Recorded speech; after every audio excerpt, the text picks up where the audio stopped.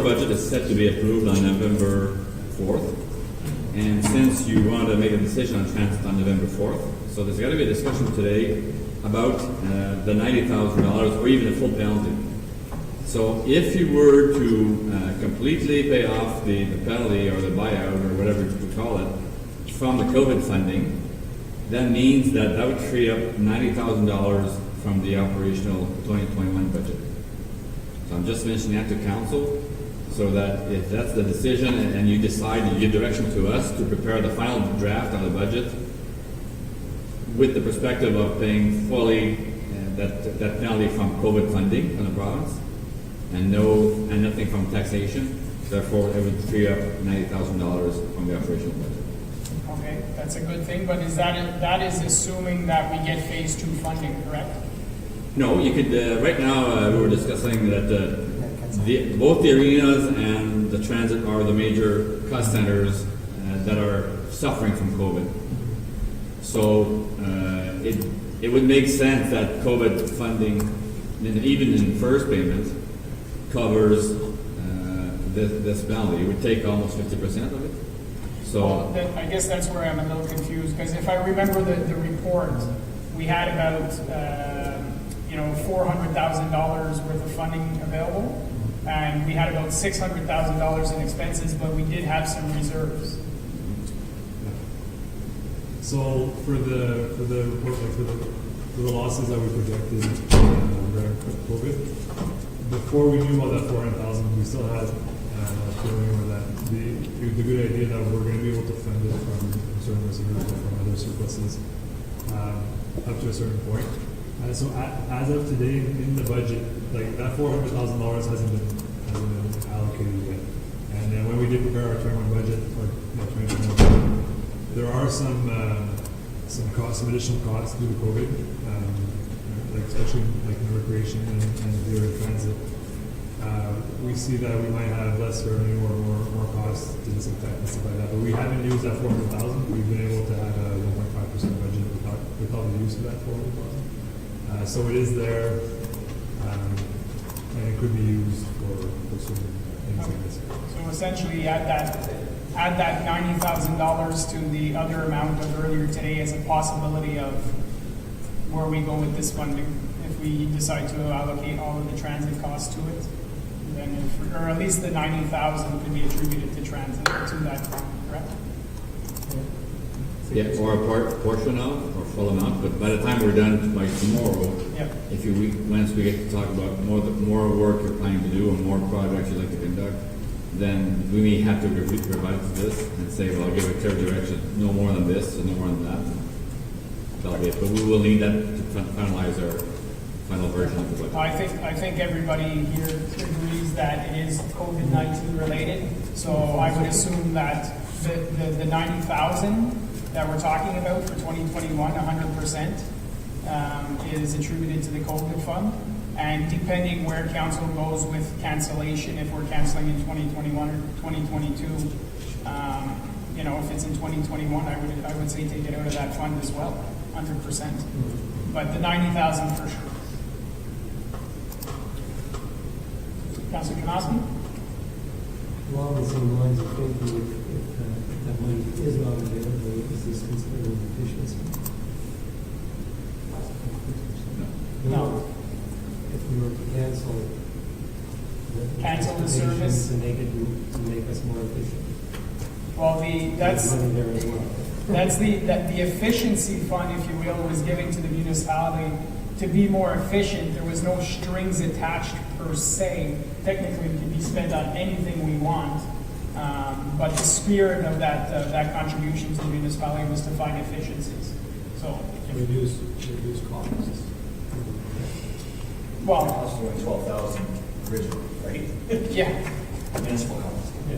So, but yeah, creative accounting. All right, so that's good news. Thank you, Mr. Dizer. Anything else to add on this one? No?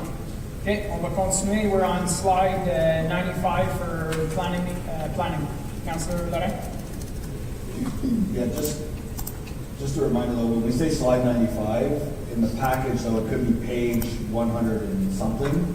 So just to remind you, the slide that we, I will not necessarily the page numbers, because they're different on the PDF, depending on the PDF document than they are in this document. Although you're showing 95 on the slide, it could be page 100. Yeah. Right, yeah, I'm talking about the one, sorry. Yeah. When I say the slide number or the page number, I'm referring to this, on the actual number on the page itself. So The slide number, yeah. the slide number, sorry if I confused anybody at home, it's the slide number I'm referring to if I say the page number. Okay, parfait. Madame Tremblay. So now we're in planning, so 810. For salaries, just want to mention that we've hired last year as part of the budget junior planner due to the fact that we knew that one of our staff was retiring this year. So basically, I just want to mention to council that we've kept the same number of staff, but we just want to make that position permanent.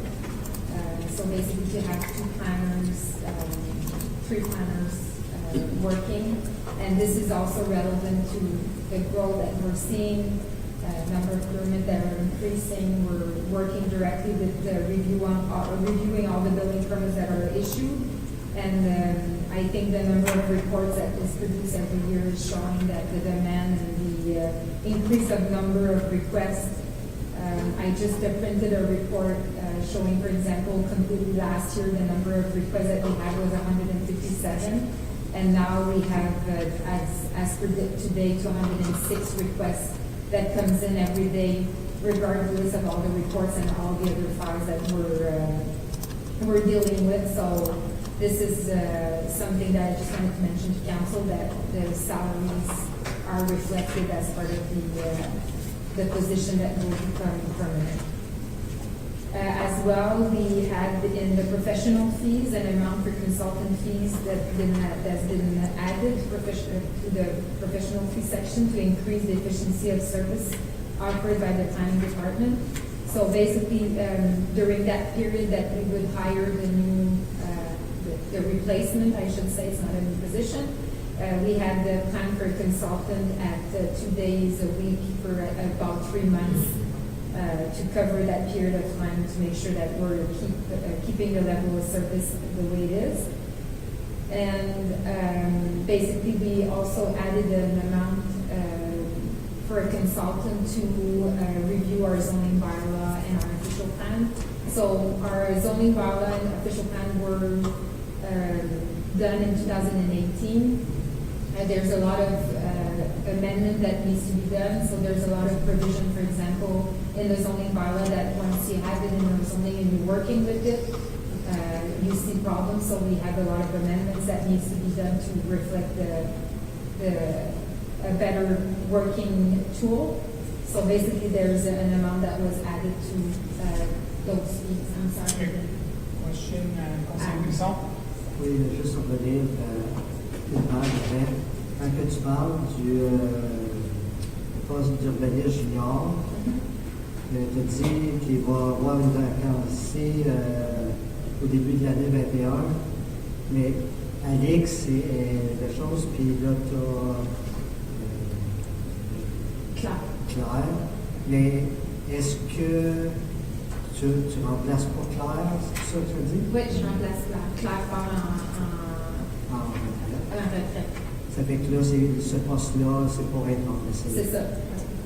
Mais on a déjà engagé Nina, qui était l'urbaine junior qu'on a engagée en 2020. OK.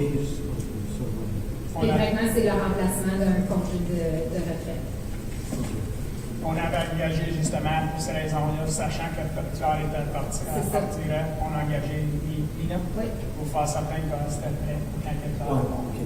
Fait que c'est vraiment, il va y avoir un demi-salaire, comme un salaire de moins, parce que le salaire qu'on a payé à Mina, comme c'est là, elle va aller sur le salaire de Claire. Non. Claire, son salaire, c'est pas. Il y a 3 salaires d'urbanistes en ce moment, puis c'est les 3 qui vont rester l'année prochaine. Il y a Alix, Claire et Nina qui sont là présentement. Oui. Claire part en retraite, fait qu'on fait juste remplacer Claire.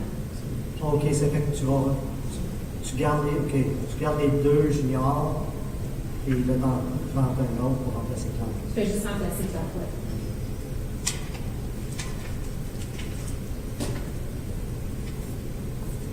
Councilor Lorrain? I just have a question. I don't know where it fits in to all that. I think it probably would have been more on the permit side what we were talking about. I apologize for omitting to ask the question earlier, but just in case you had asked about it, there were a lot of people that did projects this year based on the fact they were all home and whatnot. So a lot of permits were taken out for building stuff, not necessarily the, like new home builds or whatever, but residential projects.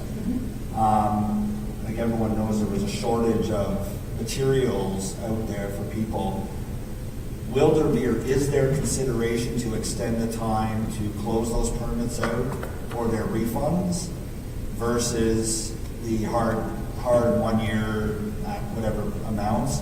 I want to say this because obviously people couldn't finish last year. They're going to have to finish this year when the materials are available, but it may go past their time frame. Is there consideration, or will there be consideration for that? So right now, as you mentioned, so just so everybody understand, when there's an application for a building permit, there's a refund portion of your building permit fees that are related to the value of the building permit. And you have 1 year to complete your building permit, and then you're refunded completely. If you pass the 1 year, then we keep 25%. And the reason why this was basically started is that most of the people before, when we didn't have the refund portion of the building permit, were not closing their files. And we had files that were still open, still we do files that are, and what happened is when there's a change of ownership, it's harder for the municipality to go back after that. So when we started the refund, we saw people that were making the effort to call for the inspection and get the final and get their full refund back.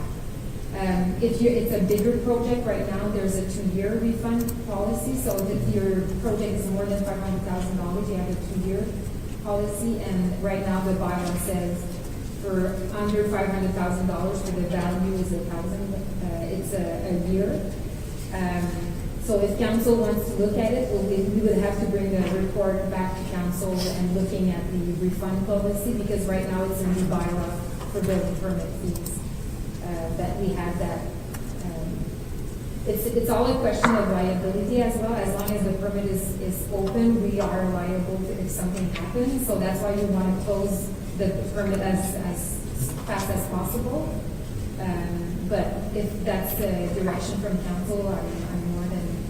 Well, I think maybe we once we see how many permits are actually getting close to the 1 year, that might give you an indication of whether you've got to come to council and say, look, we anticipate this being an issue, but if everybody's closing it, then maybe it won't become an issue, right? Mr. Leduc? Yes, I think our budget is based on trends, not necessarily on actual permits opened. So I think we can bring back a later time regarding this. And it's not based, basically, we didn't make calculations on that. So more trends. So I guess when we come back later on next year, or early next year, we can bring back a report to say, well, this could mean this, but I don't think it impacts the budget so much. Right. No, sorry. I wasn't looking at it from a budget perspective. It was more just because it came to mind, just in case there is an issue with that, knowing that there was a shortfall in materials this year, people may have had to push some of their project into the next year, and they may not be able to close by the time. So, and I know because there was a lot of people doing projects this year, so just in case it came up and what the process was. And again, if it's not builders that made the complaint or the request, their refund is $100. So it's not like Mr. Leduc mentioned, for smaller projects, it's not impacting a lot for $25. Okay, we're good. But I'll take a note that in the building permit, when we have to review the bylaw, it's something that will inform council that that's the moment to change the refund policy. So the next slide is basically to show, as you know, we have the CIP program for the village core. Basically the amount that is put in the budget is paid by from the reserve from previous year. So as you know, this program has been in place for 5 years now. And I added the amounts that we're seeing at the moment. We're trying really hard to make this program work. As you can see, we don't have a lot of success, so I don't know why. We've made a lot of publicity. We made a lot of, every time we meet for pre-consultation, we inform the owner that they're entitled to get free money from the township. The amounts that we've spent right now in the last 5 years are in the table. And as I mentioned, there's no impact on the budget. Usually we put, initially we had $70,000 in that budget, but since there's not that amount, full amount that was spent for the last 5 years, we're just moving the money in reserve, and right now the amount is funded from the reserve. Okay. For the other section, now we're in 2821 for the industrial park, so section 7W. Page 98 or slide 98. So as you're probably aware, the sign was installed last year. I just wanted to point out that all the spots on the space are rented for 5 years. So all the applicants that are on the sign opted for the contract for 5 years rental. So the amount was added in the budget as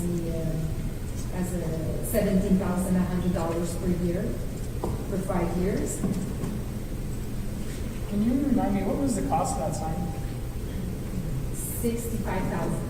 So the 5-year rental agreement paid for the sign, Yeah. correct? Are we thinking of perhaps putting another sign at the rear entrance of the, down the road? Coming from the south, The south, yeah? Or, sorry, not from the south, coming from the west. Burton. Fine. We did. There's no room at this point. We had discussion with Mega back then to put it on their property, but now they're building on it, so they didn't agree, and they have their septic at the beginning, but we were looking at probably having a sign on the new property that we may have purchased, but we're in discussion. We'll see. I'm wondering if it might be an opportunity, maybe it won't be on our land, but on Boundary Road at Burden. If, there was a sign there, we know that Boundary Road, commercially wise, there's a lot of companies that are setting shop up there. It might be worthwhile, a sign like this, 417 Russell Park, that way, whatever kilometers away, and just might have some people who are interested in advertising on that road. I'll say that. On Boundary, you think? On Boundary, yeah, perhaps rent a section at the intersection, rent it from whoever the landowner is. Is that Boundary and Divine? Oh, sorry, yes, Okay. yeah, Okay. my apologies. Because I was thinking you're talking the North Russell curve at Burton where there's a diamond there, or whatever it is. If you were to put something there, it's that way. Maybe that might even be an option. I don't know who owns that parcel of land, but I mean, if the advertising is paid for the sign itself in the long term, right, then there might be some opportunities there. Okay, we'll look at for options. Conseiller Dusan? Mais à cet endroit-là, à cette courbe-là, je le verrai plus comme quand que tu rentres sur Saint-Guillaume, s'il y avait une deuxième pancarte, à l'autre entrée, comme d'où il y a des choses de towing, Star, tout ça. Oh, that's something we talk with the business owners, and we say, hey, we're looking at this area, this area, this area. Are you interested in paying for these areas? Yes, okay, then we know that before we move forward with the project or report to council that we actually had it paid, right? Je vais juste donner mon opinion personnellement. Je le vois plus comme d'où qu'il y a towing que l'autre place pour visiter. Okay, merci. So for the next slide, we obviously since this was presented and prepared, I changed the map, but I didn't change the number. So I just want to update members of council that there's an amount associated with the sale of land in the 417 that is planned for vacant lot. In our new phase, as you can see in the wording of the slide, it shows that we have 28 acres left for sale, but basically with the sale that we've done in the last couple of months, we have 9.6 acre left. We propose to amend the bylaw in the next couple of months, and we will have to discuss about that to see if it's worth it at this point, but we want to have a price influx for representing the cost of living for 2.5% included in the bylaw, so we don't have to come in front of council to increase the price of land. So this is something as well that we're going to work on. Yeah. Okay, Buisson? Dans la vieille phase, ça dit qu'il reste 8 heures. Est-ce que ça a été considéré justement de le remettre au même prix plus élevé que la dernière phase? Comme c'est là, ça n'a pas été changé encore, mais est-ce que ça a été planifié? Non, ça n'a pas été changé, mais dans un rapport qu'on avait présenté au conseil, c'est quelque chose qu'on devait faire, que dans la vieille phase, que le prix soit aussi à 45 000. Donc, dans le règlement qu'on va faire pour amener l'extra 2,5 %, c'est le même règlement, c'est la même politique de vente qui va être changée pour refléter que le terrain qui est dans la vieille phase va être à 45 000 aussi.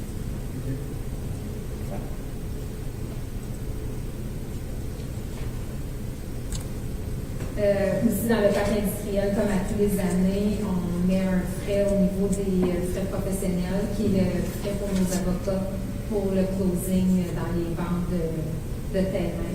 Donc, il n'y a pas un montant additionnel au niveau des frais professionnels.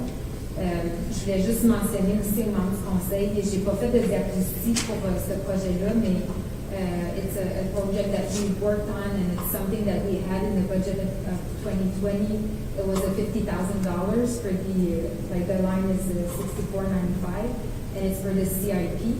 So the CIP is the same type of program that we have for the village core that we'll implement for the business park and the industrial park. So that $50,000 was already in the budget for 2020. We didn't spend it because the CIP is not completed, but we have the public meeting for the CIP November 3rd. I'll send you an invitation, and it will come back in front of council for approval probably at the second meeting of November for members of council to approve, but the funds, as mentioned, were already in the 2020, so they were just included in the 2021 budget. Just to go over maybe the programs, it's the same type of program that we have, but it will also be a program for vacant property, so new construction in the 417, which is really an incentive for new businesses to come in our park compared to other parks. We're talking about rebate of tax, and it's a maximum of $20,000 per business compared to the village core, which is $10,000 per business. And on top of that $20,000, they have the tax rebate, building permit rebate, and as well DC rebate and cash in your rebate. So you'll see that report coming from council, but like as I mentioned, the amount is already included in the 2020 budget. Councillor Buisson? Avec le CIP, tu parles pour la 417, ça va être bon aussi pour le commercial. Pour la part d'affaires ici, oui. C'est les mêmes. C'est le même CIP, les mêmes programmes. Là, ça va être discuté, est-ce qu'on va pouvoir prendre, si jamais ça marchait, parce qu'on a vu que l'autre CIP ne marche pas très bien, pour prendre de l'argent du CIP du village pour le remettre dedans si Ça serait, oui, ça pourrait être une décision du conseil de transférer les fonds. Disons, on pourrait donner une date limite d'une année, dire que les fonds ne sont pas dépensés à cette date-là, peuvent être transférés dans le CIP.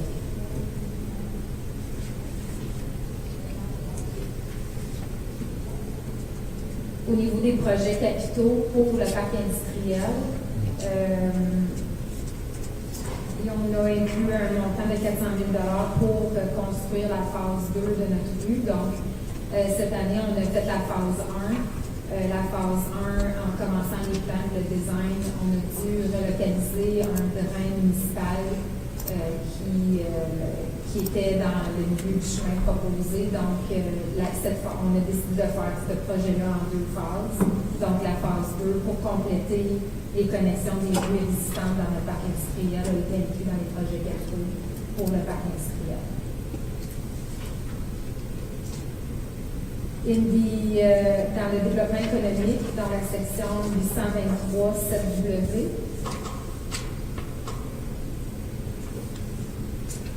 on a mis des montants au niveau des du matériel promotionnel, donc un montant élevé pour organiser divers événements là, en vue des saveurs locales, tout dépendant encore de ce qui va se passer avec le COVID. On a gardé le montant normalement alloué dans le budget. Peut-être faire d'autres événements qui pourraient être plus respecter les normes au niveau du COVID, mais on a laissé des argents pour être capable d'avoir un peu de leeway là, si on veut organiser des événements au niveau des promotions.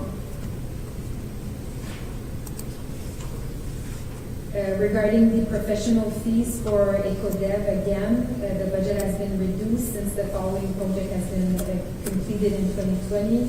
So the business plan for opening a co-working center. So we are working on completing the business plan to invite businesses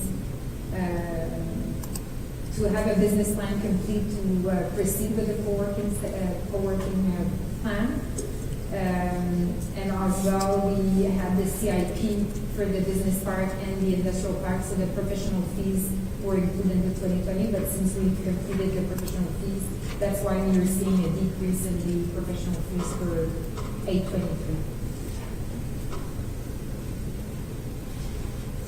And just again to explain why there's a reduction in the 6710. So according to the EcoDev report 02-2017, we have completed the repaying of the matching grant reserve following obtaining the PTIP grant. So basically that's why there's a decrease as well, because we're done paying that part.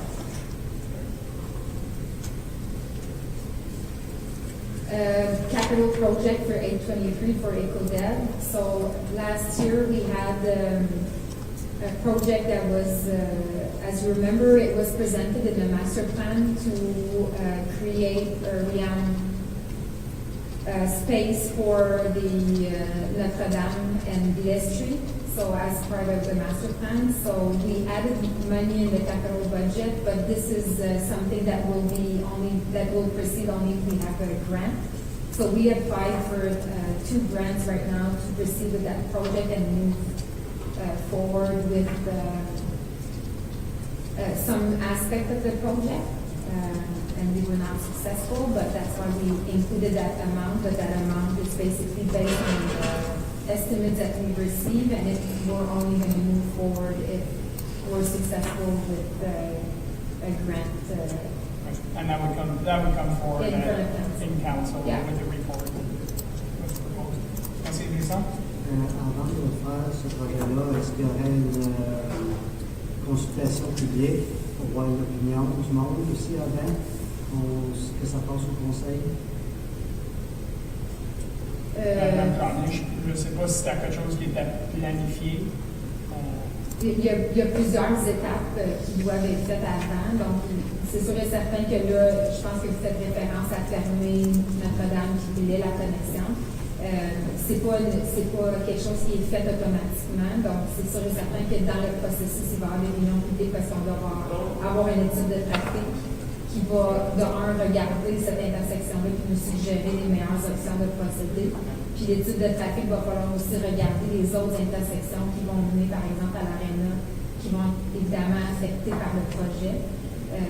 Donc, oui, les réunions publiques qui vont être faites dans le cadre de réorganiser. Je pense que ce projet-là, c'est vraiment pour réorganiser l'intersection, que ce soit de façon A ou B. Il n'y a pas vraiment de façon qui est décidée. Je pense que c'est le master plan avait identifié que c'est un secteur qui a un problème au niveau de la sécurité des piétons, l'intersection de la piste cyclable avec la rue, puis de juste vraiment faciliter les mouvements de pédestres puis cyclistes avec les véhicules. Donc, vraiment, en général, c'est pas quelque chose qui est décidé. It's not like define what we're going to do with it, but it's just going to start the process. And as part of the grant application, we've had the first step as being the traffic study. Parfait. And so those are the capital description projects, but we've been through with the slides. There's nothing new for. So the first one is the industrial park, which is the road construction, and the other one is what we've just discussed for the Vilaine Notre Dame. Merci beaucoup, Madame Tremblay. D'autres questions, comments for Madame Tremblay before we let her go? I think you have a good understanding where council is at the present time, so thank you very much for the presentation. I believe our next one will be Infrastructure Services Department. We'll just clean the desk for you, Mr. Bourgon, before you sit down.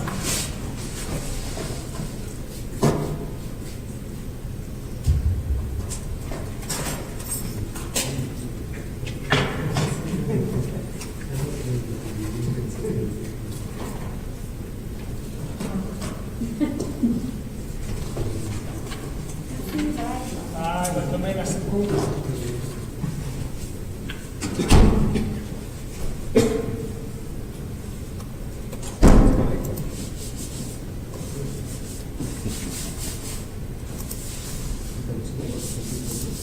Pose pas tout ça. Cash, surtout là, non, Well, Mr. Bourgon, so you know, the quickest we've done today in the first hour, we took care of 40 slides, so we'll see how fast you can do it. I got no issue with that. You're just there to answer the questions that we bring forward, right? Exactly.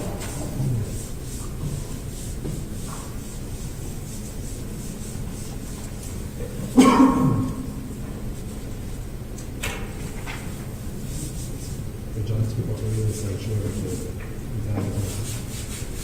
So for those who are watching on the webcast, we're going to be going to slide 106 under the slide head.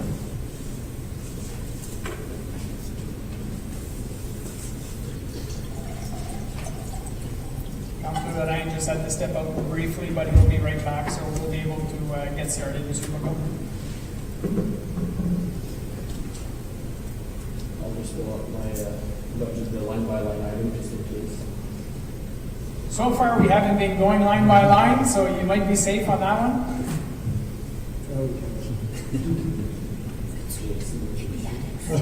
You just jinxed yourself, Mr. Bourgon.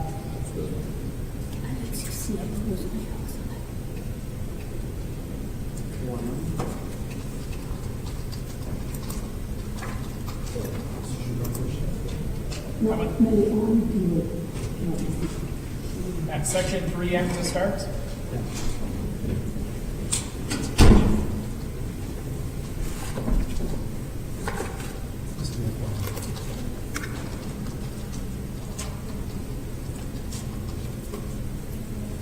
Okay, allez-y, Monsieur Bourgon. Bonjour, membre du conseil. Je dois avouer que ça fait changement. C'est le fun d'être en personne aujourd'hui. Donc, pour commencer, le département d'infrastructure, vous voyez à l'écran l'organigramme. Le changement majeur de notre organigramme, c'est qu'on prévoit l'embauche d'un nouveau technicien pour s'occuper majoritairement de notre division d'Hydro Pluvial. The storm sewer division, so that technician or employee was planned a while ago, part of our structure. It's been vacant for the last year, and we managed to reduce some of our position to create more space in our FTEs in our org chart to create a new position to look over our storm water division.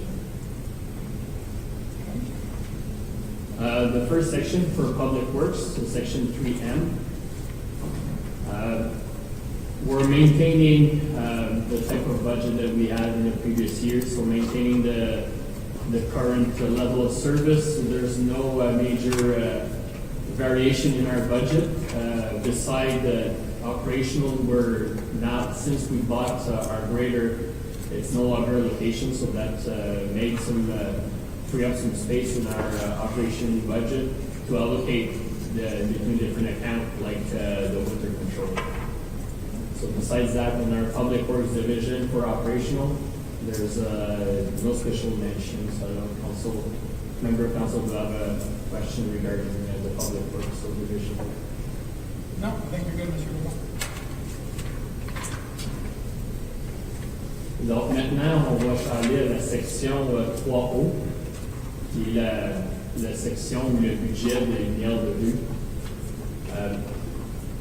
we did have to increase our operational budget to reflect the current expense.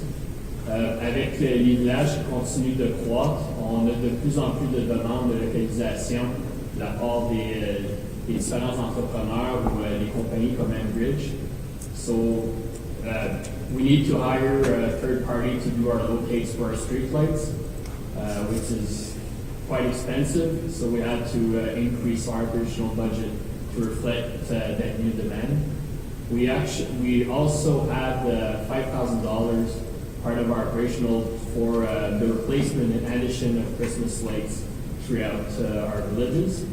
So in order to finance that increase, we're proposing to council to just reduce the transfer to reserve for the energy fund that we used a few years ago to change all our street lights to LED.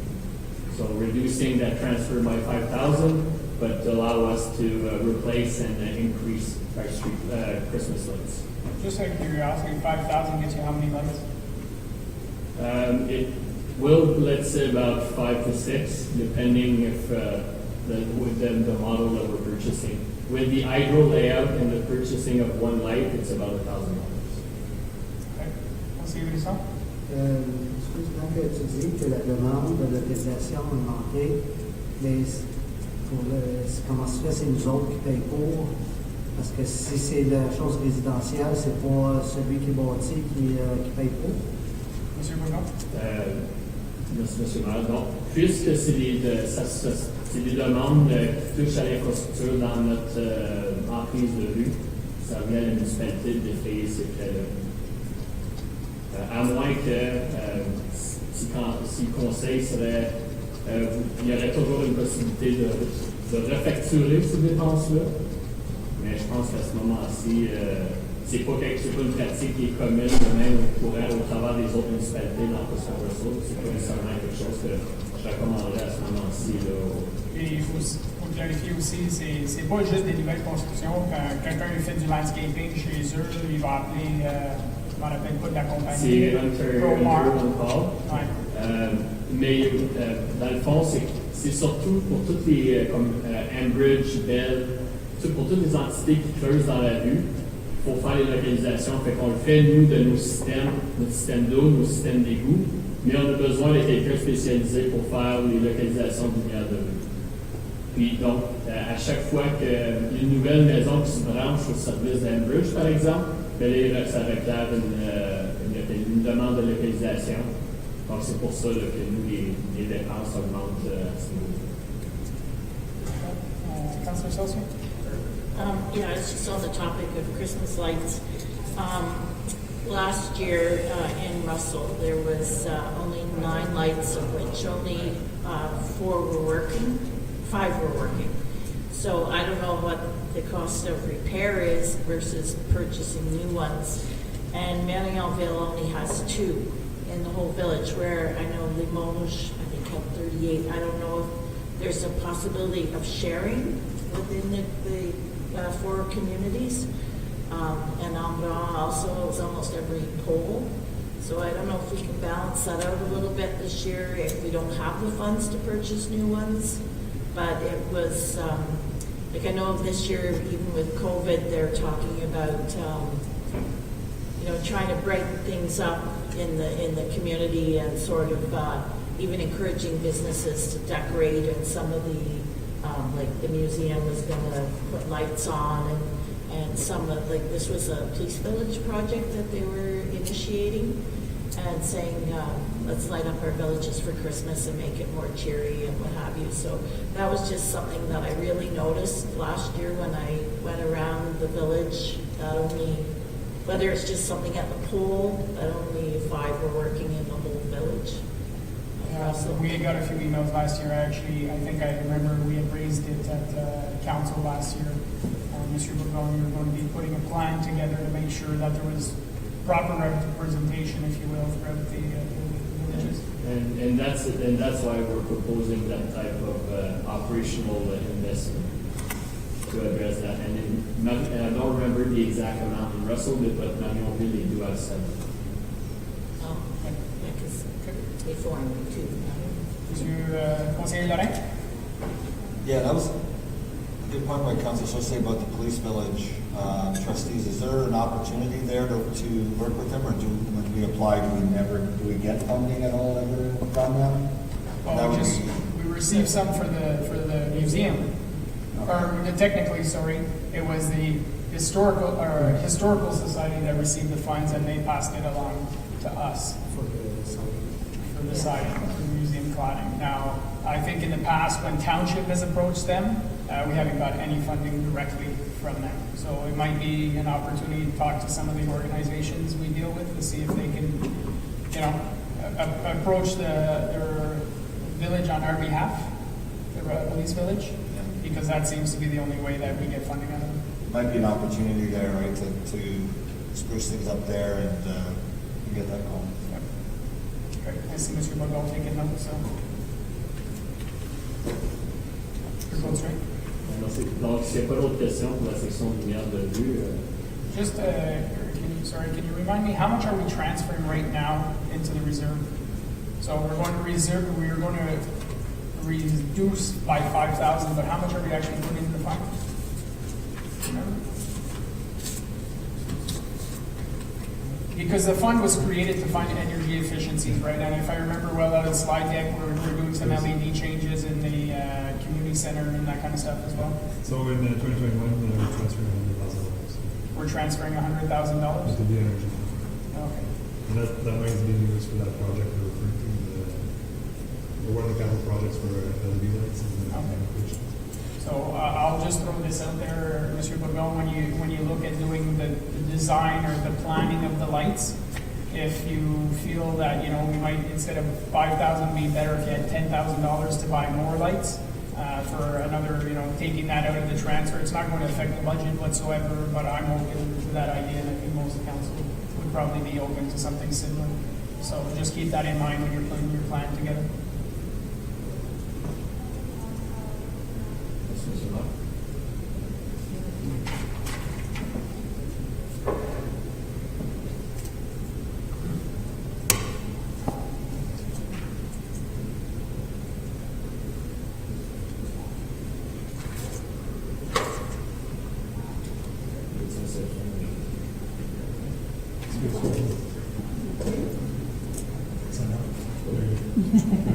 You gotta be gentle with it. On va maintenant aller à la section 4P et 4Q, so the section for the water and sewer.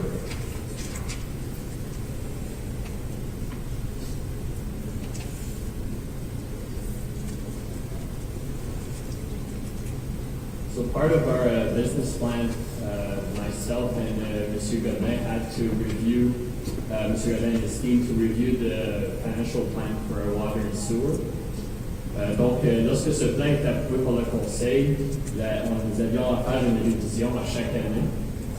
Cette révision est pour voir si nos projections de croissance, entre autres, sont adéquates. So after this 5-year review and to see how much growth occurred or boomed in our area, we had to review the annual growth. So we increased the unit from 100 to 200 units a year of growth.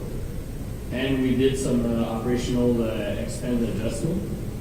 Donc, après ces ajustements majeurs, on est en mesure de présenter au Conseil une réduction des frais fixes d'eau et d'égout. So for the water fixed rate, we're proposing to council to lower the annual fee from $344 to $275. Even with that, by lowering those fees, we're still showing a small surplus compared to what we are showing currently. And a similar type of decrease for the sanitary sewer fixed rate. So to lower the annual fee by another $66. So with those two fees combined, we can lower the flat fees by $135 a unit per year. And we're maintaining the variable rate at this time for the water at 2.86 per meter cube. Have we heard at all, City of Ottawa, if they're increasing this year or anything like that? No, I haven't heard anything on the news media. Conseil Buisson? Oui, avec l'installation des nouveaux mirrors pour l'eau, est-ce que ça a reflété que ça donnait plus de revenus ou juste la consommation était moins grave? C'est quoi l'effet que ça a eu? Monsieur Boulard? Donc, depuis que tous nos compteurs ont été remplacés, puis maintenant on est à un cycle complet là, d'un an, on est capable de voir ce qu'on facture en fait de consommation équivaut là, la dépense équivaut le revenu, dans le fond, dans cette ligne. Est-ce que ça veut dire que ça nous rapporte plus que ce qu'on avait avant? Ben, dans le fond, pour ce revenu de l'eau-là, oui, dans un sens, parce que là, maintenant, notre dépense reflète le revenu. Donc, ça, c'est une des raisons pour qu'on est en mesure aussi de démontrer au Conseil qu'on peut réduire le taux fixe. Parfait, merci beaucoup. Donc, ça, ici, c'est un graphique là, qui représente là, un clin d'œil un peu l'historique de nos frais d'eau et d'égout. So since 2016, we were in a position to lower the fees to be able to maintain, and now with this revision to lower those fees. And here's a quick snapshot of where Russell, with that new scenario, would be compared to other municipalities within the special Russell. I have to say, I think this is the first time I see this slide. Might have seen it last year, not 100% sure, but it helps when we're having discussion with neighboring municipalities who think that our cost is too high, to partner with us, and then when we see this and you say, at the end of the day, the total bill, we're actually cheaper. The consumption rate is higher, but if you take everything into account, I'm looking at for le village de Limoges, je suis comme, OK. C'est bon chiffre à savoir. Donc, c'est la première fois qu'on met en place un comparatif de cette façon-là. Puis c'est aussi basé sur une consommation annuelle de 160 000 cubes.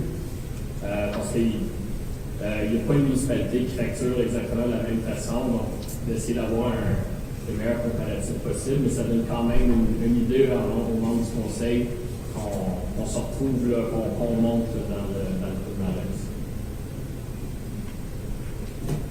Donc, c'est ce qui conclut la section pour l'eau des égouts sanitaires. Est-ce qu'il y aurait d'autres questions de la part du conseil? Any questions in this regard? I think this is it's a very good news that we're looking at dropping water and sewer by $135. I mean, realistically, when we saw that 1.5% represented a $26 increase, this is a very well net gain for residents. I think it gives council a little bit of wiggle room as well, as if we want to look at increasing the infrastructure fund, or as long as there's a net gain to the residents moving forward, I think this is very positive. And without having the exact number in front of me, so there's roughly 7,000 residents inside the township, and about 5,000 are paying the water and sewer fee. So just to give a rough idea to member of council. As to the percentage of those on services, those without services. Councilor Laurent? Just to add to that, so it's about 8% of what would be a tax increase of $17 per average household. So 135 over 17 about 7.9. So almost 8% that we're going down on the water and sewer if you're comparing it to the tax rate. No. Okay. And we will now go to section 4R, which is the storm sewer. So this part of the infrastructure, it's probably the one that we neglect the most in the last years, and that's one of the reasons why we this year, for next year, we're proposing to council to hire a new technician to fill that position to look over the storm sewer. So just to give an understanding to council, we do have about 12 retention ponds in the township. There's almost 60 kilometers of storm sewer throughout our villages. It's the oldest system of the municipality. We do have segments of storm that's were built in the 60s. Some we're not even sure when. We do have tunnels. We do have some that we don't know exactly where it is. Some below houses. So there's lots of potential problems in the future with that system. Many of those assets are coming close to the end of life. It is the most expensive system that the township owns. And all of our storm sewers, if we need to follow our ECR approval from the ministry, we need to sample at least twice a year and after every major rain event. So that will be one of the main tasks from our new employee. Donc, encore une fois, dans le système, tous les fossés le long des routes rurales sont inclus dans notre système de storm sewer. Le drainage de toutes les propriétés, c'est inclus dans ce système-là, les drains municipaux, ainsi que tous les ponceaux de nos rues.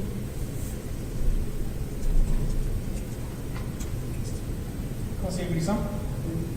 Excuse, quand on parle d'échantillonnage, après chaque pluie majeure, c'était échantillonné pour quoi et à quel endroit?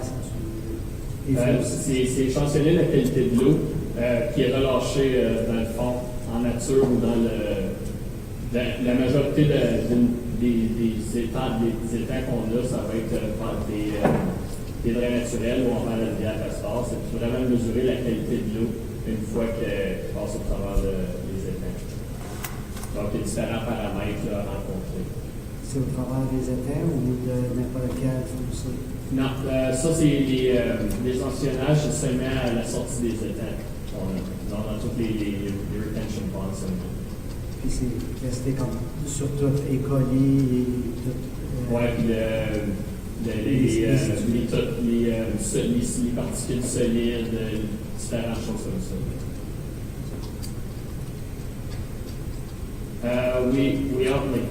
We know it won't happen tomorrow, but we know that the Ministry of Environment is looking to regulate the storm sewer like they do for a sanitary sewer.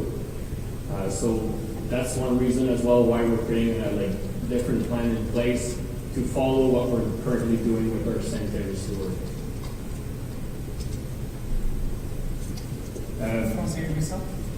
Quand je parle des temps de rétention, il y en a comme les nouveaux, t'en as que l'herbe est coupée jusqu'au bord, jusqu'au fond, mais d'autres qui sont plus épais comme un ressaut qui trop c'est qui ça vient la tâche de tout ça, comme la grande herbe, puis tout ça, l'entretien de couper l'herbe, puis pour pas qu'il y ait vraiment. Ça revient tout à la municipalité, l'entretien de ces écoles. Oui, mais c'est-tu infrastructure, c'est-tu park and rec? C'est toute l'infrastructure, ça me fait.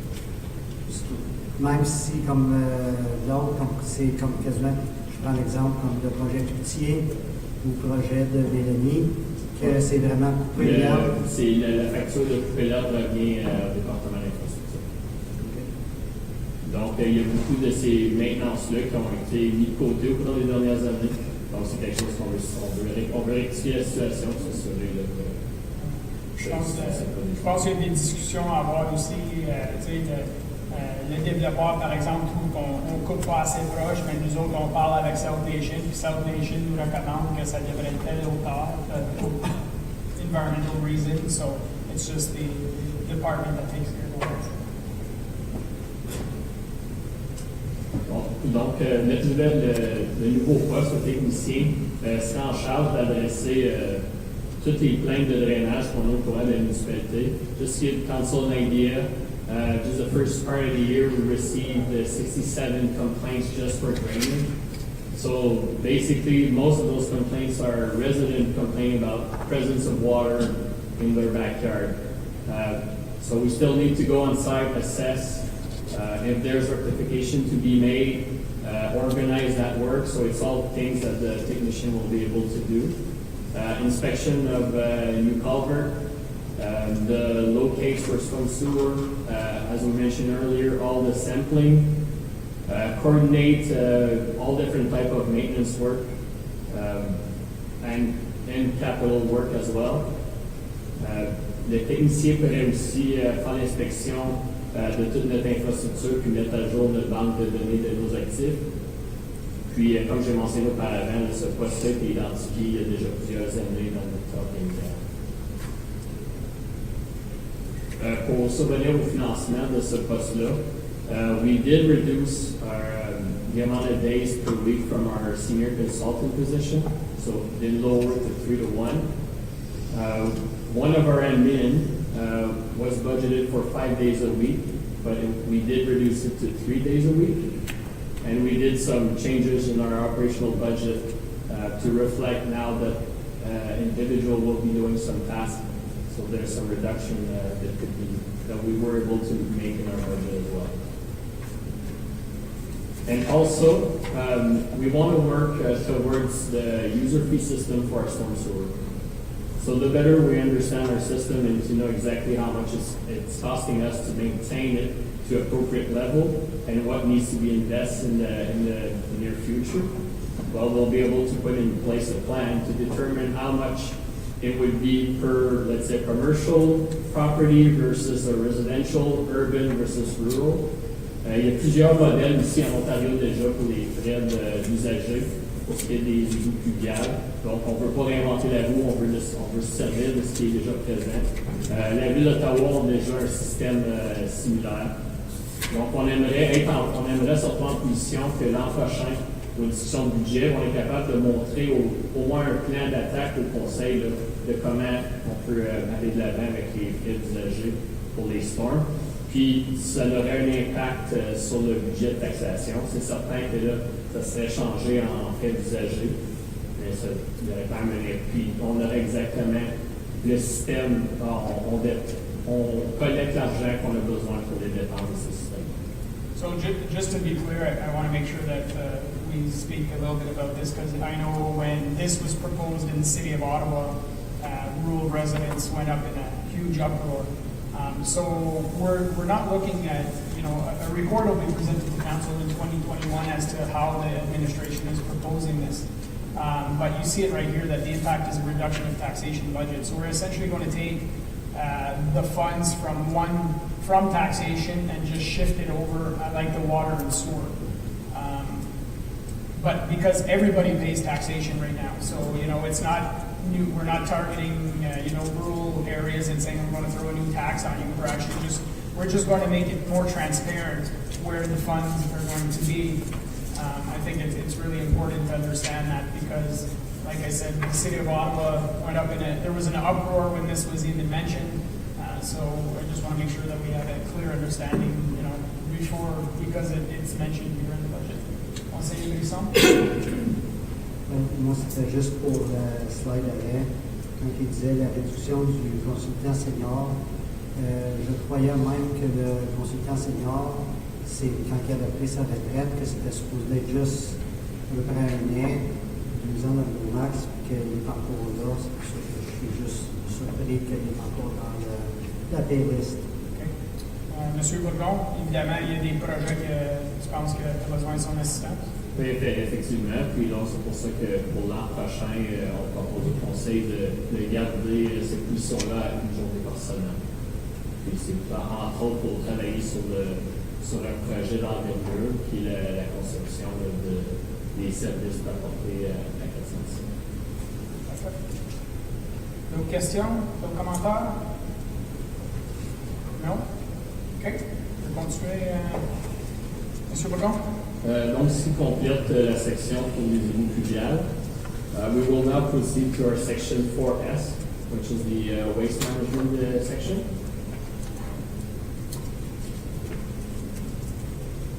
If we're comparing from this year to 2021, we're maintaining all the same type of services. So maintaining the large item as one item per resident. As of now, there's only one hazardous material collection plan.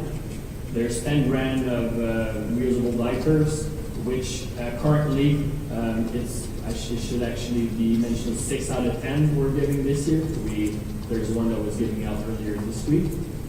In our leaf and yard is maintained at 3 days per year. Councillor Saucier, des conseillers puissants. Merci. Yeah, well, again, we had this discussion at the last council meeting, so, since we've received a grant of $624,072 for service delivery and efficiency, I think we need to look at our service to our community and potentially add a second hazardous waste day in the fall. I know we discussed that it was $30,000 was the cost for one, and I would recommend that we consider that at least, and not just have it that it's just going to one day is planned, because as we saw last weekend, how the request had increased and the amount of cars and the amount of material. I think the second day would be advisable. Well, that fund specifically there, if it did come out of that fund, there would be no impact to taxation. I know that we gave direction to the administration to investigate further and bring back a report. So if a report did come back at a later point in time and says, we recommend a second day, we could always go and take it out of that fund. So it doesn't necessarily have to affect today's budget discussions. So, Conseiller Buisson? Moi, c'est pour le chose des déchets organiques. Est-ce que c'est faisable d'avoir plus comme ceux dans le village, Castor, surtout avec les plus petits lots, ils n'ont pas de place vraiment pour mettre des composteurs et tout ça? Ça peut être considéré que c'est un user charge, mais comme pour la section des villages que c'est fait. Je sais que c'est un problème que souvent que ce soit le reste de manger ou même l'herbe, si c'est de combien que tu pourrais parler puis si c'est faisable. C'est quelque chose à discuter peut-être dans le futur. Je sais qu'il y a des discussions au comité là-dessus. C'est sûr que je pense que tout est possible. Il faudrait consulter avec l'équipe de finances pour voir si on peut vraiment définir un fait qui s'applique seulement sur une portion de nos résidents. Je crois qu'il n'y aura pas de problème. Encore une fois, ça revient, toute l'information a été présentée au conseil l'automne dernier pour avoir ce type de collecte. Puis c'était basé sur 100$ la résidence. So $100 per property for organic waste, and if you limit it to only the village core, for example, then it might not be 100, it might be 125 or 150 because there's not as much organic waste being picked up.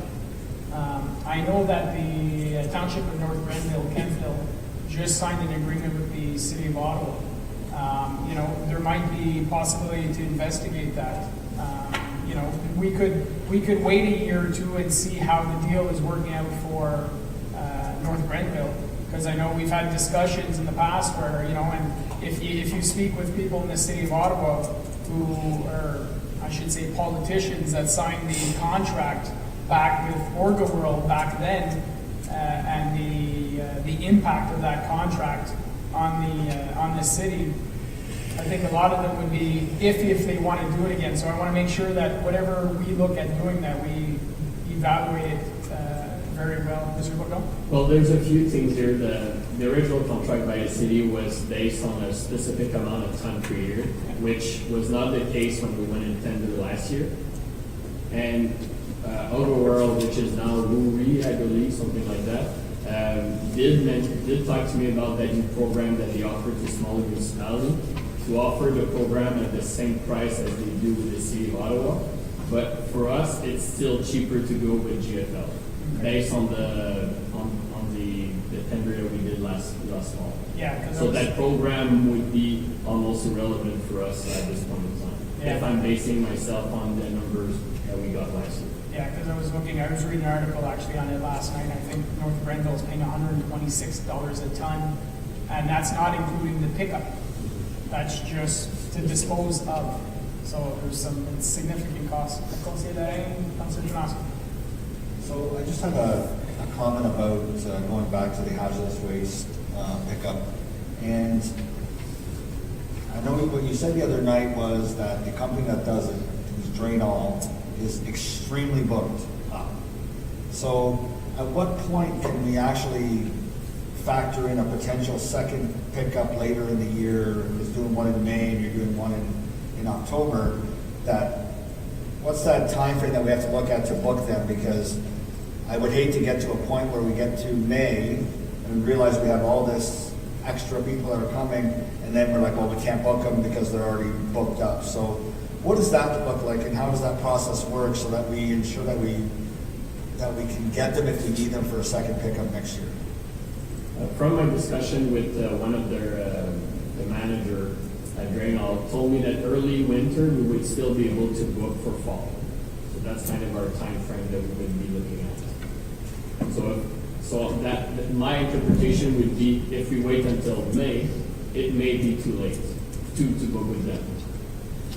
Okay, follow up? Yeah, so then I'm gonna suggest that we do go ahead and we book in a second hazardous waste day for next year, and if ultimately we find that the second one didn't work in 2021, then we look to go back to one in 2022. But at this point, I think we need to see how it is and how it goes. We had tremendous success, and I know this was a different year with COVID and people cleaning out their garages and whatnot, but I think there may still be that need for next year. So I think we should go ahead and put that in, and whatever that cost is, I think it's about $30,000. Net cost. Net cost in there, is that, we look at adding that in rather than trying to find and scramble for it later. Mr. Dudzik? I think I'd be okay with reserving a date. I think we should also be looking at a cancellation policy, because what if only 400 people show up in the May one? Maybe we'll say, maybe it was a one-off last year, and if we can still cancel for a reduced price, then holding the event. So we can still, but at least if we reserve the date and then having a cancellation clause in there so we can cancel at a lesser cost, it could be an option. I think as well, from the discussion the other night, Mr. we're going to look at possible options at the Bars transfer station with a neighboring municipality. So there's possibilities of having other solutions. As much as I'd like another date, if we have an opportunity to sign a contract with JFL or with a neighboring municipality where people have, can drop it off once a month, I think that would be even more to our advantage, right? So it's not just reserving the one day. It's actually having those comparables to see at the end of the day which one's the best option for our residents. Councillor Donosky, then Councillor Bisson. So on that note, I think the argument to make sure that the money is included in the budget, so whatever we have some flexibility as to whatever the best process is. Well, like Councillor Associé recommended, if it comes from the efficiency fund doesn't affect the budget whatsoever. That's the $400,000 or $600,000 that we got from the government, that we have an extra $400,000 regardless, that we're looking for the level of service review and that kind of stuff. So, if that's the fund we're going to take it from, then it won't affect the budget at all. If we decide we want to take it from somewhere else, and, add it into, from a different line item, then obviously that's going to affect taxation. We'll have to make that call. I would just argue how does that efficiency, we're just doubling the service on that. I'm not sure if we would be allowed to take it. Well, like I said earlier, the fund itself, it was given to us with no strings attached. Technically, we can do what we want with it. So if we want to look at that route, then, but obviously if we might be getting away with it for the efficiency fund for 2021, but if we decide moving forward in 2022, it's something we're going to continue, then obviously that $30,000 is going to come from another line item. It won't continue coming from that efficiency fund. On that note, my other point to make was organic waste. I'd like us to try to get creative so that we can provide the service, and whatever that service looks like, whether it's a village core, whether it's a drop-off for organic waste where people can just, so that it's much less expensive decisions and actual pickup, where you have a central drop-off or something like that. Because I know in contacting with residents, the idea of doing it yourself at your house is great for some of us that have properties, but for people that live in residences or apartments and so on, so to have some sort of central drop-off, I think there's ways and ideas that we can look at that won't necessarily bring the cost to $150 or $100 per resident. I think we just need to get creative, but I think there's an overwhelming desire to be able to at least kind of offer that service. I really would like us to see, I'd like us to try to put something in the budget. Thank you very much. So you're looking to start whatever kind of service in 2021? Just to be clear, because investigating ideas is one thing, but if you're actually looking to have something in 2021, then it's for a bigger discussion. Yeah, I'd like to see some money set aside so that we have something being offered to our residents in 2020. So we did get a tender price. I think it was roughly $700,000. Yeah, so I'm just going back to the point that I'm not looking at that exactly. We have to get creative perhaps and try to come up with something that's not going to be at that, because we've decided kind of as a group that that's not realistic, but we need to be able to come up with some options that and there is ways, like a central drop-off, for example, or providing. And I totally agree with that. My only concern is that I'd rather see that report and see the cost as opposed to blindly just picking an amount and saying, okay, we're putting this much in the budget, and we don't even know if realistically we're going to do it. On that note, if we have $40,000 as the amount set aside for potential meetings that may not happen, what's the difference? I'm not sure I understand. Okay. So you're looking, how much would you like to increase? Well, I would see to the subject matter expert to be able to see that. Well, if Mr. Legault has an idea what these potential ideas might cost, I think you should give us a number if you have that, but I'm not sure he does have it as. Unfortunately, I don't have those type of figures with me. The $100 was based on a full year of service being like full collection service. I know that there's, just by, let's, as an example, if we are to implement an organic collection service, well, the leaf and yard collection could be removed. So that's a $6 per user that you're reducing. So those are the type of things that I can tell council, because we did the exercise last fall. But to look at option of servicing only the urban limit, or to see if GFL would be, which they are already accepting the leaf and yard, so if they'll be in favor of accepting like everything that's organic. Those are the types of things that I'll have to investigate further. Conseiller Larin? I would think that those options and those recommendations should come from a group like our advisory committee, right, or environmental committee, to look at what options that the township should be providing for that type of service. Unless I'm missing something, shouldn't that recommendation come to council from that group? And then from there, we would bring it to a budget discussion to see what that cost would be, I don't know how we can put money aside for something we have no idea about. I think I'm okay with the advisory committee. Obviously, the advisory committee knows that the $100 cost was presented to council, but the direction of council is we're not going that route. Can the advisory committee find potential options that make it more cost effective and still offers the service for our residents? So, as you said, potential drop-off location, or whatever the cost is. Councilor Associate, you chair that committee. I'm not sure if is the committee looked at other potential ideas, or in their mind it's strictly we want this and that's all. No, but I do want to remind council that this was brought forward as a motion and it was voted down to have the green bin, and as Monsieur Leduc had mentioned earlier, there was a survey done, and it was one of the top requests from residents was to have a green bin program, so that's why we brought it forward. But I'm willing for the EAC to look at other options. And I just wanted to also comment on, I like your idea of a clause out for the second hazardous waste pickup. But as we've seen, even in 2019, we had over 600 cars. And then this year we had over 800.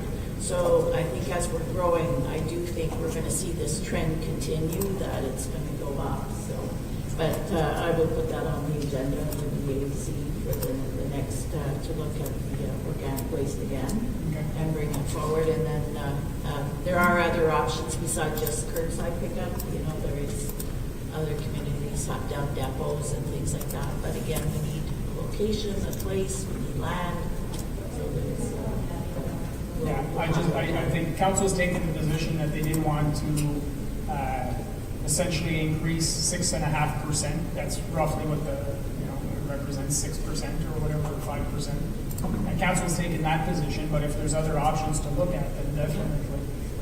Mr. Lindsay? I would suggest to council that maybe we should be bringing this subject back up in the regular council meeting, get a direction from council as to what options are you considering, because if you just leave it blank, then it gives the committee anything or everything or nothing to look at. So if you're clear regarding other options, which one would you be considering? It might be more better for the committee to focus on what needs to be reviewed instead of working on all kinds of solutions. So maybe council wishes to talk again about that matter and provide a direction rather than wait for all kinds of recommendations. So we can definitely add that as a topic of discussion at the next council meeting. In regards to the budget, Councillor Kanoski, you were talking about the money for the budget. We know that what the full cost is, but is there an amount you want to include in the budget, or would you rather have that discussion and see what comes out of the possible options? I think it's fair to have that discussion and to be able to set some parameters as Mr. Lindsay says and give us some advice. It would make sense. I think the parameters are kind of set. You didn't want 100 resident, and we want something. So those are the parameters. But obviously it doesn't make any sense to just randomly picking a certain amount. But what I don't like in this whole process is now, we're not going to take advantage of this budget, and therefore it's going to be another year before we kind of look at this, right? Because there's not going to be money set aside for that. So it's just another year where this service is not an option for our residents. I'll just clarify. Even though we approved the budget, if ever a presentation was presented that council accepted, council could always say, okay, the garbage recycling fee is going up $10. That could be done outside of the budget session. That's correct, Mr. Lindsay? I was thinking, so I wasn't listening. No problem. I was just saying that even though we're doing budget now, if, for example, in the first quarter, we found a solution and it involved a $10 change to the garbage fee, we could always add a line item on the garbage and recycling fee and say, okay, we're putting it up $10 for this new service. It doesn't have to be done during the budget session. Mr. Godin? Would be. That's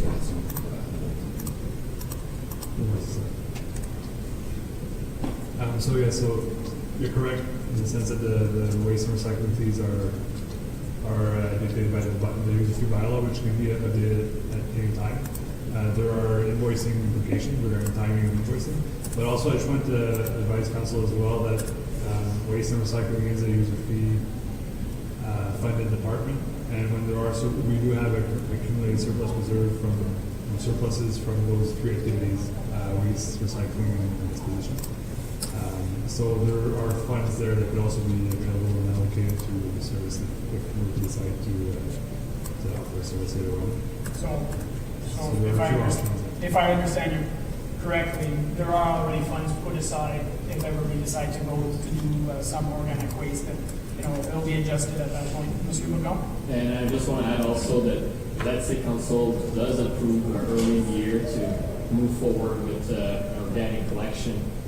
Just by the time for administration to secure contracts, prepare publicity, get everything on track, we're probably not looking to start that collection probably until the fall, or not. We need a certain amount of time, so the impact on 2021 could be Minimal. much smaller. Mr. Lindsay? My thought was about level service review.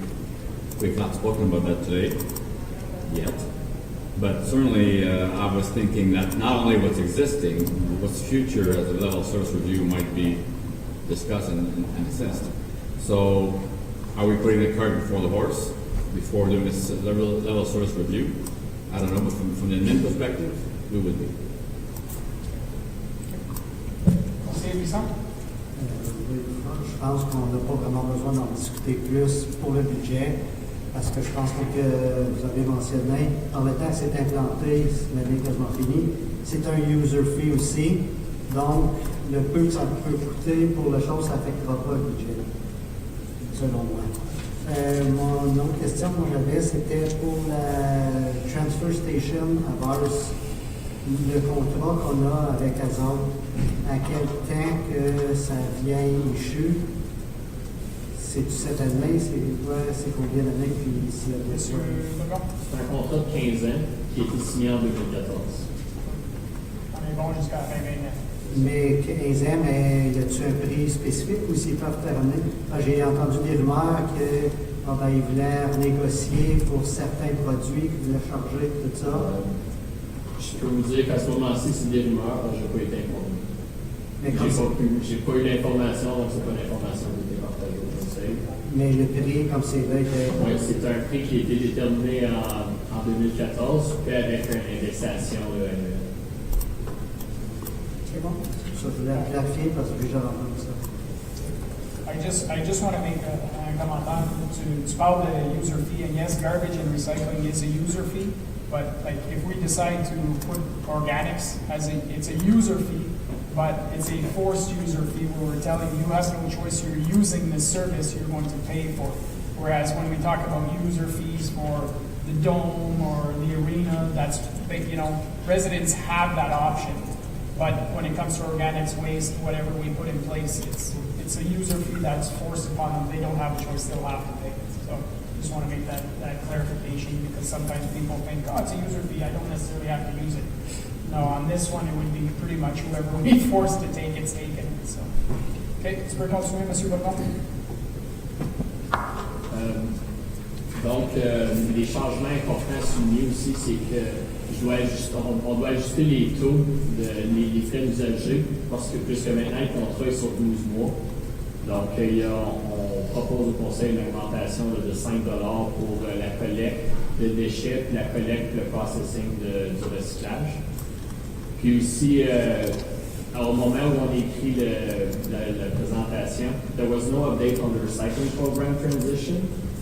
We did receive earlier this week, the province actually issued the draft of regulation regarding the transition and how the recycling will be in the future financed 100% by the producer. As it's proposed now, Russell, we would be transitioning in 2025, unfortunately. So I see that as a bad news, considering Council did approve a resolution to move forward in 2023 for the transition. It's still under the comment period right now, so I will bring a report to Council in November, but I'll be recommending to Council to issue a statement or a comment that we to reconsider that position and to have Russell transitioning in 2023, like the other 7 municipalities of Prescott and Russell. Because currently we would be the only one left out of the group of UCPR to transition in 2025. So I'll have more info coming in front of Council in a separate report, but just as a general idea right now, that's how the draft has been proposed. And there's also comments to be made, just to close the loop on the organic collection, the province still aiming for 2025 to make that service mandatory.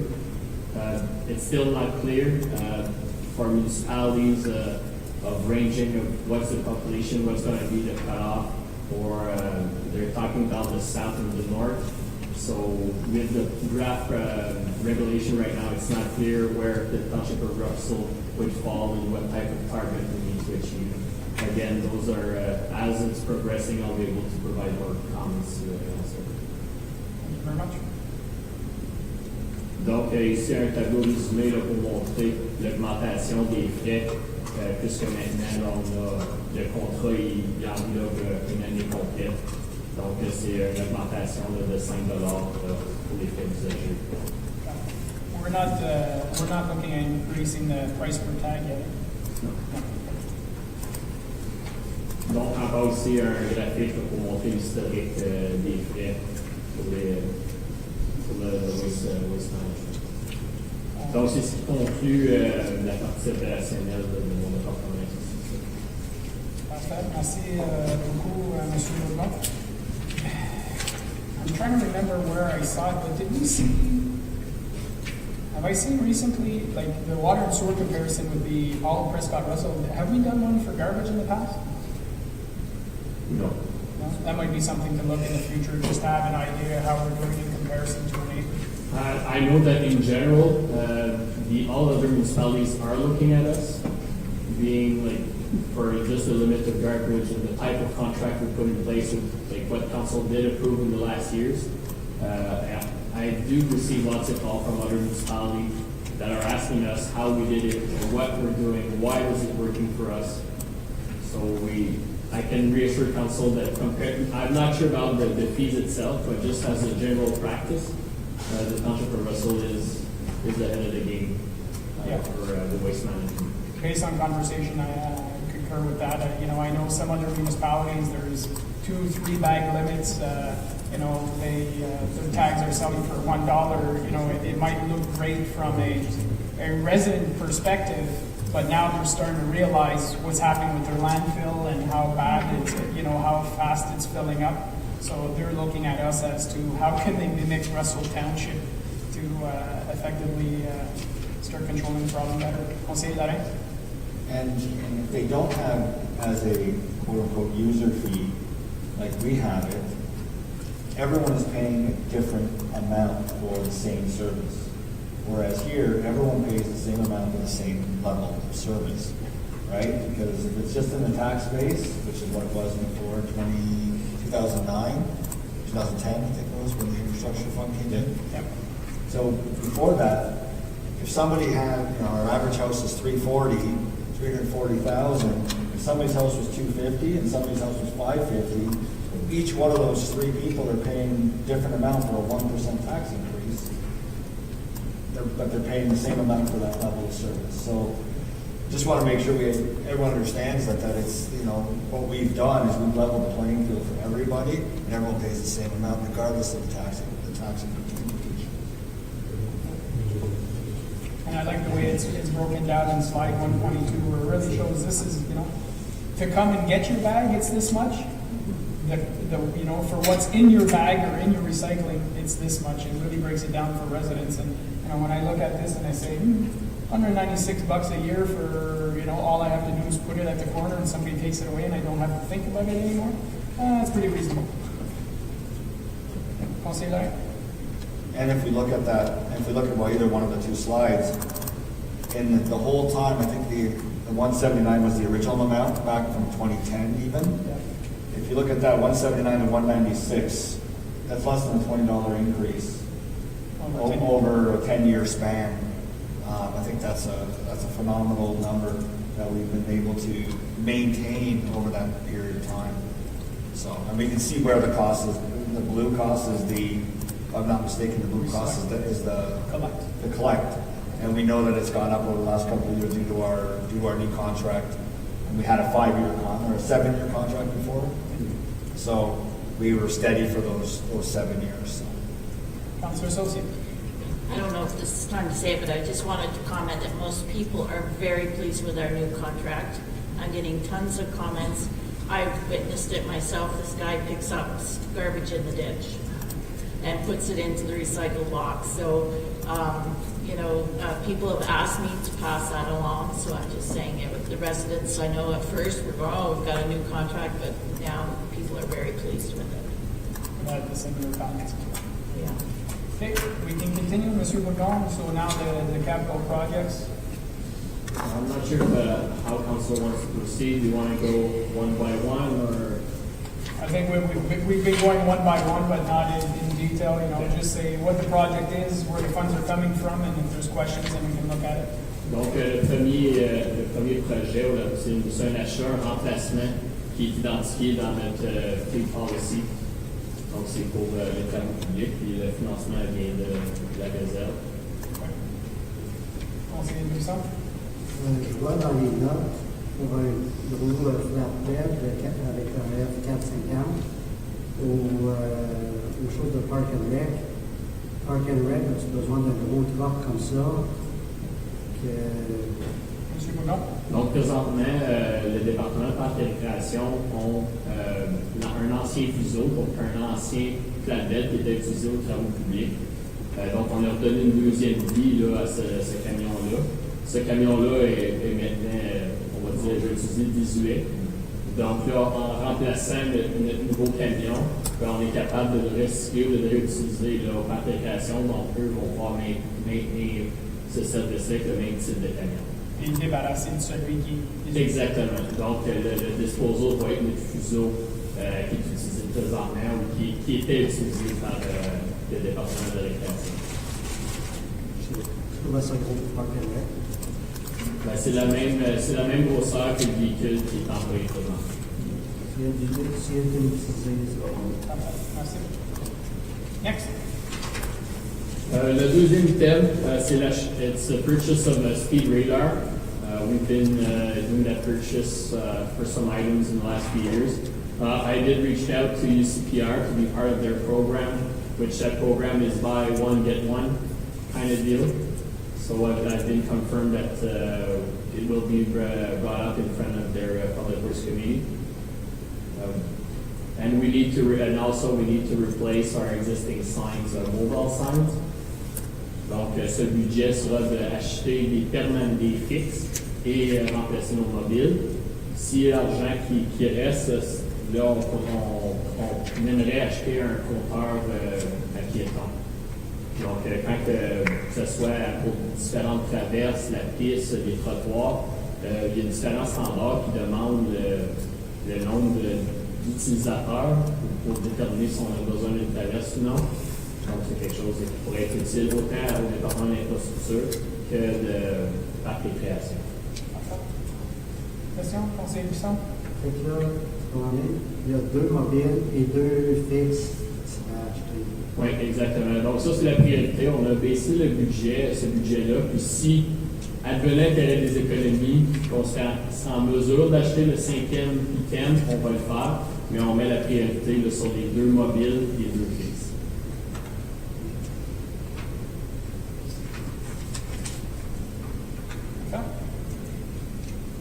Next one, it's the repair of sidewalks. This year we're planning on focusing on Notre Dame, so from St. Marie to the bridge near M&M. The county wanted to pave that segment for a few years now. We've been asking them to postpone those works in order to make sure that our storm sewer system and the sidewalk are all in good shape and have been repaired before paving the street. We would also like to add the segment of sidewalk in front of La Coop. There's a link missing. That link was proposed as well in part of our beautification master plan. So basically right now sidewalks stop at la Maison des Arts to start again near the pharmacy.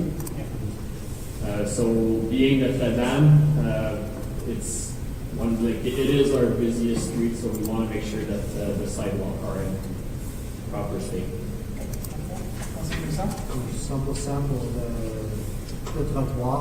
Quand il dit pour les côtés unis, pour votre travail, Notre-Dame du pont, aller comme de Sainte-Marie à aller au pont. S'il parle de faire un réaménagement à Rublet, je ne vois pas l'utilité de le faire tout de suite. Je le ferai en même temps que s'il décide de le faire, surtout qu'il parlait que ça serait bien. Présentement, leur travail est prévu pour 2022. Donc, on a encore du temps d'ajuster la situation. Mais ce segment-là, il est dû, ça fait déjà plusieurs années.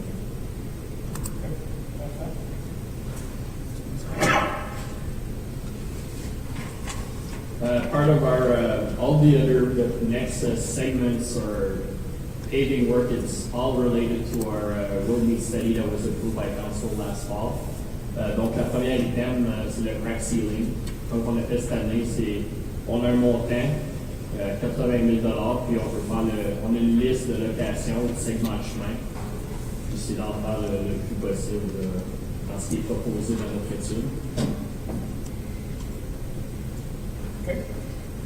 the paving of Church Street,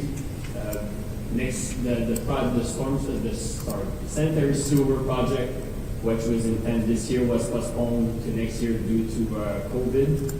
So that would be our portion paying for the paving part of that project, and that follows again the policy that was approved by council last year.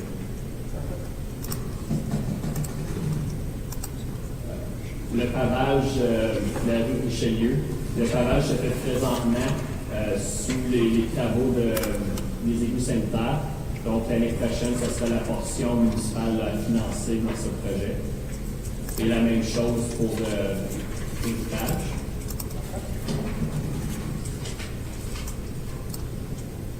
The rehabilitation of St. Joseph Bridge, so that's a small bridge. That's the only one left on St. Joseph, between Route 400 and 500. It is currently posted as a restriction for weight limit, and on our OSIM study, it is the next structure to be rehabilitated. And this one is being proposed to be financed by a loan at this point.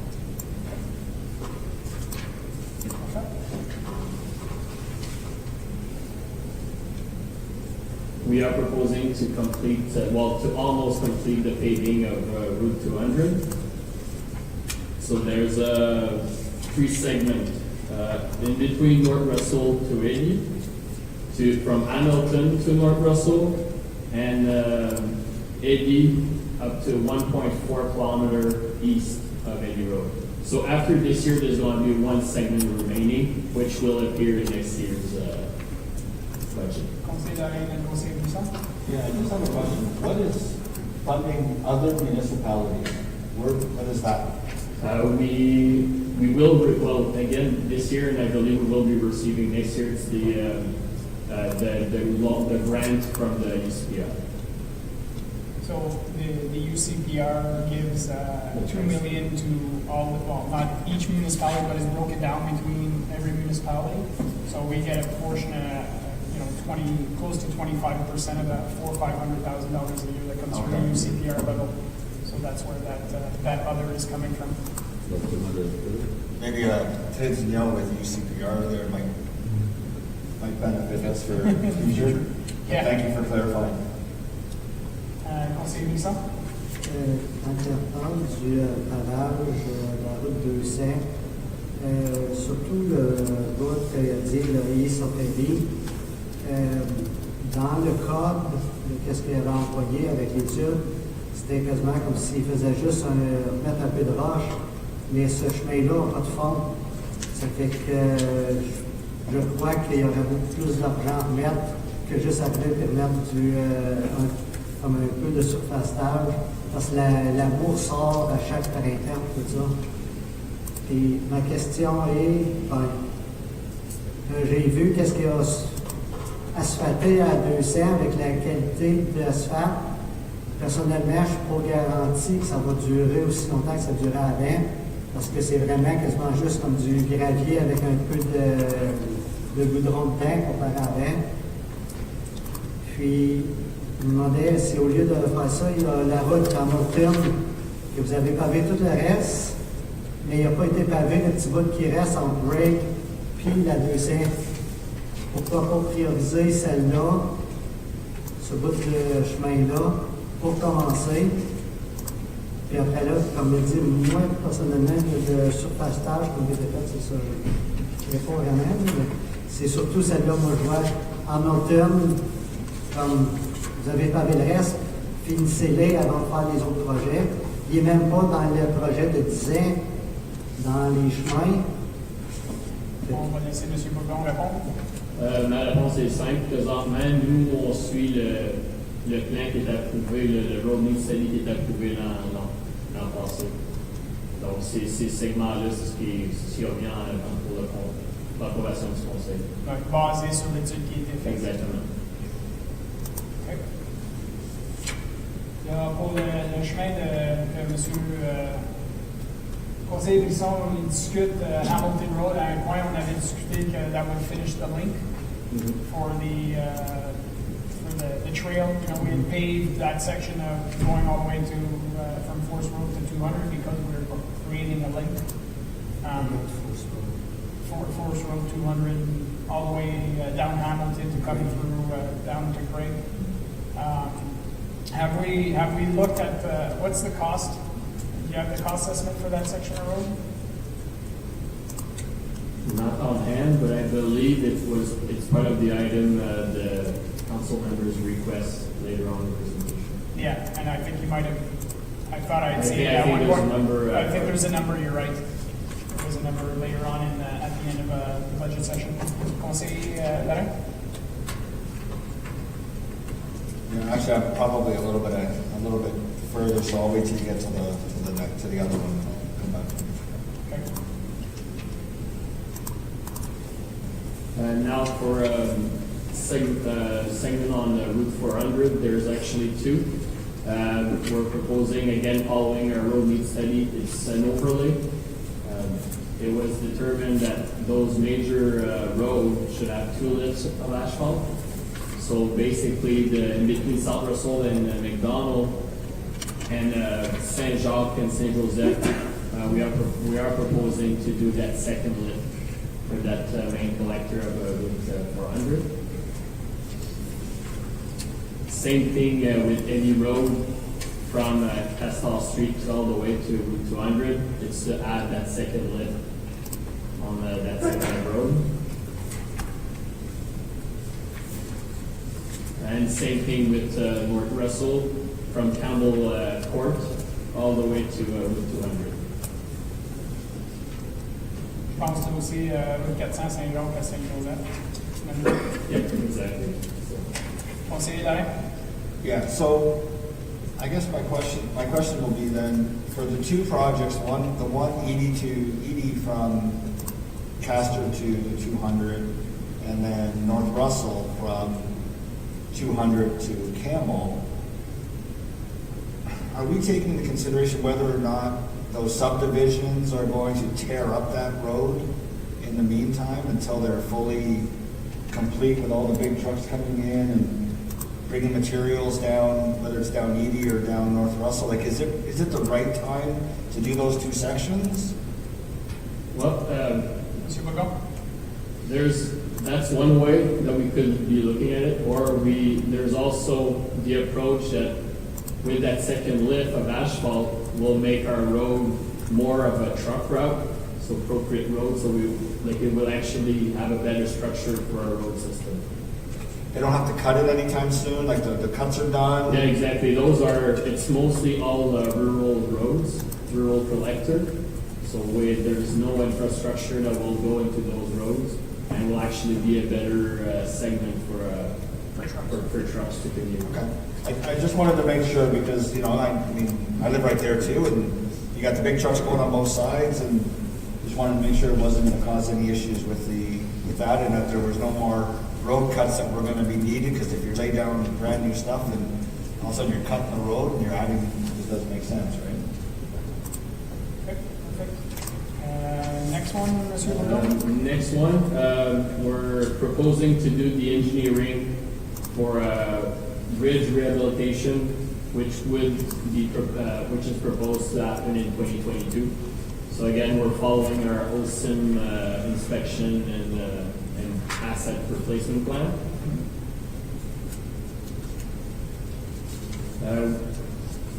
Now those are all the projects related to our public works division. Next one is to add a street light at the intersection of Saint Thomas and Notre Dame. We've been receiving those requests for several years now, and with the quick analysis that we did, it makes sense to add that light until the intersection is actually going to be upgraded, and it could be another 10 years or so. That's going to be a quick project to be done. Storm sewer repairs, that goes in line of what I mentioned earlier to council. It's a type of infrastructure that needs to be maintained or lots of money to put into. Donc, pour cette raison que l'année prochaine, on propose encore une fois d'investir 150 000 pour le maintien de la réparation des différentes structures dans notre réseau d'égouts pluviales. On a aussi un projet majeur qui sera la reconstruction d'égouts sur Craig Street. C'est un projet qui est en partenariat avec les Comptes Unis. So the counties are actually paying half of that project. So the real cost of the municipality would be half of what's the total cost. And with that project, we will also, we want to include in our design, again, to link sidewalks. So near the McDougall Park, there's a section that we are maintaining a paved shoulder, but there's no sidewalk. So we want to change our road profile to be able to accommodate a sidewalk and to be able to put a proper school crossing near the school.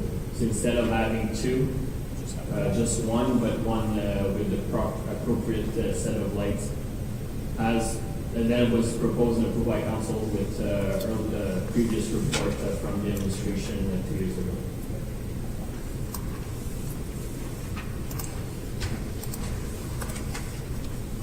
Upgraded a storm on Richelieu Etage. That's a project that was done this year, but will be financed by our storm division next year. And again this year, next year I should say, keep on doing those major cleanups of our storm ponds. And that concludes the capital project for the infrastructure department. Okay, perfect. Thank you very much, Mr. Bourgon. So just for clarification, Mr. Leduc, Mr. Godin, when we get to the end of the slide, that's when we're going to discuss all the public requests, council requests, but we won't have all the directors here at that point in time, correct? That's correct, Mr. Mayor. So I was going to recommend that Madam Powell and Mr. Bourgon stick around for that portion, since most of the requests are related to either operation or public works. Okay. So they'll come back at that point in time when we're discussing that items. Okay, perfect.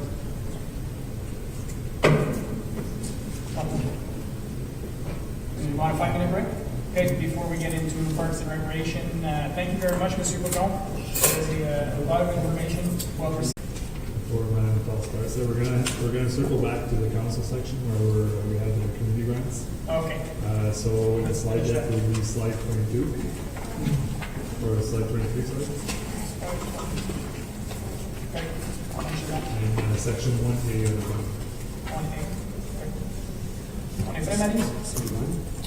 Great. Welcome back, everyone. Just to let you know, we're swinging back to slide number 23, which is the Community Grants and Contribution Program, since it's related to Parks and Recreation, for those who are watching on the webcast. So, Madame Picard, welcome. Thank you, Mr. Mayor, members of council, good afternoon. So we will start with the Community Grants and Contributions Program, like you mentioned, the Parks and Rec Department oversees that program. So obviously 2020 has been a very unusual year, and mostly for the contribution program because a lot of money was not distributed, unfortunately, because a lot of events had to be canceled.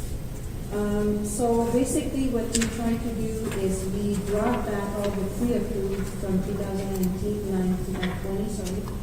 They were brought back for 2021. And of course, there's still some extra money that will be left available for 2021 and also for the in-kind section. The only, the recommendation that I would have for council is I would recommend to transfer 2 or 3 projects from 2020 that did not happen, mainly because they were substantial amount of money, and mostly also because we do have some funds left. We will have some funds left at the end of this year, so it would alleviate the burden of 2021 contribution program. Conseiller Lara? So if I'm trying to read this, and I know we got pre-approved numbers and all that stuff. What is the actual number sitting in the bank account right now for both sides, the in-kind and the other one? I will tell you that in a second. assuming none of it gets dispersed in the next 2 months. Yeah. So right now, in kind, we have $23,402.49. And in cash, we have $27,100 left. Okay?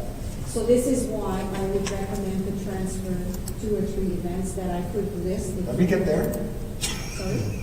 Okay. You were going to me. Okay, sorry. Go say that, eh? Okay. I hear you, and I actually propose that we take the 23 and the 33 and the 27, and we roll that into the community grants this year as a, roll it into it, so on top of, or whatever, however you want to, we just bring that surplus into 2021, so you have those additional funds, because I believe that if there's groups that they do end up getting the go-ahead, there's going to be a lot of people that are going to go, and they may come back and ask for additional money this year because they didn't get to go last year. So I just think that as long as that way there we have the money in the community grants. For me, it makes a lot of sense that we do that. You may have groups that have come in the past, had to shut down this year, and now it's a new startup, so it's a new amount that has to come back again. So I just think we should be ready for that. And to me, it makes a lot of sense, and we can do a lot of work in the next couple of years. So I'm going to recommend that. You're recommending that whatever's left over in the 2020 budget for these 2 line items just automatically be transferred to the 2021 budget at the end of the year report. Gets taken out of the surplus process that we roll into asset management, but we roll it into community grants. And that way, it doesn't affect taxation. It doesn't affect the budget. Doesn't affect the budget at all. Are you guys okay with that? No, you're not okay, Councilor Darnowski? Not only an issue with that is, so first of all, we're dealing with COVID, and by the looks of it, if I look at other organizations, they're not planning to have anything go back to normal. You know, certainly not for the foreseeable future, and so just leaving that money aside and thinking that we're going to double up next year, it doesn't seem like it doesn't seem like it's going to happen for 1 or 2. I just don't see that, we're not going to double up events the year that we're going to come out. There's going to be double the need. So I don't feel that it's the best use of those resources. Again, it's not that I don't value community support and the money that goes towards that, but it's just that I don't think that the demand's going to be that high that we should do that. I think there's a need for those funds in other areas that we should consider before we do that. Okay. Councilor Derek? My only, I don't disagree that the events may not happen, but we also have to take into consideration, and this is what I take into consideration as well, is the social groups haven't been able to fundraise and gain money as much as they used to as well. Like the Lions, as an example, had to cancel their Lobster Fest, which is their biggest fundraiser for the year. Other groups had to cancel their fundraiser. So when other groups go to them for money and now they can't go there, where are they going to come? They're going to come to the community grants program and come to the township and looking to subsidize those events that were being subsidized by the social groups. So I think that my estimation, we're being prudent in keeping funds that we'd already set aside for the community in case those groups come to us, or those, whatever they are, the social groups or whatever, because they haven't been able to fundraise this year. So I think we have to anticipate that we're going to get more requests for community grants because of that, and plan for it. And I think this is the perfect opportunity for us to be able to plan for those requests to come in by having, it may not be doubling up the events that we have, that the actual outdoor events or whatever that are going on, but there may be more requests that come in because they can't go elsewhere for money. So I think that's why I'm suggesting that we just roll it over for this year and see where we end up as of the end of next year. I tend to agree. It might not necessarily be because they need help with events. It might just be they need help to survive. to, you know, they still have some expenses that, you know, they always rely on fundraising to do, and they're not able to do those activities. You know, they haven't come to see us because, you know, but depending how long this lasts, these organizations might come and say, for example, I know we have some funding that we give to the food bank. Well, if things get harder, the food bank might come back to say to us, hey, we need, the amount of help we need has really increased. The community's been great, but we still need more help out there. I mean, as Councilor mentioned, it's already in the budget for 2020. If we don't roll it over, typically it would just come in and report Monsieur Godin for the end of year surplus, and it would just be put into a reserve anyways. So I think that, and you know what, that's what would happen next year. If we do this and it doesn't get used up, then we can say, okay, well, then we just throw it in the reserve next year. So whether we throw it in the reserve this year or we throw it in the reserve next year, I like the idea of having it there in case we need it, because I do think that there's going to be more requests coming in, even when organizations start to do events, if they can, hopefully in 2021, they might need just that little bit of extra help to move that forward. So, Councillor Saucier? Yeah, if it's in a reserve, can we not still use it for whatever we want? Like if you need something for community grants, can we not then access that? Like I'm just wondering what do you think is the best use of the money? I'm just thinking if there is another project that we could use, like Councillor Chinaski indicated that we would use that funds, because you're going to roll both over, like 23 and 27. So I'm just wondering, do you foresee that maybe we just roll one over and keep the other one for something else? It usually, Monsieur Godin, when it gets rolled over at the end of the year, it just goes into the general reserve. Yeah, so it goes into discretionary reserve, so basically council still has the authority to decide what they want to do with it. Okay. What we do is recommend that at year end, certain projects or certain works that haven't been completed, to the funds that were allocated to them, to be kept in reserve so that we can use them in the following years. So we could do it that way, and if it's the case during the year that council has another project that they judge we could use those funds, that they will be there. Because, I mean, I also understand your point, is that the community groups may need help, but I'm just wondering if, all that money sitting there, it may not, it's just, again, it's the unforeseen, we don't know, So it's, it was just like our organization didn't need any money this year, and I don't foresee that we're going to need it next year. So perhaps we have good points on both sides. Could we suggest that we meet in the middle and maybe half the funds get rolled over and half the funds just go like we do normally at year end? Would that be acceptable? We're still talking roughly $25,000 that would be added to the community grants in both sections. So I'll say that, eh? Yes, so if I do the math, you said 27 and 33, that's 60,000. 23. 23, sorry. 50 grand.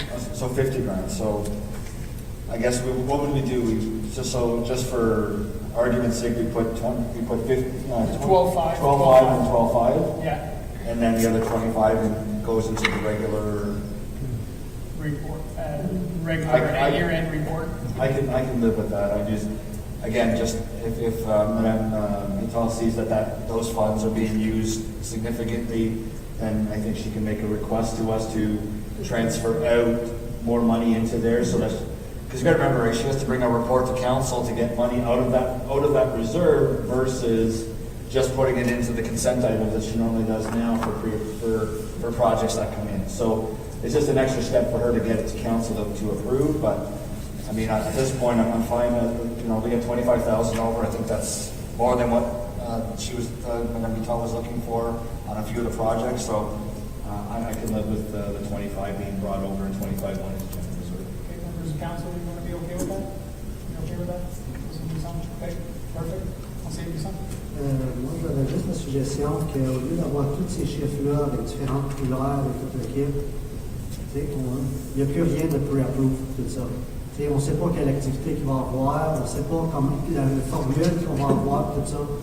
Ce que je suggérais, c'est que cette année, tu mets blank, Puis comme les demandes arrivent, qu'on voit les chiffres.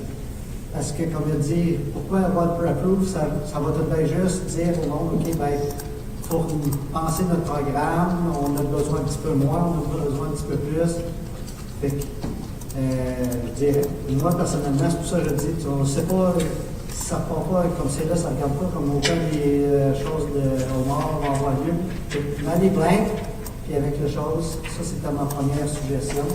La seule chose avec ça, c'est if we put it blank, then we're leaving it to the administration to choose to approve which amount. At least this gives an idea as to the amount the council has pre-approved. Madame Vitale? And thank you, Mr. Mayor, members of council. And with the COVID situation, what could happen is because when they're pre-approved, they're certain that the money will be there for them, okay? If we leave everything open, it's gonna be first come, first served, basically. And what happens if, let's say, Russell Fair decides in July, this is a bit drastic, but let's say they decide in July to go for the fair back in September, August. And by whatever we miss that, there's no money left. So I think I would like to stick with the pre-approved grants because those programs have been there for a long time. If they don't ask for the same amount, I do have to come back to council. So no, there's no worry there. I do have to come back to council.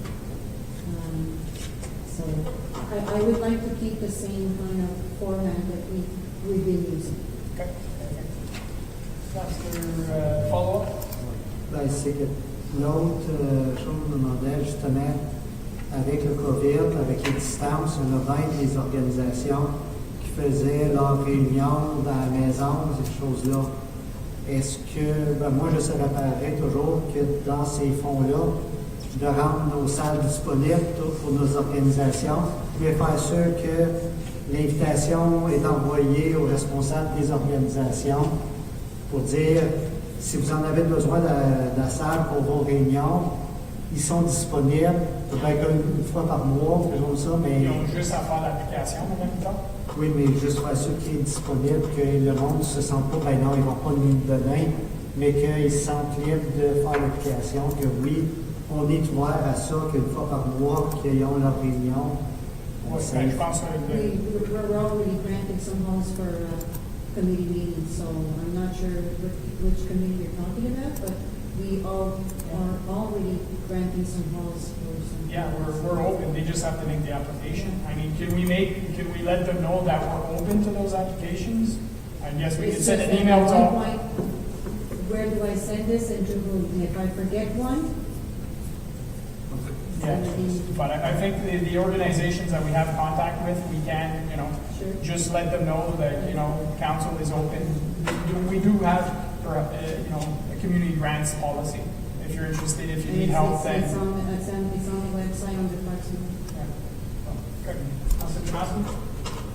It's more of a process question for Monsieur Godet. So if we decide to take this surplus and reinvest it, and then just reduce this year's budget, or going the other way, what we just agreed, is there a difference at all in terms of this added 25,000 of how it can be used? I don't know if that makes sense. Monsieur Godin? Yeah, I think it will definitely affect the surplus at the end of 2020. Right, so typically our process, what we follow is a process for the year of surplus. And keep in mind, we're not certain that we're going to have one this year due to COVID. But we always bring a report to council in December, identifying a few projects that we want to have transferred to the next year just to secure those funds.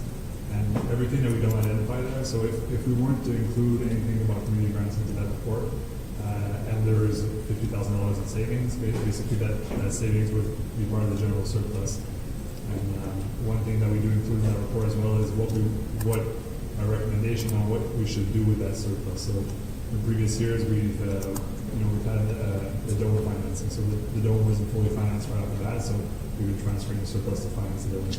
Or it could be transferred into the complex reserve or whatnot. Basically, we're coming to council to say, listen, we're looking at potentially having a surplus.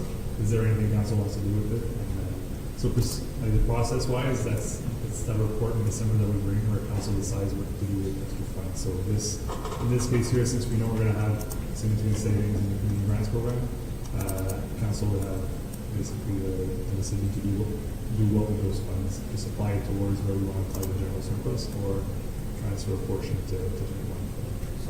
So I guess maybe that wasn't clear enough. I get what you're saying to me, but would it make sense for us to just say, let's roll over the amounts, but cut next year's budget by $25,000 or 12.5, so that we have $25,000 more for next year's budget to be allocated maybe somewhere else? That is another option. So if council know, or if we know that we have some savings and we're looking at 50,000, so chances are we're going to have significant savings in 2020. We could decide to transfer those funds to finance the community grants program in 2021, which would essentially reduce the taxation requirement for the 2021 budget and could be used elsewhere. I would propose that. Conseiller Lorrain? So, but under that option, then you're losing the increased amount that is being requested by the department. Because you're only bringing over, the amount that you're asking for this year? Well, What did I miss what I there? would do is just the amounts that we just kind of agreed on. 12. Same value. The 25. So 12.5, we would cut for next year's budget and then roll over that 12.5. So what you're, if I understand properly, the amounts that are in the budget now, we're not increasing those amounts, right? You're saying cut that by 12,500 and roll the 12,500.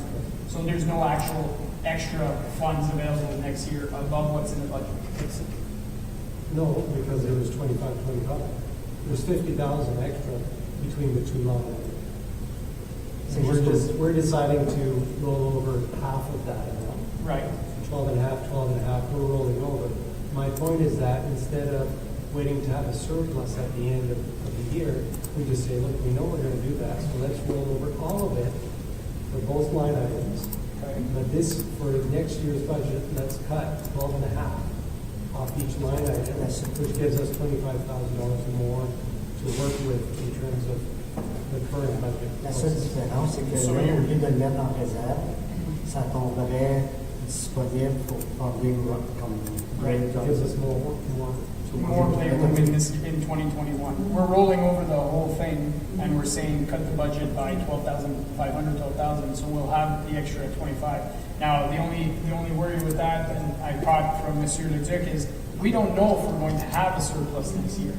No, but we're specifically talking about two line items. Right, but, I'm open to that idea for sure, but when I heard the comment from Mr. Leduc in that regards, I thought, okay, if we do the 12.5, and once we see that report at the end of the year, and if it comes back that we're short for the year, we might end up saying, okay, well, the 12.5 that we put extra, we might have to go back, depending on what the results are of. Sorry, but wouldn't we do that regardless for the remaining 12.5? Not necessarily, depending what comes up at the report. But I understand. So you want to roll over the whole amount like Conseiller Lorrain suggested, and then cut those two sections, 12,500 each. So that would give us an extra $25,000 to put elsewhere into the budget. So essentially what we're doing is the extra line items, the extra surplus won't be at all part of your report in December. It's already spoken for. That's pretty much. So, Mr. Leduc. That also means that if ever you were to get a request from now to the end of the year, you would signal it because you've committed to next year's budget. You still have 12.5. I understand. I mean, if you want to roll over the full 25, then you have to make sure it stays the same way. Oh, so, okay, now I gotta take a step back and make sure I understand this properly.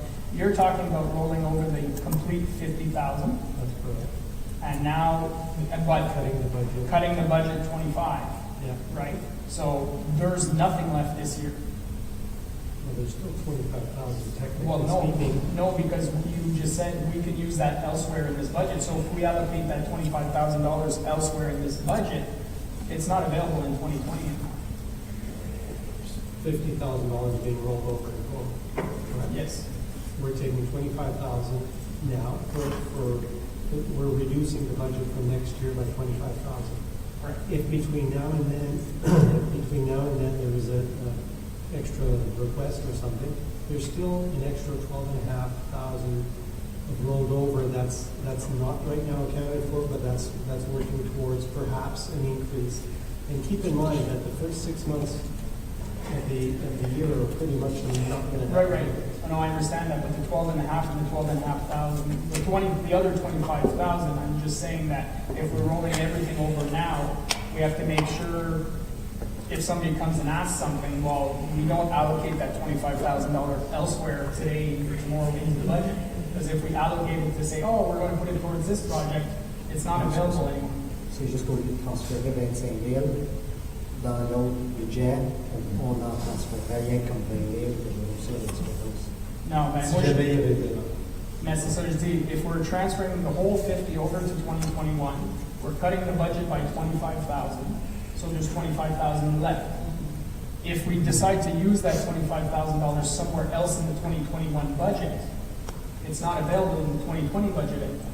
That's correct. But, Right. but us transferring it over is something that would happen as the budget goes over. It doesn't happen today when we decide that. It's not all of a sudden gone.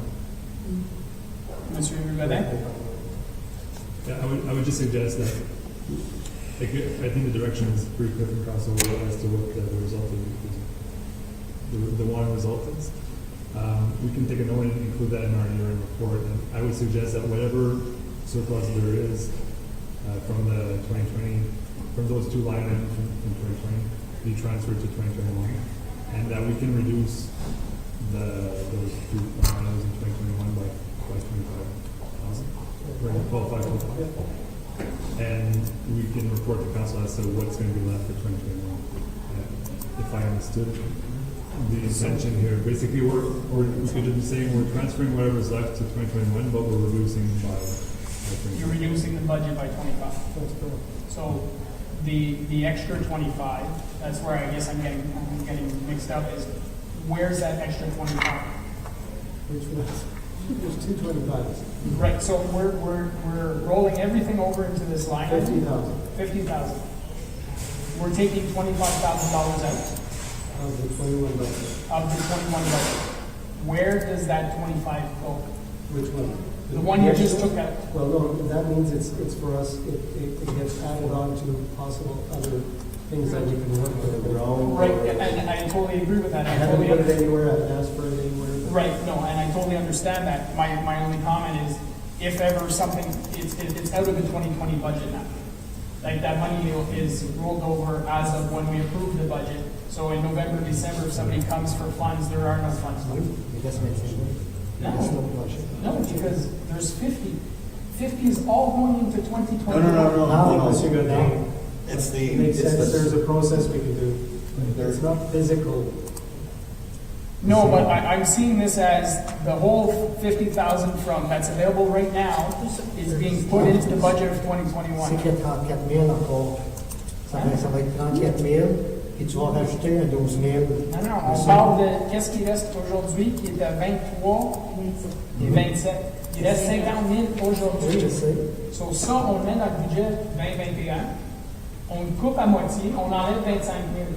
Puis le 25 000, on parle qu'on va l'utiliser ailleurs dans le budget 2021. Combien de temps il reste 25 000? Je pense que c'est parce que l'attente, c'est qu'il va y avoir environ 50 000 de pas utilisés. Right? Fait que même si 40 000, si 10 000 de ces 50 000 là est utilisé, on va juste transférer 40 000 à 2021. Puis on a réduit 15 000 ou de 25 000. On finit quand même avec 15 000 de plus. Monsieur le Duc? Mon seul point, c'est, as long as council doesn't expect to have the full 50,000, because it could be 48, it could be 42, it could be 35. So as long as you don't expect to be 50, then you can still give out some donations. So we understand the principle, but I'm just saying if you're expecting to see the 50 number automatically next year, then you mean you've got one thing left for yourself. Well, that's my point, is if we're making changes and we're allocating to the 2021 budget, and all of a sudden the money's not there, that's where it's coming. I'll say, that. How about we do it this way? And maybe this will make more sense. And don't yell and scream at me. Okay? You have one budget at 34,000, which is the income, correct? For the year. 23, 402. No. No, we're talking what's proposed. What's proposed Oh. is 34,000 for the year, and 29 is the cash, correct? You cut that 34 down to 31.2 instead of 21.2 instead of 34. That's 12,500. You take the 29, you cut that by 12.5, it gets you to 16.5. So from a budgetary perspective, you're now budgeting 35,000 combined for the two instead of 63. Okay? And we roll over whatever surplus for the community grants, whatever that number is, we roll that in to the two budgets and we divide it equally between the two sides. So if we were to get the whole 50,000, then it's 25,000 on top of 21.5, and it's 25,000 on top of 16.5. And what we do right now is we take that 25,000 that we've just cut out of the 2021 budget, and we can use it for whatever we decide in this budget. Is that? That's exactly what I was asking. So we're not saying we're going to take 50,000 from this year. We're saying whatever the surplus is, we roll over and we equally split amongst those two line items. With the At the end. understanding that we can cut from the 21 budget. Yeah, you're going to take out 25,000 from there. Go ahead.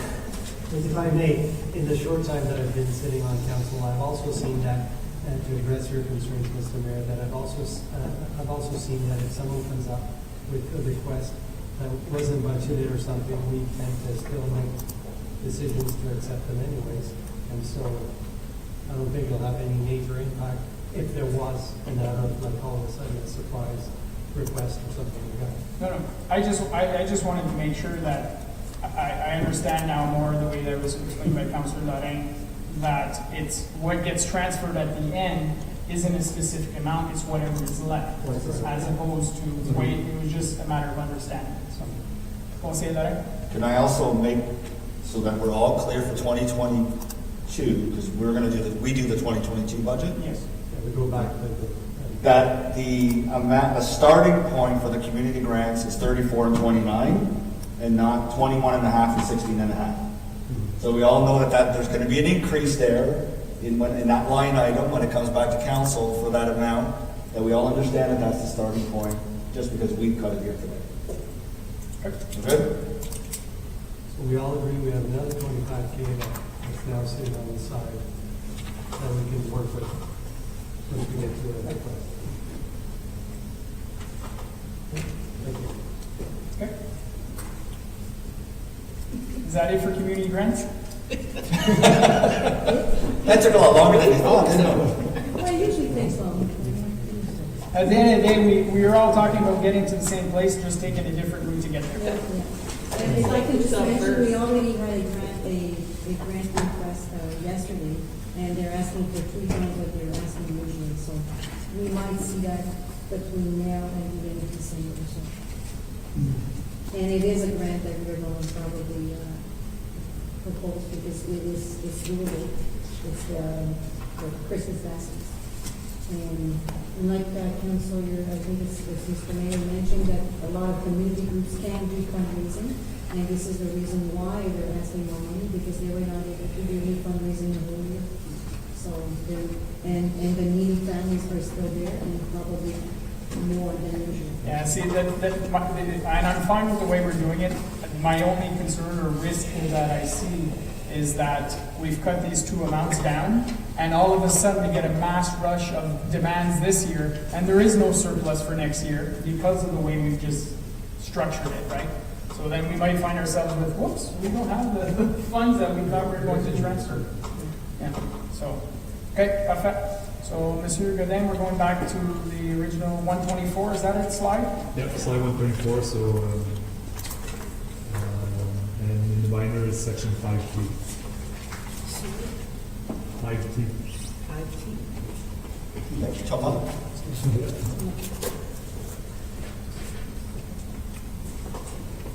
So this is the org for Parks and Rec.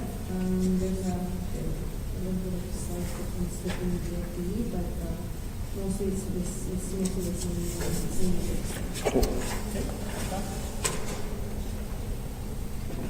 So this is the administration slide where we can see the grant applications that they've already been done, but they will be done during the year 2021. And we're in the awaiting some answers, or they will be processed during the year. So we have, right now, we have $122,658 worth of grant applications that are being processed. The last one was sent yesterday from New Horizons.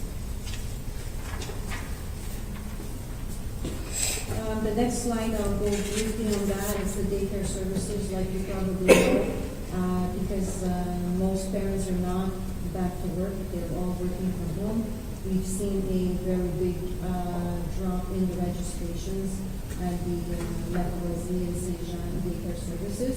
We started back at the end of June. For the summer, it was, I would say, about half of what we had usually in registrations. And right now, as of now, we have more than half missing in registrations. The fortunate part of this is that counties are helping us in the lost registrations. They've received some funds from the government, from the provincial government, so they're helping us in recuperating a lot of those funds. So that's good, because also we have to be very strict with the core. This means that there's smaller groups of children, so basically, yes, we have less staff, but not as we would like to have maybe. So we still have a lot of staff to pay. So that's the good part, and we can still have a program going on for parents that do have to go outside of home. Mr. Leduc? Yeah, that assistance from the county is going to be seen as an indirect COVID assistance from a different ministry of Education. In this case. If I can just add to this note, a lot of daycares were able to get some funds from the summer by the province directly, but because we're municipal, we were not allowed to get that funding. So this is why we welcome counties when they have this money available for us. So this is alleviating all those funds that we have put in. Again, that's the daycare. So in numbers, we have, that's for the preschool daycare with the little small children.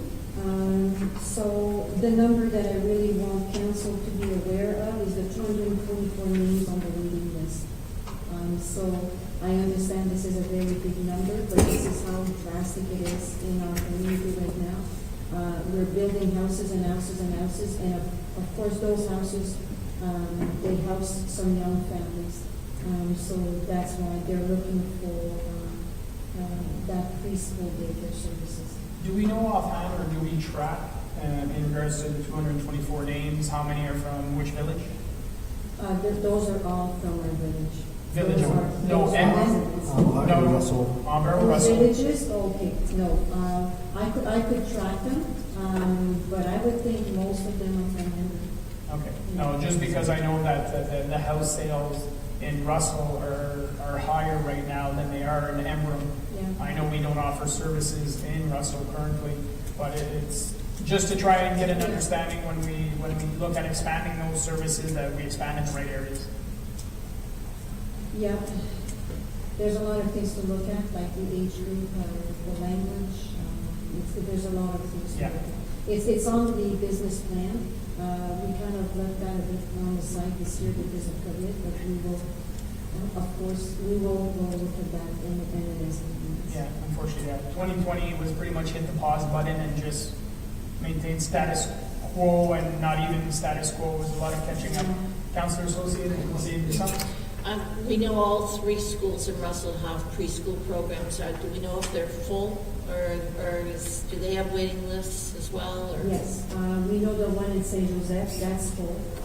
Because it's a smaller school, so they don't have as many classrooms to, and even for the preschool, it's really its own entity. So, yeah, everybody's full. And there's no willingness right now from the school boards to expand, because obviously we're in a school setting. So unless we go private, like for township, we have to go in our own building. The school boards are not, they're not. Because of space, right? Because they just don't They have have to the, expand they their need the building. classrooms. Yeah. Okay. Conseiller Brisson? Comme là, pour les preschool, les préscolaires, on a-tu, c'est-tu, la municipalité vend-tu juste salle d'Embrun? Parce que Saint-Joseph, c'est pas nous autres. We have a contract with the Conseil scolaire de l'Est Ontario catholique, ici à Saint-Jean-la-Croisée. Donc le préscolaire que nous avons est ici à Saint-Jean. C'est la seule. C'est le seul qu'on a. Les autres centres de services, c'est l'autre service de garde. C'est privé ou école? Ben, c'est Excepté le public, excuse-moi. Le conseil scolaire public, c'est leurs propres employés. Tandis que le conseil scolaire catholique de l'Est Ontario, c'est tous des partenaires. Mais par contre, il y a seulement 3 municipalités, comme les services de garde, les Champlain, Stéphane, Swamping et les municipalités d'Ossau. Tous les autres services dans toutes les écoles catholiques, anglaises et françaises, sont des privés. parfait. Continuez. L'autre slide, c'est those are the parks. So we've mentioned a few parks lately that have received some play structures. And we're planning in 2021, hopefully we'll be able to install some play structures in probably Russell Trails, which is the ordinary project in Russell, and Place Saint-Thomas, which is in St. Thomas, Ontario. So those are the two that we're looking for. We have to make a distinction between a land that has been transferred and an accessible land. Right now, yes, the land has been transferred to township, but it's not accessible. There's no road, the infrastructure is not done, so we can't install a park in the middle of the field. So we're waiting for that to be completed. Monsieur Bourdon had, I think I mentioned that at one point when we did the presentation for the parks development. Conseiller Lorrain? Yeah, I just read here, new zip lines in Old Town West, Keith Boyd and Stiver. Is that replacement of what's there, or is it incremental to what's there now? Those were done a couple of years ago. Because I mentioned, I wanted to mention a few play structures that were installed in Over the past couple of years, Yeah. okay. Stiver and Sorry. Black was the first one to receive the first zip line. And this was an addition to Addition what to was what existing. existing. That's right. Yes. And I know they're looking for more. Yes. Yes. We have, how many parks we have to now? This will make, if we Well, go with these two, well, these 27? two plus the Manon West will be 27. Conseiller Brisson? Quand que tu parlais, justement, à Russell, de Coronary, mais lui qui est vraiment encore loin, puis tout ça, pas accessible, mais que tu vois le projet de Mélanie, que la rue passerait au côté, puis il est déjà tout en herbe. Je ne sais pas s'il y a plus de considération à regarder, parce que les deux sont quand même relativement dans le même projet. Oui, que- Madame Top. Definitely, the first one that will be finished, the first one that will be received is the free structure, which is sad because Cordonelli has been, the residents have been waiting for a long time. And I know we had this discussion at council, but at one point we have to install some free structures, and if it's not ready, like Mrs. Crombie had mentioned at one point, administration has no control of it. So these are the two areas we're aiming for. Yes. But if ever the Russell Trails is not ready and Pat Node is ready, then we're going to go with Pat Node first. Yeah. Because like you will see in my capital projects, we have 2 play structures planned for next year, and both of them are from the DC chargers. So this means it has to be from new parks because they're related to growth. Hopefully that park is up and running and ready for us to move forward with that. Because if you go whether one to the other, they're placed there, so does it make a big difference with the residents? Okay, parfait. Je peux continuer? So the next slide is the programs, municipal programs. And of course, the programs were hit pretty hard in March because we had just started basically the programs and then we had to finish everything. The good part of it is we were able to have our day council go for the whole summer. It went really well. The same thing for the pool, so we were happy that this was able. So in 2021, we have a few ideas for new programs. We had some new ones that were published in the fall newsletter, but there were some parents were anxious to register their children, and I don't know, it's another time that we're living in right now. So we're trying always to bring some new programs, some new ideas. So this is where we are with the programs. If you look at the next slide, we were talking about a few numbers. So we mentioned a few numbers that we had. So I was mentioning the summer. So we have 571 registrations for the whole summer. Compared, I think, to 1,200 last year. So basically, it was half. The good part of the summer camps this year, we were able to secure about $50,000 worth of grant for the salaries. So that's the good part. Same thing for the pool. Perfect. The community halls, this year we're proposing a small increase of 5%. We thought it would be nice for council to see at least where we stand with competition around the municipality. So even with the 5% increase, we'd still be very competitive. In the past years, we always had the Night of Columbus in Andrew to compare with. That hall is not there anymore, so we're hopeful that we will be having maybe a little bit more bookings at our hall. So that's why we don't want to raise the prices too much. We still want to be accessible, but in the meantime also, we need to realize that there's a lot of new tasks that we have to do because of COVID.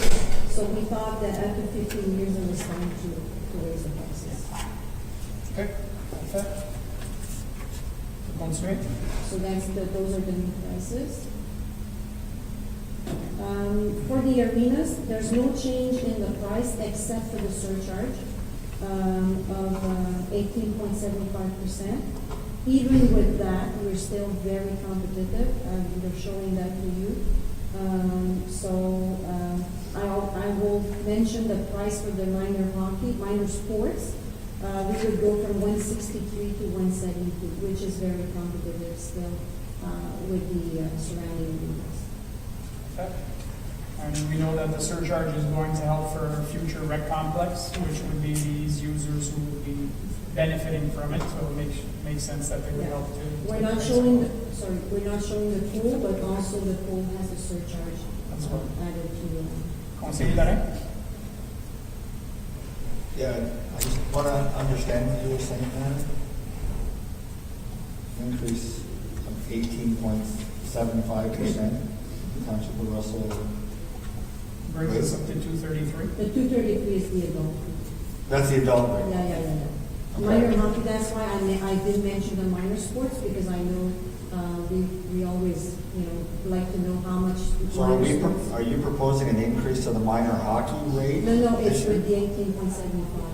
So the rates are staying the same. It's just the 18.75% that council had approved in The surcharge. the surcharge fee. Increases at 6 point whatever percent is the surcharge fee, and that's the only That's increase. the only increase.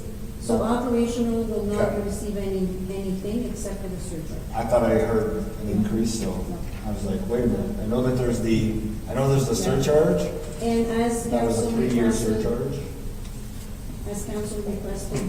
back in the beginning of March, the last minute booking will not be changed. We kept $100 taxes included, including surcharge, including taxes. Just out of curiosity, we did in March, I guess we haven't really had a time to see if it's been used or utilized or. We used it once this fall. Okay.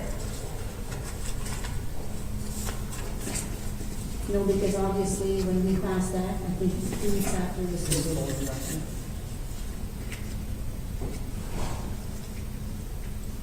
The next one is the bowling.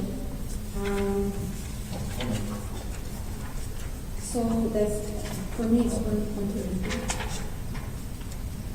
this is one facility that we're having. And then those, I know Councilor Janowski, sorry. Sorry to disturb, I just want to know, are there any line items or areas specific to the trail itself, for the county, for expensive, relative to the trail, because it's not a park? It's part of the price. It's under the park? Yeah, Okay, that's, yeah. So if you look in the price line by line, you'll see the trail is in the. okay, that's it. So for the bowling, this is one facility that has been hit hard by COVID because of its size, basically. So we have, if we would open the hall presently, the capacity is reduced by 75%. So that's why when I came to council back in September and said we can't open the hall with these numbers because we would have 16 players in the hall. It's not doable. It's not feasible. And honestly, I don't see any change for January.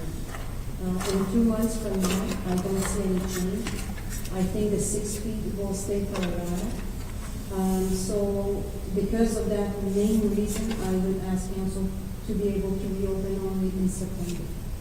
The second big thing is also that the manager, the present manager, it was very clear with us that under COVID and under those circumstances, he will not be part of that. So we are missing one very important player.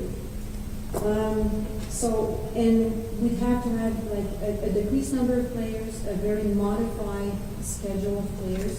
Some of the players have mentioned that they don't feel comfortable right now because we have 2 or 3 leagues that are seniors leagues. So for that reason, for a feasibility reason, I would say, Yeah. I would ask to reopen the bowling in September 2021. I think members of council seem to be in agreement with that. We all know the current situation. And, Yes. and obviously, that might change as well as we get further along in 2021. We might say, things aren't improving. I mean, obviously, everybody wants to get back to the way it was, but that might not be a reality for quite some time. It's not the same situation with the arenas and the halls because those are way bigger spaces. The bowling is absolutely not big enough for them. I think we're good on the bowling. Okay.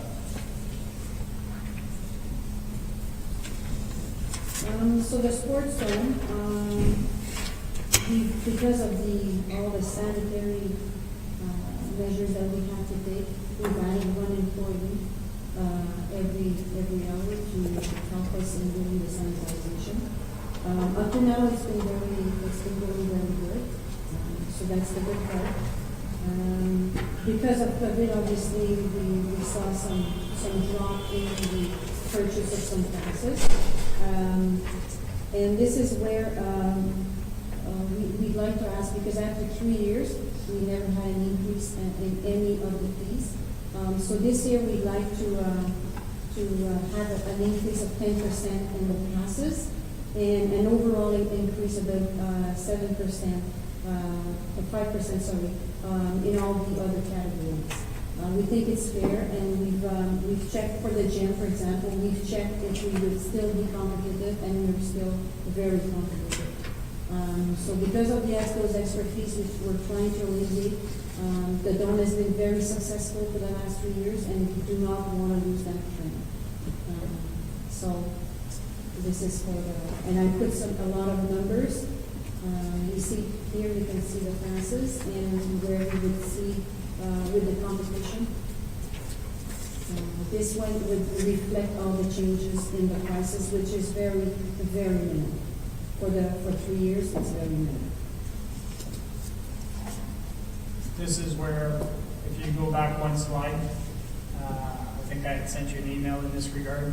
And I do remember seeing. Okay, yeah, I'd like to talk about the 6-month pass for the multi-sport. Essentially, that passes, you know, if somebody's using that thing every day, you're talking pennies per usage. You know, I think we should be looking more similar to the other ones where we have an hourly rate for, well, you know, like a prime time hourly rate and a non-prime time hourly rate. To be able to justify the cost, when I think if somebody's using our facility for pennies on the usage, it's hard to swallow. So I'll let Madame Duval give me some numbers on that. Maybe she'll change my mind. I'll just make a note though, for the hourly rate, tennis, basketball, pickleball, badminton, We have to scratch. basketball. Yes, you're right, I just saw it. Yeah, unfortunately, we had to scratch basketball because on 2 occasions, those big basketball hoop fell. They're very heavy. We don't have like long enough to have both of those hoops, unfortunately. So we thought for a security reason, and of course they broke, both of them broke. We thought that it's not safe to have them anymore. It's unfortunate, I know, but. You could look at a permanent post, like a hole and you drop it in, but then, you know, somebody playing tennis runs into it or, Yeah, you know. that's it. So there was so many health and safety issues around this that we had to cancel, unfortunately. So for the tennis passes, in 2019, of course, because 2020 is absolutely not representative. So 2019, we had 42 pass holders. So what you have to know is that a lot of those users play an hour, 2 hours, 3 hours a day. So yes, like Mr. Mayor mentioned, it becomes a very cheap way. So let's say they come, because the pass is for 6 months, if they come almost every day, it becomes about $1.20 that they're paying to use the tool. So, you know, I like to say that when we started the Dome, some stuff, you know, was trial and error. Maybe this one should have been higher. I think we have to have a value for our court. And I don't necessarily, you know, you can give a discount to the court, to the cost, you know, like we do our turf and stuff. I just think that this is, you know, for 42 people, you know, and they're taking away time that potentially other users want to play. So I know we've had some issues there as well. I would recommend that we get rid of the 6-month pass, or that the administration bring back a report that get rid of the 6-month pass, come with an hourly rate of prime time and non-prime time. And, you know, we set the price and saying, okay, well, you know, whatever option it is, we don't think, you know, somebody playing on the court should be less than $3, $4, $5 per hour. I mean, I don't know of any other activity where you could go somewhere, rent space, play, and it's costing you, you know, $1.20 an hour. Councilor Janowski? Yes, along those lines, like, I agree with removing the monthly rate, the 6-month rate, and instead maybe just say you can buy 10 hours at a time or something where they'll get, so get that value that we're going to release. Yeah. And because of COVID, we had to try to have like people just play an hour at a time, and it's been, I'm not saying that everybody was happy with this, but we've been able to offer some more time to different people. And those different people were happy with that way of doing things. So I think, you know what, I like to say that COVID brought some good stuff, and that might be one good thing. Yeah, I think there's an opportunity there. Obviously, whoever has a pass, you know, it's not, you know, we're not taking away their pass, but when it's time to renew, it's just we don't renew that package anymore. Yeah. You know, here's another package, and like Councilor Janowski, if you want to buy 10 hours, you know, you save 10% or whatever the case is. We had thought about some kind of some of those little cards that we say, you know, we buy 10 cards and. That'll be a headache for you guys, I can tell you right now. I lost my card, I did this, they come. The other person forgot to stamp it for me, and yeah, that's the operation wise, you're going to have some chances for that. So, but, no, I think if we just, and it makes for the fact that if somebody, you know, like you say, we've been limiting it at an hour right now, people want to take it for 3-4 hours because it is so cheap for them. But if you say, look, the minimum is $5 an hour, if you guys want to play 2-3 hours, well, it's going to cost you a little bit more, and it makes it more fair for everybody, I think. So, if you guys seem to be okay with that, I'll come back at a later point with something. Councilor Associate? Just a question, but it's not going on. There it is. Yeah, is that across the board? Like, I'm just wondering, because like, a lot of people like the 6-month gym pass, just, so it wouldn't affect the gym pass? No. Okay. It's just the multi-sport. Okay. All right. No, so that's the gym, we have no issues with. Yeah, okay. Because you're not monopolizing the time for somebody else to use it, right? Right now, because of COVID, everybody needs to book their time. So this is how we're doing it, and you know what? People were so happy that we're opening the gym that nobody complained, so it's been wonderful. Do we have to look for the trail too?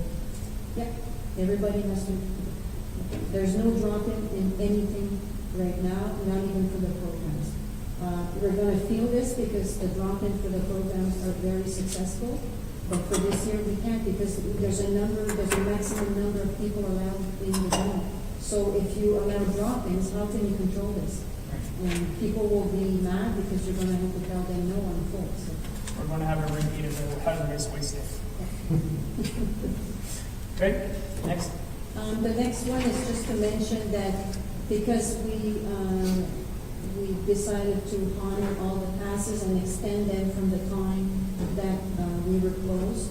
So obviously those passes were going to roll in 2021. So 2021, we might feel it financially because we're honoring that time of closure.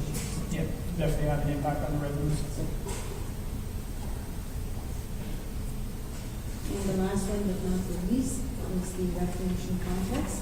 So this is a summary of what's been going on since we started back in 2019. So if I bring you up to date as of now, so in November I'm hopeful to bring you a report to have maybe a direction from council, and I have more details at that time. And then in March, we'd like to be able to present a schematic plan if it was approved in my November report.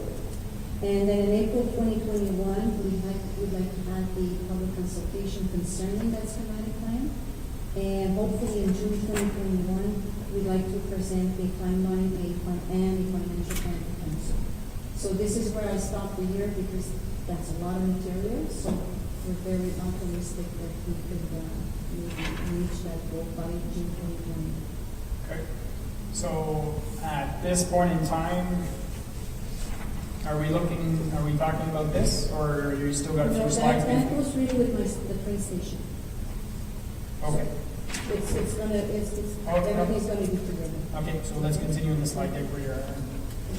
But we could do it first because I think, so Mrs. Trampi and Mr. McDowell will be part of that discussion. So it's part of the, Mr. The lady you want to reserve first? Or? Oh, sure, yeah. For the rec complex. So this is both an explanation of where we are with the reserve for the complex. So basically it's just an update to council regarding the reserve for the rec complex. All of the different strategies or different, there's a 3 surcharges, and then there's the increase of $150,000 per year. So if the middle column is, we don't really see it well on the screen, but it's green, that represents what's going into the reserves in 2021. So a total of just over $650,000. And that's going to bring a balance at the end of 21 of just over $1.1 million. Specifically for the complex. Specifically for the rec complex. So you see we're investing $450,000. That's based on the 150 increase per year. So we started that in 2019 with 150. Now we contributed another 300 in 2020 and now 450. And there's also the 1% tax increase from 2020 that was added that you see as of 2020. So there was a 120 in 2020, and then there's another $120,000 invested in 2021. There's going to be another one in 2022, 2023, depending on when construction starts. But well, this is a recap or an update as to where we are now and what's in the budget, and definitely we're coming back with a timeline and financial plan in June, where we're going to be updating those numbers as well. So just to be clear, so we have the recreational complex fund, which is going up every year. And the 1% tax increase that we added last year, we're doing that again this year. So there's no 1% tax increase in 2021, but the increase from 2020 is still there, right? So that 120 was earmarked for the rec complex. So it's already part of that of the levy. Okay. It's being added again. Okay, so which creates, we're doubling the funds, but we're not, at this point in time, we haven't added another percent to this. Exactly. Okay. Vas-y, Bisson? Moi, c'est juste savoir, c'est quoi la colonne en vert? Parce que c'est marqué 2021 budget, puis l'autre aussi à côté, en l'est. Ouais. Donc, si tu regardes la colonne à gauche de la colonne en vert, c'est le solde de fin de 2020. La colonne en vert, c'est l'activité de 21. Donc, c'est les montants qui vont être ajoutés. So c'est les deux, t'en as les deux.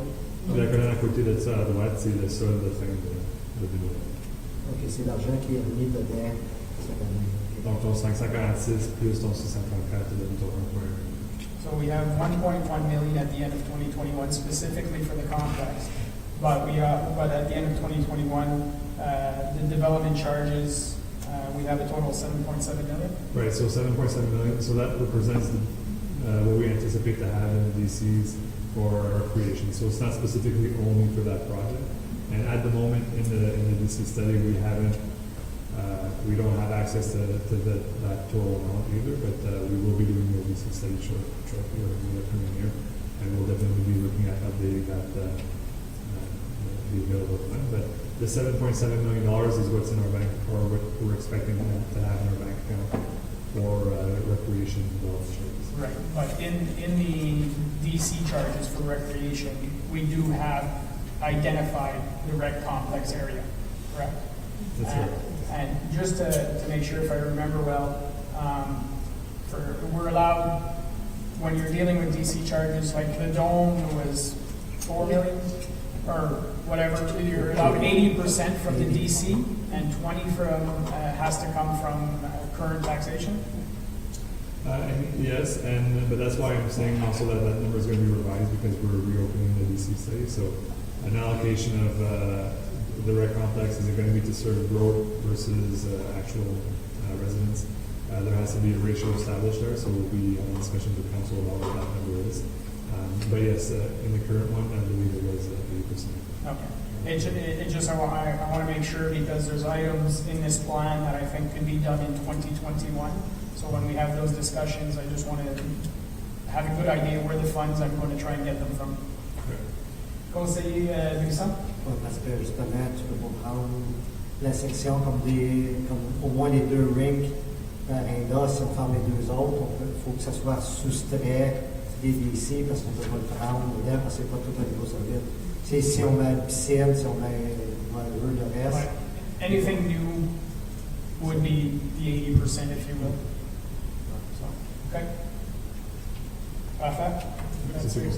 Good discussion for reserves. I don't know how far we want to go into the next, going to call it. Okay, so we're going to stop for supper. So we'll be back here at 6 p.m. Thank you very much, everyone. Je pensais qu'on finissait, puis après ça, il y en a. No. No, okay. Okay. Perfect. Welcome back, everyone. Là, je comprends. Excuse-moi. So now we're going to start. We had our fire chiefs booked in for those members who are watching from the public. So we'll put a pause on the Parks and Recreation. We'll come back to that after we've done the fire departments. So for the fire departments, it's on slide 56 of our slide deck. Alors, Chief Duhamel, Chief Armstrong, welcome. Good evening, Mr. Mayor and council members. We'll start off tonight here with,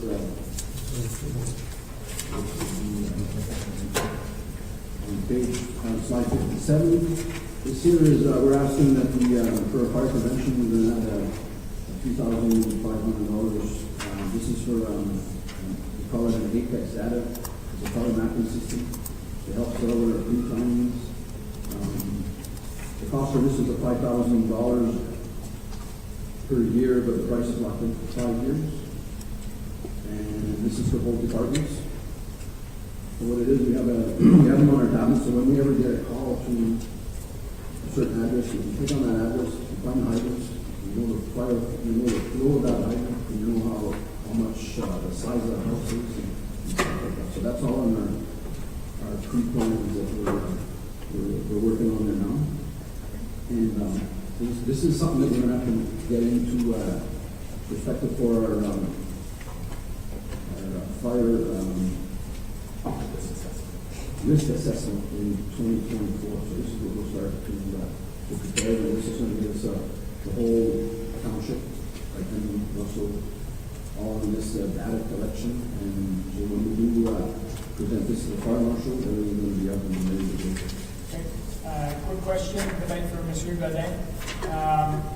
This fee and this price per year, it sounds like we're doing this to be more efficient. So is that the ability to go into the efficiency fund for this one? Sure. Yeah, I mean, definitely if it's a service we're preparing to become more efficient, you can definitely go into the service efficiency fund to fund it. I know it's not a huge amount, but it definitely sounds like that's the type of, that's what it's made for, right? Monsieur Leduc? I guess the question would be more, it's 5,000 for 5 years, so it's 25,000? Only the first year to be covered by the fund. Right. So we could, the initial cost and the first year fee, because is it, it's just the Apex is the 5,000, correct? The 3,500 is the prevention, is something different, correct? Or is the first three bullet points? This is for mine, like mine is 2,500, and Chief Armstrong is paying a third of this, so he's paying 1,500, so that adds up to 5,000. Okay, so you're paying 3,500, you're paying 1,500, so it's $5,000.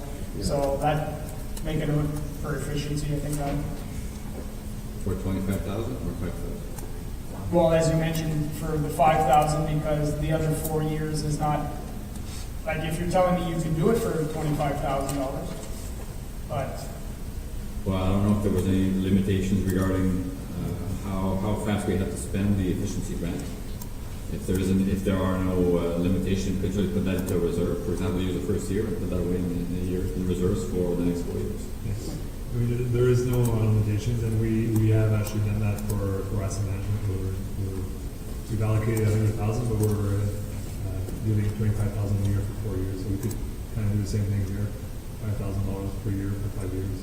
okay, council okay with going to the efficiency fund for that? It sounds like it's exactly what it's made for, so, perfect.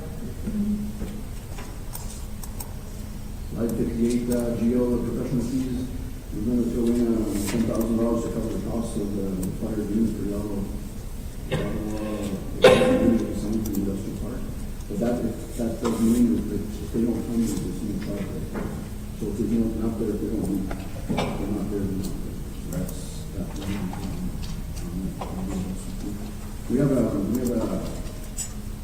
We have something to put away for the one for the nation. So if we don't use that money in the nation, it will go into a reserve, I believe.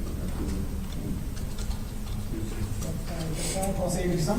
Mais là, pour 10 000 je dis si on ne l'utilise pas, il n'y a pas ce frais-là.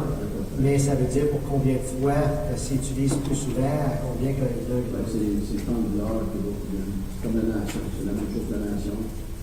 Si bien c'est par camion, qui charge 475 $ par heure par camion. Puis quand je dois donner plus à 5, les autres qui s'en allent. So, au pire aller, on peut voir comme à la première année à cause, si jamais on va où il est passé. Sinon, we could roll it into a reserve for a year or two and see, you know, make sure we got a nice little buffer, but That's the same, yeah, exactly, the same thing we did with the nation, like, we have, like, it's on a 3-month, they go out every 3 months, and we had, one this year was just, they just went out once, and one they didn't go out at all, so it's, instead of paying like that, we were doing before, 20-some thousand a year, now we're down to, 12 or something like that, depending on how much it is. perfect.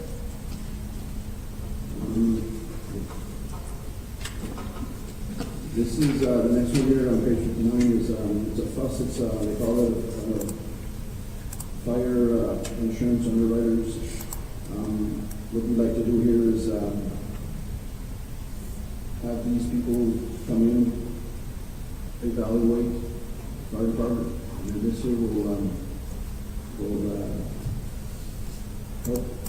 Like, see, the colors are on the maps there, there's it's defined, it depends on who pays, like the insurance rates, and where it's red, it's not covered, with a hydrant, so that's when, so they're gonna come in and determine what our capabilities are, both departments. We had this done way back when, in 2014. And this is going to be a full review, and down the line, it's a cost of $6,000 versus to come in and evaluate everybody, and then they'll take those colors and they'll make them so if in where it's red down in the bottom corner, if you can figure out if we can our services can supply them there. Then they're going to move up to a different color, and then those people will get a different rating for insurance. Right, yeah, if I remember when we did that in the past, essentially, we're paying for this, it's to help our residents have a better rating when it comes to fire protection with their insurance companies. So somebody who's not near a hydrant might pay, you know, a couple $100 more a year, but after this study, for example, can say, well, you know, you're actually better covered than we thought. You know, we, cut you a down discount or whatever the case is. But I think, and it's good for a period of 5 years? Yeah, it's usually 5 years. Yeah, so I mean, you know, it's $1,200 a year that, you know, to save our residents potential fund. I think it's a good. Yeah, we see, like, we have our ratings now for volunteer departments, so what we're trying to do is bring them down the best as we can. So these people come in and study all this, and they'll go through, like, they're going through all their records, prevention, or fire calls, equipment, and they're gonna come in, and this is all part of our fire master plan. And this will help out there during our, end of the year, 2020. And then, so you see the last full assessment was completed in 2012. And we had an administrative update in 2018, but what that is just sort of just like so this one here is going to be a full report. They're going to give us this report, and then we'll know where we go to improve. In 2018, it was just an assessment. That's why our numbers stayed the same. So now we're going to go. It didn't cost anything in 2018. So now we're going to get a full review. And we'll be able to say, okay, well, you're missing points here, you're missing points here. I could say that you're being more efficient, but I'll let this one. If I just add that we've had a few things change since 2018, so we're pretty sure we can meet the mark for the insurance. Good to know. Okay, thanks, Chief. Thank you. And then the last one, I guess, would be my project description here would be for an electronic message board on Route 300 fire station. This here was it's been in there since we started, since we built the fire station. Anyway, then now with all this, everything going on, and it's all right now. The one we have out front here is awesome. It works fine. And so on 300, there is an enormous amount of traffic on 300. I think this will just help out everything else that's going on. So it's there for prevention, and you can tap into these signs here that they're putting up, and all these messages should be, instead of just having them on here, but having them on 300. Yeah, well, that's a good point. Not everybody drives by here, right? Especially with Wage 300 and traffic being used and traffic flows. A lot of people from the east end or even coming down Notre Dame, they're going straight there. Conseiller Dallaire? I love the idea. I just think that if we're going to electronic message boards, I think Russell needs one too. Yeah, it's a budget. So, kind of fun. Perfect. So, yeah, just to, was it Mr. Lizard? Yeah, part of our strategic plan was to review all our electronic messaging throughout the corporation, or throughout the township. Obviously, there's an understanding here that this will not be exclusive to fire departments. It will be corporate messaging plus fire department messaging. That's why I was agreeable to this project. But it was under the strategic plan objectives to achieve. Perfect. Thank you very much. We're all good with that? Okay. Next, Chief Armstrong. Mr. Mayor, members of council, one thing I would like to correct is, and that's our mistake, the amount of firefighters is actually 14, and we should have corrected that for Richard's staff, so. Yeah, That's what the math is, a little bit more than what I'm used to looking at. Fairly, the next slide's fairly straightforward. We're going to lose some of our regulations next year because the Lions Club not going to be able to fundraise through that great COVID stuff, so we will lose that. Towards our school program, we continue to get our 3,500 from Orange, which is good. They've maintained that. Again, that money goes back to maintaining the helipad, and it stays in as one fund, so in a couple of years, if we need fence fixing or painting, it's been covered ever since that pad's went in, so it's been a great resource. The other one again is the same $3,000 that Chief Dillon was talking about from the underwriter's report. Other than that, very little on my operational budget. So if that's the 1750 Russell Lions Club is a perfect example of community grants wanting to go up next year. So you might get that in. Conseiller Dallaire? So just for argument's sake, I just circled it on my board. So would it be the Russell Lions Club that would come to township for a request? Obviously, the fire department couldn't come to a request. Yeah, I mean, Right. If it were to go through, Yeah, you want to but- continue the program. you know, I'm not sure how the administration would want to handle that. Do we really want to put the lines to say, go through the steps of making an application just so you can take that money and give it back to us? Or, you know, but, I mean, the budget is made for the fire department. I mean, if ever there was a request for those funds for something, they just have to come to council, like this would do. Maybe a different perspective, members of council. We may have been lucky or fortunate to have a Russell Lions Club supply that funding for the last 11 years. So it could have saved us that amount for 10, 15 years, 10, 12 years. So you could look at it two ways where, you know, they've been really granting us this money instead of us, so we can look at it different ways. So we're hoping like we pass a year, then maybe things be better the year after, but I did add a little bit extra money to my budget to cover that. So. Okay.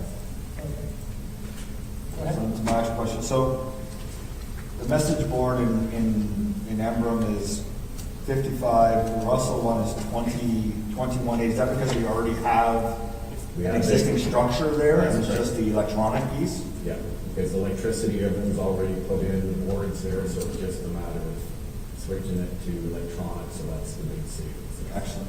Thank you.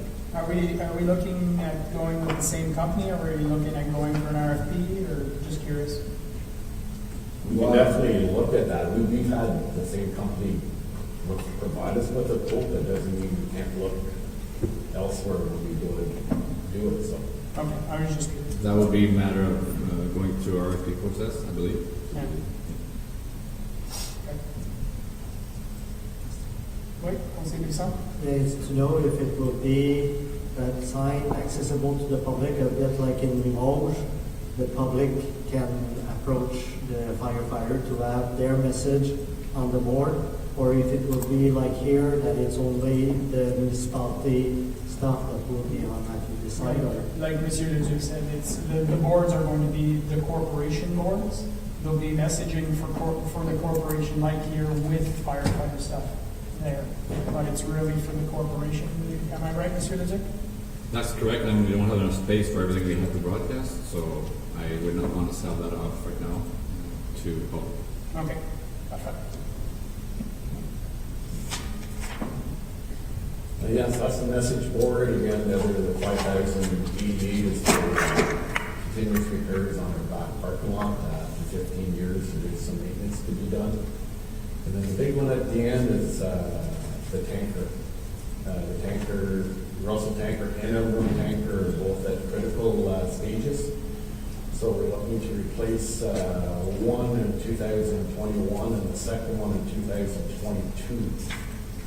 We're proposing to council to have both tankers built at the same time.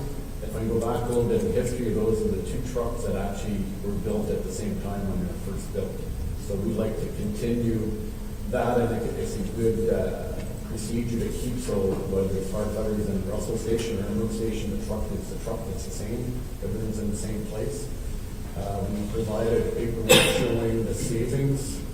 Building the two, if we have one built in 2021, and then the second one will not have to be paid for until January of 2022, so they're both going to come out of the same year of budgeting. So we did provide some slides we got from Battle Shield outlining the savings to have two trucks built at the same time, the savings that are there. So he does go into great detail. I believe it's a good savings. The one thing about Battle Shield, and I think we should really be proud of that we have that in our municipality, goes into details that if Battle Shield was to get the contract, the savings with the staff just being able to come to the fire hall to do maintenance. We wouldn't have to take the trucks to the closest places like 3 hours away at Carleton or in Toronto. So it does go through a bunch of savings, stuff like there is Battle Shield does do a truck every year where they put extra into it. We can guarantee would be a municipal truck that you put extra costs into it. He's allowing a pretty good price for exchange for, within a year or 2 years, so it's $30,000 per truck. So it gives him a great detail. We believe he does employ some township employees, which is good. Maybe somewhere down the road there will be more. So I think it's good that we support somebody local, and the savings we would get out of the two trucks would be very good. So. Perfect. Thank you, Chief. Just obviously, we're talking about sole sourcing, and when I first saw it, I was like, yeah. But I'm glad you guys put North Glengarry in there because I went and did some research and I spoke to the mayor, and I saw the numbers. They went actually in March of this year. They went to tender, and Battle Shield came in under two other providers by close to $80,000 and $100,000, and it was around this range. So I think obviously with a tender being so recent, I'm comfortable to say that based on the information that was provided to North Larry and the tender process they went through, that I'd be okay going that route. I think something that's important too, Mr. Mayor, is being two volunteer stations.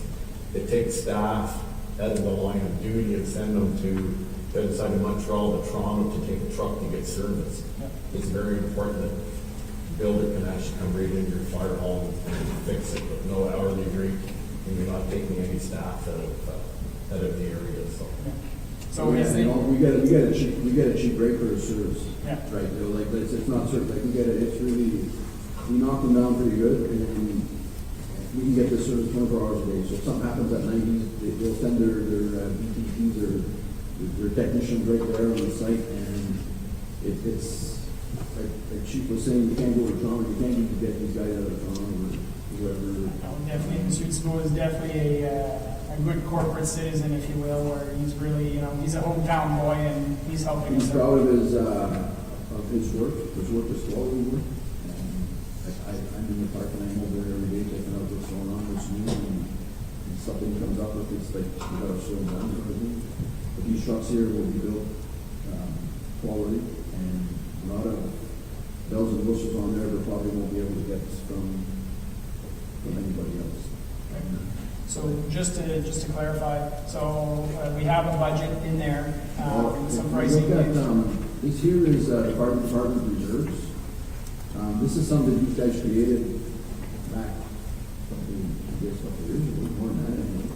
So if you look at it there, Richard probably explained better than me, but like in 2021, there's already 390,000 in there, and in 2022, there's 425. So basically, the trucks will be paid for without even going to taxation. Is that right there, Richard? Monsieur Godin? So yeah, that's correct. So basically, what we're looking at here is a forecast of the fire department's asset management reserve. So we're including in there the asset management allocation, so the infrastructure fund allocation for both departments, as well as what we mentioned earlier on, the $130,000 from the fire protection fee, which is being added to that reserve every year. So we do see that over the 10-year period, there's 4 vehicles being replaced in that period of significant investments, but that the overall closing balance is remaining in a positive balance. That being said, obviously, it isn't the only investments shown here are for the fleet. There would be some investments into the local facilities, but we still see that at the end of 2030 we have a significant reserve balance there. Perfect. Any follow-up questions, members of council? No? We continue, I believe that's pretty much it. Yeah. That this slide here, this just shows what our vehicle fleet management fleet that we have for the both station. And when you're coming up to the boot, so that balances off the sheet that it showed the reserves. So basically, if it goes as said, there's money in there right down to 2035 to take care of our fleet. Yeah, except for the 2 tankers, I mean, the other trucks are all spaced out with a few years in between, so. Okay, perfect. Thank you. So now, I think we have the blue sheets for the capital projects, but unless members of council have specific items, questions on those, I think we just had a good discussion on those. We don't have to go further into detail with those. Everybody's good with that? Perfect. Thank you very much, chiefs. Looking forward to taking a picture with you, Trip. You as well. So I believe we're now going back to Parks and Recreation. It'll just take a minute or two to clean the desks for staff.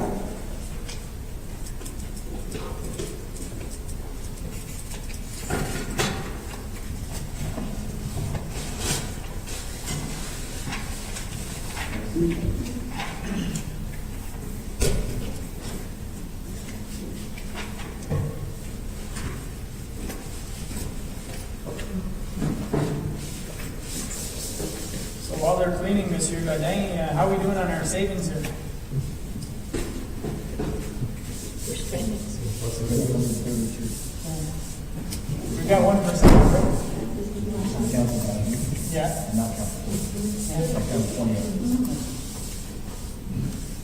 We're doing pretty good. Sometimes to play around with when we get to the public request. Yeah. Or council request.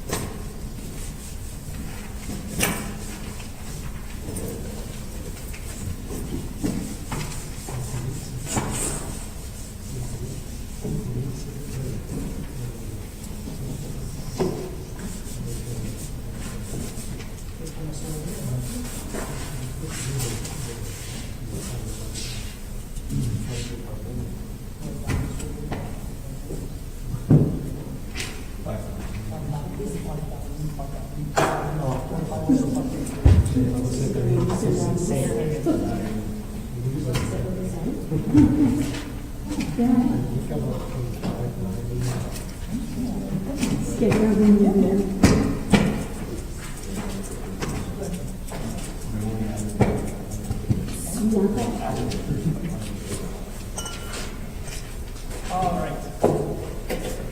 So, on retourne à la page 143. C'est ça? 143 in the slide deck, or pretty close to it, that's where we're going.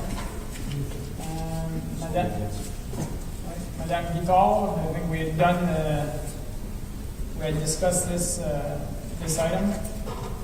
Now we're into the capital projects, that's all? Yes, thank you, Mr. Mayor. Yeah, we're going to the capital project. That's the list of the projects, so we will go to this one. So I'll go briefly over the project if you have any questions that I want to ask. So the first one is the vehicle for the daycare, which is the replacement for the van that we presently have. We had a Caravan 2016, which will be passing it on to the operation manager and also for the program coordinator and also the recreation coordinator. All these three staff very often have to pay their own personal vehicles because we do not have enough vehicles. Obviously, we have 2 trucks, and the 2 trucks are very often used by the operators. So, and we kind of noticed that when we were closed at the daycare, the operation manager was using the van from the daycare, and it was quite useful. So by doing this, we're not affecting taxation because we're taking money from the reserve to buy a new van for the daycare. Questions, Conseil Buisson? C'est juste savoir, mais la vanne pour le daycare, elle marche encore bien, tout ça. L'autre chose, je me demandais, au lieu de racheter la vanne, on avait le SUV de Public Work, de bylaw, que pour les choses de staff. Madame Guital? Ben, c'est juste qu'on pensait qu'à ce moment-ci, parce qu'il y a quand même un transfert qui doit se faire à l'interne, même si un véhicule qui est échangé à l'interne, techniquement, le département doit payer il faut, tandis que là, l'argent sort de la réserve de service de garde, donc la taxation est pas faite. Monsieur Léger? L'autre élément qui a été discuté en préparation du budget, ça a été le besoin du superviseur d'apporter des choses à Salle-Marionville, à d'autres endroits. Donc, that van helps the supervisor to bring some equipment, some materials to different locations. If you're looking at the SUV, again, it's something we could not put tables in there, those tables we're working on today, those kind of things. So that's why when we discussed this, that the SUV was not an option for the Parks and Recreation because it doesn't serve the purpose it's supposed to be for. Okay, I see. Okay. The next item is the bike trail safety crossing. So again, we put $20,000 for this 2021 to do a lot more work again on the trail. We'll be looking at the trail crossing issues that we've been hearing about. So the signage will be dealt with before the year end this year. So next year we'll be really looking at the crossings themselves. The line painting. The line painting and everything. Okay. Conseiller Lorrain? Not a budget issue anymore. Okay.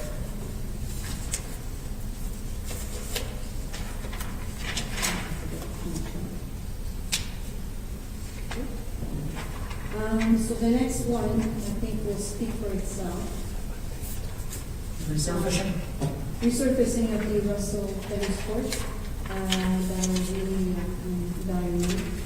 So this is planned for 2021. We just completed the one in Embrun, and I can tell you that we have a lot of nice compliments for that tennis court. So hopefully we'll get the same big, I think, for Russell.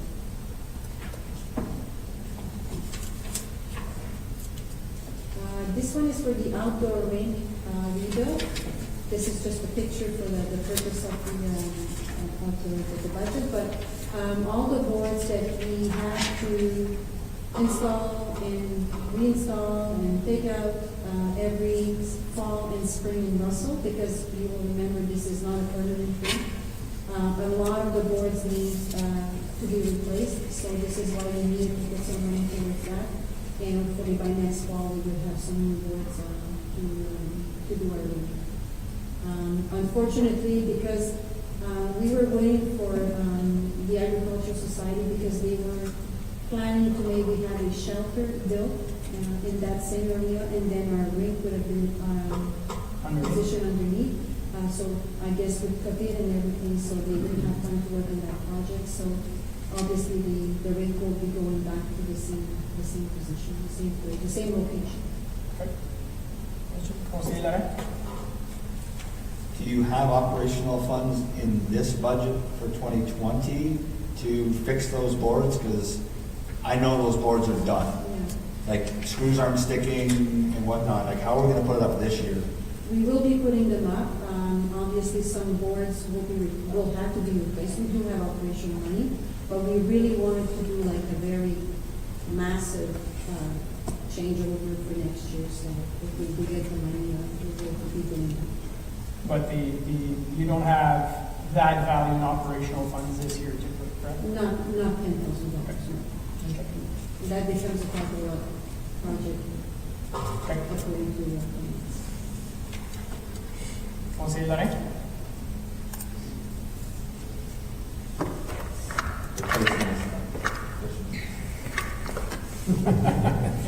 Well, Good call. Thank you, Madame Houtin. We'll get there. Monsieur Leduc? One thing we discussed at our last department head meeting was to ask department heads to provide us with a list, to the treasurer and myself, a list of projects that could be done if we were to find some savings from other capital projects. So this hearing council's concerns there, this could be one also that if we are able to find some savings from other capital projects, we may just go ahead and do it. So if we can find that, and hearing what council seems to be in agreement with that proposal, that we'll look hard to find that money and get it done this year. Conseiller Larin? I fully support that, and one of the bigger reasons that I support that is because of the fact that it's outdoor, and they're gonna find more people are gonna wanna go on the outdoor rink this year than maybe on in the indoor. We're not doing public skating, I don't believe, right now, so there's nowhere for the kids to go and skate unless they're involved in minor sports. So I even had a member, my neighbor who plays recreational hockey, he said the same thing, because I'm not going to go play recreational hockey. I can't social distance enough, but if I'm on the outdoor ring, chances are the kids or everyone has something covering their face because it's cold outside. I would really want to push to have, if we're going to do it, maybe do it this year if we can, to get that done so that we actually have a good, proper facility for them to use this year. And then going forward, obviously, but I think that, it's going to be hard for staff to put up this year's rink if we don't find those efficiencies, and I think we need to do that this year. Monsieur Godin, you're going to say we can do the work this year and pay the bill on January 2nd, or 3rd, sorry?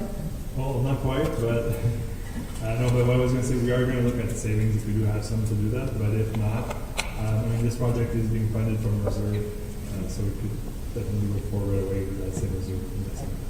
Everybody seems, If the community group comes forward asking for Yeah, because the only thing that I could maybe see is because we have to put the boards like in about 2 weeks, 2 or 3 weeks at the So most. This is usually the time we put them up. The only other factor that we might have an issue with is the wood itself. Because it's like the price has to triple right now, and the availability, because everything was back ordered like we did. So this is something we could check before we go into more extensive. so the administration will do everything possible to get it done this year. If not, it might have to wait till next year. I know because the price of food. Okay. Price isn't going to go down, so you can find it, get it, and get it done, right? Yeah. Okay, parfait. Next. Okay, so the next one is the gazebo next to the train station. That needs to be looked after. Like you could see, we did take a picture of one specific area that really needs to be replaced. So that whole structure would need to be replaced. So we put some money to maybe install a new gazebo there.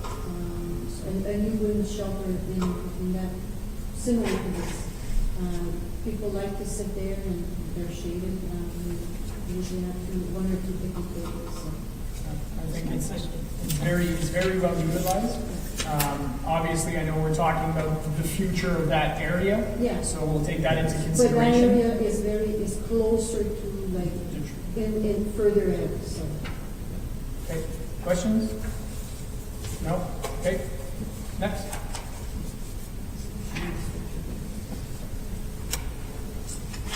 Now becomes the subject of the night, the train station. So this is why I have my colleagues here, Mr. Bourdon and Mrs. Tandy. So I did present to you a report last Monday night stating some repairs that we need to do, close to $50,000. That's very, like, that's the most that the engineers foreseen right now. And this is not counting the cladding repair, the change of the windows, and the midterm also. And I know the resident did mention Monday night also on the comments and the questions of the night to maybe have a discussion with the Smith Smith Falls. Falls.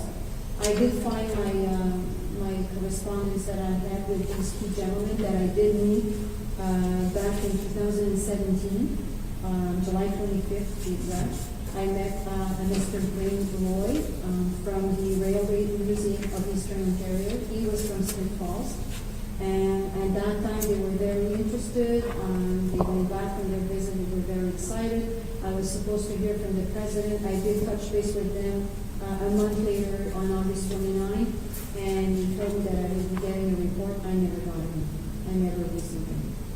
So I'm not sure if their desire to help us fund the train station or to acquire the train station factor, but anyways, I just wanted to let you know that I did touch base with that specific group at one point.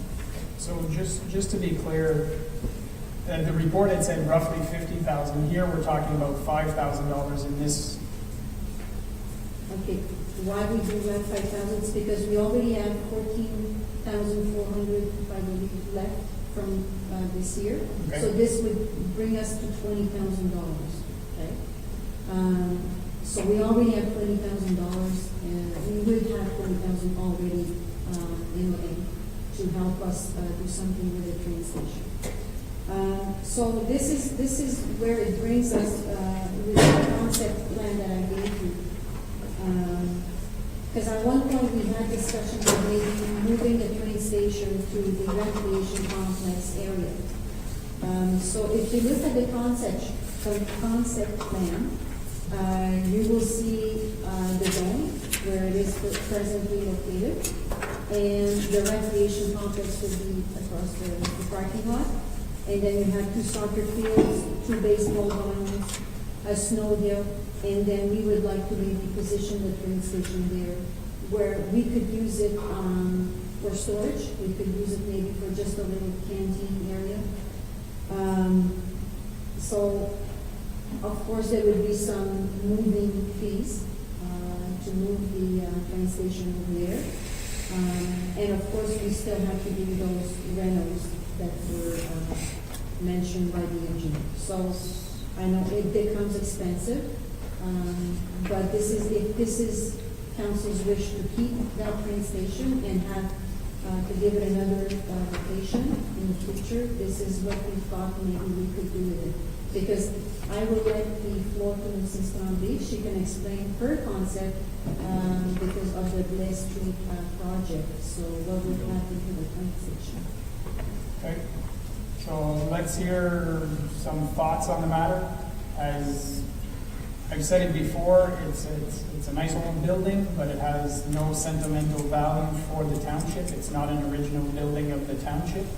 So personally, I have no willingness to invest significant amounts of money into this thing. If we could, if we're talking about having it for a storage shed, we could build a new one for probably cheaper. So, but I'll let Madame Tremblay throw her 2 cents in there and see if she comes in with a wonderful idea to use it for.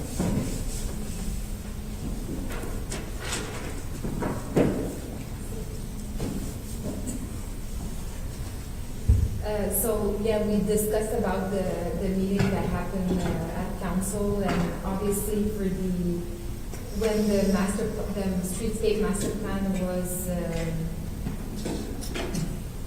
Still you. when the streetscape master plan was approved by council, the train station was moved because and I don't have a plan, but the parking from where the Euphoria customers are parking at the moment was transferred on the other side, and the bike path was realigned along so that people don't back when they're parked, they don't back up into the people that are using the bike path. Right. So it's just moved in a way to reshape the parking close to where the train station is. So that's why there was no actually plan on what to do with the train station. But the other information that was provided the last week is that when we did the heritage study back in 2015, obviously it was shown that this is the train station from Berwick, and the actual train station from Embrun is a house on Bourassa that was transformed into a house. So basically, like you mentioned earlier, there's no Sentimental attachment. value for yes, there is sentimental value for Embrun, but it's not the actual train station from Embrun.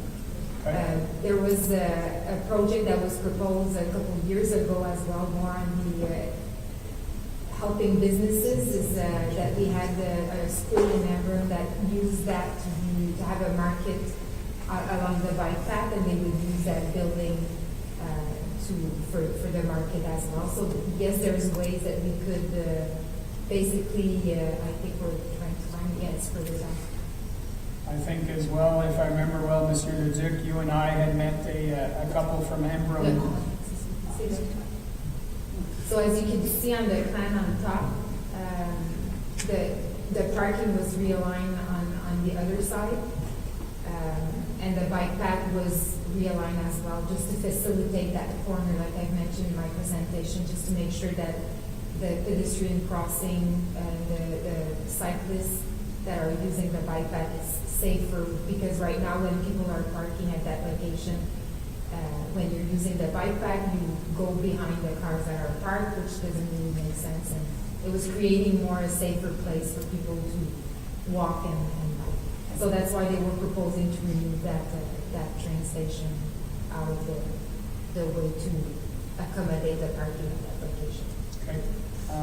If I remember well, Monsieur Leduc, you and I had met an actual gentleman who was interested in perhaps renting the space off us for some type of business. I think his name was Pascal, si je me rappelle bien.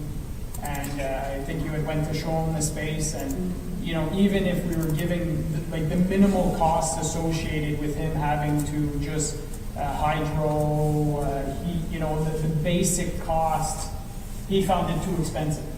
And we weren't making any money on that. It was just to have it used as potential, and even that was difficult to try and get somebody in the private sector to take over. Councillor Sosi and then Conseiller Garin. I still can't figure out, if the cars are parked on the other side, how they still don't have to back up. If they're parked where the train depot is, Yeah. they still have to get So out of the the road. bike path was aligned more where the existing sidewalk of Euphoria is. So basically where you can see right now, the bike path is completely on the other side of It will have it pass in front of the cars where they park right instead now. of the back, at the back of the cars. In front of the rocks where we're sitting down. That's where the bike path would go. Oh, It's there with the dogs. Yeah. Two great dogs Yeah. with the dogs. So, but that cuts into Euphoria's property, does it not? No, No? because it's our property. So basically where the customers or the Euphoria are parking right now, it's the municipal park. Right? They're supposed to park where the flower shop is. So, but they still have their grass area, Yeah. yeah, where the tables and what have you. And again, this was just a proposal. It was just something to move forward and give us ideas of how we could better shape the space for everybody to share that space and be safe. But I'll put I always say that I have other hats, but I'll put my hats on the building permit side and building, this building is something that if we want to use it as a public space, obviously, I would strongly suggest that all the expenses that are being done, they will have to be meeting the building code requirements, and those investments will have to be made to be able to use the space safely and making sure that we're not liable if something happens, if somebody uses it the way that it is right now. It's Yeah, really bad there's shape. significant costs, like we saw in Yeah. the report, and there's significant costs to this building. Yeah, no matter what, how we're gonna use it, those would have to be obviously done to be able to meet the building code requirements. And if I could just add, of course, I value old buildings, I value old things. I'm old. And had the vision of it being an information kiosk, for a long time. I remember when it was. And, like I kept saying, promoting our local businesses, our pubs, having maps showing where the dock is, showing where things are. People drive through, like making it a tourist thing. And that's why I thought where it was located, it was much more visible than being back at the Dome.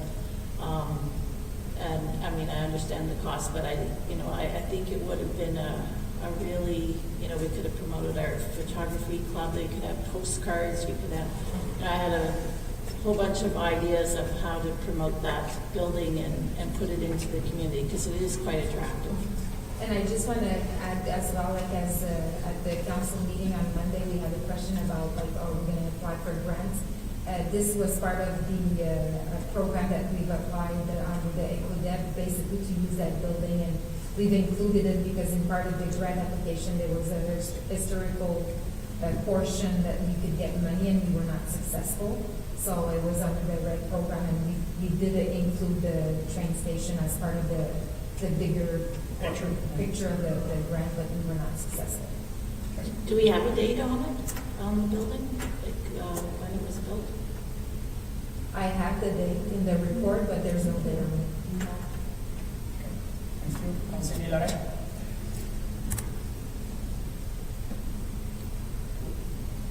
I'm torn on that one. I don't know how we ended up with the Berwick station in our, dropped off in our municipality in that location or wherever it came from. I don't know the history of it. What condition did it come to us in? And what it's going to cost us to fix it up to make it a usable building versus us, whatever we're going to use it for, building another one. For the same usage, I'm not saying to replace it in terms of the historical value of it, but it's more the usage. So I'm torn on that one. 50 could be 60 up. Could be lots of money over and above what's been discussed. I would like to make a comment though in terms of the we talked about that parking in Euphoria there. That was talked about at the time, and no one's supposed to be parking there, and that's the problem, right? I don't know if there's signage that could be put up or something that says municipal parking in those spots, or whether blind painting is going to be fixed in those locations so that people know where they can and cannot park. But from a safety perspective for the users of the bike path or the fitness trail, whatever the call is, so people aren't backing up that are just going to Euphoria. The Euphoria parking is in fact on the other side, and that's the design of the property originally. So I think that's something we should be looking at in terms of whether there's signage that can go there that says municipal parking only. Mr. Leduc? I think signage would do a portion of the, what we're trying to get to. I think a fence should be installed to completely set it off so people understand now what's I understand it may not be appealing to the community, but if the issue is about keeping that parking for our trail users, there has to be something more to it to be clear as to this is our parking, not the business parking. So I understand how it caused some issues with the owners of that business, but their parking is designated and paid for and installed on the other side of the building. So just to remember, for this building, there was a resolution that was passed by council in the past that we were supposed to give it to the Village d'Antin, which was essentially, there was a francophone, there was an initiative to set up like a francophone Upper Canada village in St. Alban. And they were looking for old buildings, and council at the time had decided we'd give this building to them. Unfortunately, that project never went anywhere. I think honestly that we should just, if somebody's interested in it, take it away. Because, if it'll get second life somewhere else that it'll actually be utilized, I think that's a wonderful thing.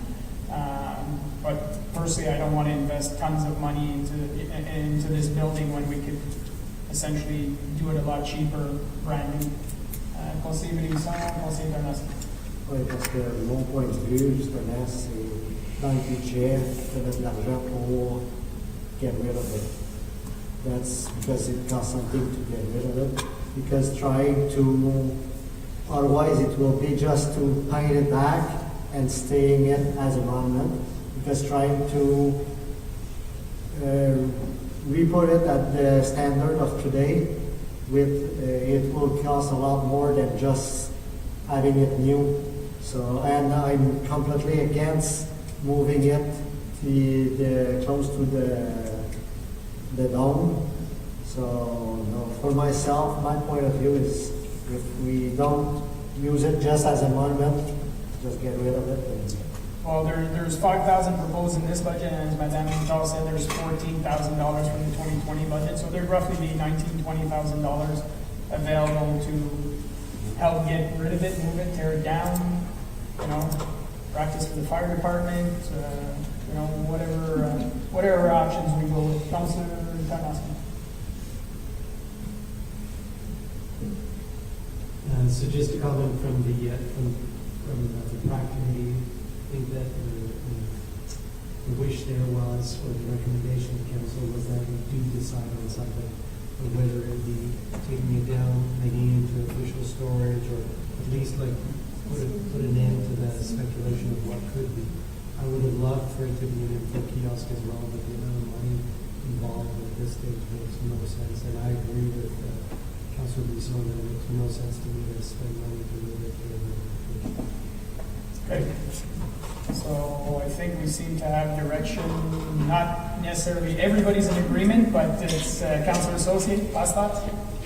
No, I mean, looking at the cost, I mean, it's not feasible. I would rather see that amount of money go into the museum. Thank you. So let's research how we can get rid of it. If we can move it or help move it, I don't know if council, I guess my question is, we have roughly $20,000. Are we looking to just tear it down and save the 20? Or if we can get rid of it and help defer the cost of moving it with the $20,000 to another organization, are we willing to spend the 20 or help spend the 20 to make sure it's still useful somewhere else? Mr. Leduc? Since the station has links to Berwick, You want me to contact the mayor in North Stormont? or a South Nation conservation area. I can inquire. That might be an idea. Yeah, that's what I'm saying. If South Nation says, yes, we're interested, but, it's gonna cost whatever amount it is, can we share the cost of moving it? Come back to the council. We'll come back to the council, but yeah, definitely good point. I can have a conversation with South Nation. Or it could be kept as a monument in one of the Burton Park or the other parks if you want to move that area also. Yeah, but it's from Berwick, Finch area where South Nation headquarters is. It can be moved there. There's nothing in Berwick to stop and look at. Yeah. Sorry. The sugar shack they bought, It starts with an O. Oh, Oshman Forest. so maybe we could. Yeah, I can definitely have bring up that conversation with SNC staff. Let them know that we're looking to get rid of it. If there's an interest there, I'll tell them to contact staff, have those conversations. But I guess right now, for budget purposes, do we want to look? We have 14 from last year. We're looking at 5. Why don't we save the 5, keep the 14 in reserve, and use 14 to help if we need to defer some costs? Is that okay with everybody? So we just knocked another 5 off. Well, it comes from asset replacement anyways, Ouais. Même moins. Hein? Même moins. Parce que si quelqu'un l'a vu, Ah, okay. ben, Councillor- I know that there's some costs, even if we tear it down, there's some cost to tear it down. There is might be a few thousand anyways. Well, we have 14 in the reserve right now for it. So let's see what kind of options come back, and if somebody says, yeah, I'm willing to take it, can you help defer the cost, and we can have the conversation then. Councillor Janoski?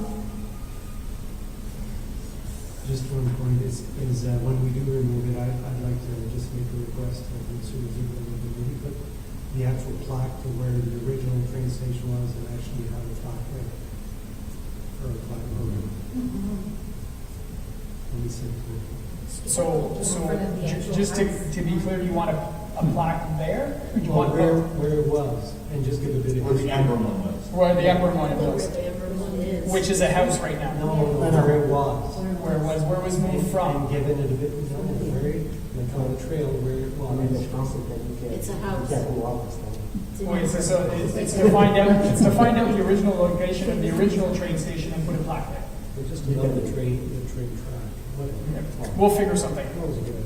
Yeah, no, it It is, is, it it is is. a house. It's, on va pas le dire. excuse me. Yeah. I'll just add, that is on the museum's agenda, is to highlight the train. And there's the Russell train station and the Emerald train station. But my understanding is where the house is, I think that's the original location, No, is it not? no, parce que the train was passing Through the there park. and after through where the car wash and Okay. going. The house was moved. The house was moved, okay. But We'll find the spot. Yeah, exactly. Great, perfect. Councillor Larin? So, the location of something here. Yep. So you had some, we had on here the train station, but I like the idea of something there. And this actually comes from a developer in the municipality who's talked to me about it before, and I never knew where to actually go to actually see if it's possible, but maybe checking in with Ottawa, the museum in Ottawa, and actually getting a train, the caboose and train. I know that at one point they were looking to move them around and whatnot. And wouldn't that be a great highlight for people coming in to this whole area? And you tell them, well, where are you going? Well, right where the train is. And that'd be a focal point and a landmark of the actual rec area. I don't know. It's just a thought. It was brought to my attention since this was here. I'm like, it makes sense to bring it up. So. We're a family community, maybe it could be a Thomas. Thomas the train. S'il y a une place à mettre aussi, c'est de le coller contre la piste cyclable. Ouais. Well, yeah, whatever, but But just just the concept, yeah, concept's an interesting idea, I don't think it's a bad idea. Let me trade Museum of Science. We'll give them the old, we'll let staff make those calls and see what they can, go with. Okay, so, we've decided on the train station. Are we having a discussion in regards to this? If you wish. Right, because there's two items on here that I think are very possible to do for next year. And we talked a little bit about it when Councillor Sosi brought up her notice of motion for Jonathan Pitt. It's been a few years that we've been applying for a fully accessible park, and we haven't got the funding. But having a fully accessible park in this area means that we can use some of our development charges because it is in a recreational complex area. So I'm just looking for having a conversation with the members of council because I believe the amount, Madame Duval, was $150,000 that we were envisioning for the park. And that was the fully accessible park as well with seniors equipment, that kind of stuff. Was that the amount? Thank you.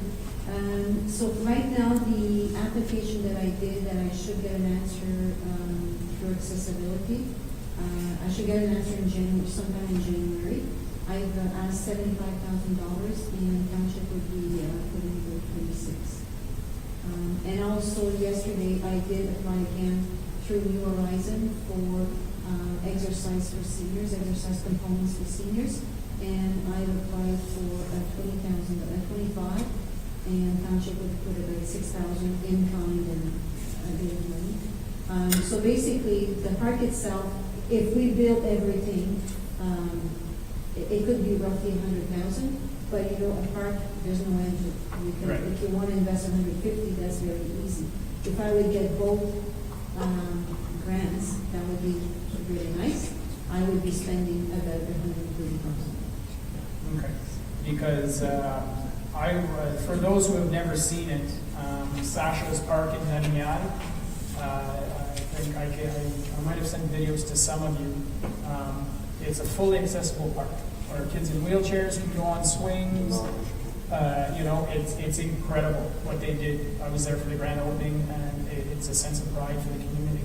And that's what I envisioned this park being, something along that lines. There was lots of grants and stuff involved in that. But that's why I was kind of going there earlier with DC charges. You know, we have if we use 80% funding for DC, we're paying a majority of that park next year, and the impact from taxation would be minimal. Even then, the other 20% technically, if we say $150,000, you're talking at 80, you're talking 110 from DC's 40,000. Well, we have some savings. We're already past the savings of 40,000. Or the grants. Or the grants that come in, right? So we have some flexibility. Yeah. Whether we name this after Jonathan or not, I see that as a separate issue. But I think that we should make sure this is moving forward in 2021. We talk about accessible parks. To be honest, our parks are accessible in the sense that somebody can go to the play structure in a wheelchair, but he has nowhere to go at that point in time. He can't go play in the structure because it's not made as an accessible play structure. So I'm just looking for thoughts from members of council. Like, do we want to make this a priority for 2021? Conseiller Bernowski? I think this is a great idea, especially the ability to use DC charges for that. I think it's furthermore a really strong proposition because at least we're going to show our community that we're moving forward with our plans. Even though we didn't get approval for that complex right away, we are moving forward from a financial perspective, putting money aside. But now we're going to start seeing some stuff evolve here. And I think it's a brilliant idea. And I fully support that. Conseiller Buisson? Moi aussi, je ne suis pas. Disons que pour pouvoir le faire tout de suite, la seule chose, je changerais de place. Je la mettrais contre le nombre. Mais si on peut en discuter par après, que là, ça pourrait être fait tout de suite, justement, sans voir tout le reste. Puis on a déjà le parking, tout pour accessible, tout ça. Ben, je crois qu'à un point, l'administration va revenir avec a proper design of the whole concept, Madame. Thank you, Mr. Mayor, Council. If you look on The map. concept that I just gave you, where it says play area at the end of the parking next to the dome, this is where it would be. So, like Mr. Councilor Buisson asked, yes, it would be next to the dome, Well, next to the parking lot. Yeah, but right now, it's a field that if we wanted to, because it's not built, it's only the white part that is done. So, ouais, mais c'est pour ça que je disais peut-être que si on veut faire tout de suite, qu'on l'amène plus proche du parking, puis que, en tout cas, mais ça on peut en reparler, mais que ça pourrait être accessible tout de suite, autrement, tu as tout un champ vide dans tes deux. Parce que le parking démontré là, c'est juste la moitié du C'est ça. parking. But I think if I bring you a Concept. schematic plan at one point for Yep. the recreation complex, all those components could be located, identified on the site plan. C'est pour ça, moi, je fais un dire qu'on pourrait le faire tout de suite, mais oui, je suis 100%, parce que j'ai vu le parc à l'image. C'est en- Councilor Associate? That was basically my question. I was trying to figure out where the dome was and where the accessibility part was going to be from the map. And, that looks like a good area. I mean, I'm okay with that and that concept of also honoring Jonathan than after an accessibility park. I just want something done, and I want something done soon. Yeah. And, you know, that, it's just, you know, so whatever's done, I'd be good with that. I think, I love the idea, the concept of an accessibility, so it's an accessibility / senior park, I guess. And I've seen them also in other communities, and just the equipment that's there, and it's, yeah, it's a wonderful thing, and so I'm happy with that. Councillor Larry? In theory, based on the concept here, are these tennis courts and I'm assuming basketball courts? Is that what that is? Aqua Kids play area. Yes, yes, So it's tennis and basketball yes. is the design? Are those incremental, or are those would those be replacing in theory? In my point of view, they would not be replacing. They'd be Yes. incremental. Yeah, they would be on top. Okay. Yeah. So Because that's we don't growth. want- We don't want to lose the other ones. Right. Right. So you see where I'm going with this is if you're going to build the park, well, you're probably going to have to build some parking there anyway. You may as well, it's all growth related, you may as well build the tennis courts and the basketball courts all at the same time so you have something to go to, rather than just the park itself. You know, you're going to have a few things built in, ready to go. And if they're all considered growth projects because they're incremental to what we have now, then if you're going with funding, then it's, you know, you could probably go, I don't know what the cost would be for about 2 basketball courts and 2 tennis courts beside it, but I think that it's something to think about as well. If you're going to do it, you may as well do it all, that whole little section all at once. Yeah. I tend to agree, specifically now more than ever, because people are looking for more outdoor activities, right? Yeah. And COVID's definitely put an impact, you know. As much as I if you would ask me last year, yeah, we have enough DC, we can move ahead with the pool, it's not a problem. But now, with the current COVID situation, I'm like, I'm really rethinking that idea. You know, I think that we definitely have to look at how can we increase recreational activities for our population and make sure that it's low cost, or relatively low cost in comparison, outdoor activities. So, Monsieur Leduc, t'avais un commentaire? Yeah, if I'm referring more specifically to tennis courts, they could be incremental, or in the service level review exercise, you could question the resurfacing of the Russell courts on a school property with no lights. So again, I understand that, you know, it could be reviewed. Don't burst my bubble. My side- Or better yet, her bubble. Yeah, but a side of service level review will be discussed later on, and I'm sorry, but this is the type of questions that need to be discussed and shared before making such decisions. So I think, you know, I don't think it's going to be incremental, but that's a council decision later on. Okay. So, from what I understand, council, in regards to the play area, everybody seems to be on board. Councilor Saucier, because we said we'd discuss this at this meeting for Jonathan Pitt, you mentioned you'd be okay if it was named after that. You just want to make sure that it moves forward. Councilor Lorraine? Yeah, so if that's something that we're considering doing, I'm all for it. I want a billboard up. Yep. Just whether we're replacing the billboard that's there for the dome because we don't need it anymore. I mean, the dome is there. Yep. If we can replace it the same type of size, or maybe just maybe use the same post or whatever. But I would like to see, you know, future home of the Jonathan Pitt Accessible Park or whatever we call it. Yeah. If we're going to do that, then let's go. Let's do it. I'm all for it. You know, I think that'd be a fantastic tribute to wonderful young men. Yeah, and I think that will be putting up the sign. You know, we can talk to our social organizations, because I'm sure there will be fundraising opportunities, people who want to be part of that process. You know, when Jonathan passed away, everybody in the community wanted to do something, so let's capitalize on that, and you know, we can just improve the park. Conseiller Bisson? Ça n'a pas rapport directement avec les autres investissements. C'est juste que je voyais avec la ligne, ça a l'air de propriété, que ça s'en va comme dans le champ sur l'autre côté. C'est-tu juste que à cause qu'il y a un fossé qui passe, que le champ a été poussé, ou c'est juste que la ligne de propriété n'est pas correcte ou... Well, this is just a concept. We Ouais, have- Tu veux dire la ligne rouge? Non, la ligne noire. That's it.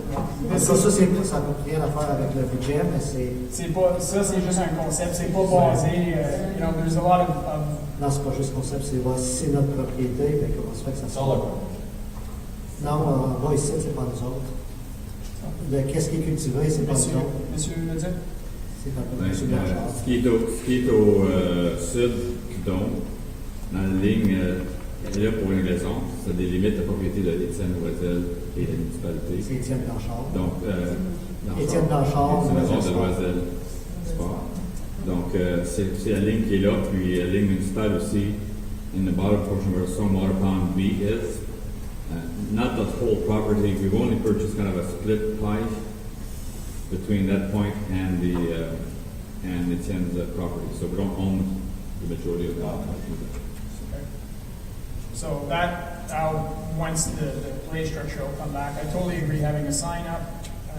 Everybody okay with the name, not naming it after Jonathan? We've settled that, that's fantastic. Okay, I agree with Conseil that we have opportunities to put other things forward in this. One thing that I would like to discuss is the item of the snow hill. Again, we're looking for outdoor activities, things that are very popular. I know that they built a snow hill in Rockland last year, or this year, last year, and it's phenomenal. It's used like crazy. I know that when my kids were growing up, if I wanted to go sliding, well, I was going to Greets Creek. And there wasn't really no big hills around here. I joked a few years ago saying, can we cover up the landfill site in the wintertime? But, you know, we don't have that option. But I think this is a fantastic idea. Again, DC chargers can be used, and I think that the fact that, correct me if I'm wrong, Mr. Bourgon, but in regards to the new storage snow, there's going to be some excavating there, so that earth can be used for the snow hill. We have the potential to speak with our developers who are going to be digging foundations. You know, can we get the earth on our property? So I'm not sure if we have any costs on that. Something to look at. We need to determine location, and that's key. Okay. Limit the cost. Okay. Conseiller Tarnowski? I just want to be clear when we talk about the hill, it's the hill. There's a hill, like, it's not, like, because we have the snow dump. Right, it's a hill for people to go sliding in. Now we're doing hill training. In the summertime, yeah. Okay. A bit like in Russell, in the park, but just bigger. Much bigger. Boyd Park. Oh, yeah. This thing is huge. Clarification. Yep. In terms of the site plan, part of for the rent complex, you had a step-by-step where we're at. And we got turned down for the grant, but I think the next phase was to do the site plan, right? And that's where this is gonna all properly get done through the process, right? And then, Well, the next plan is to bring you a report, and identifying all the next steps.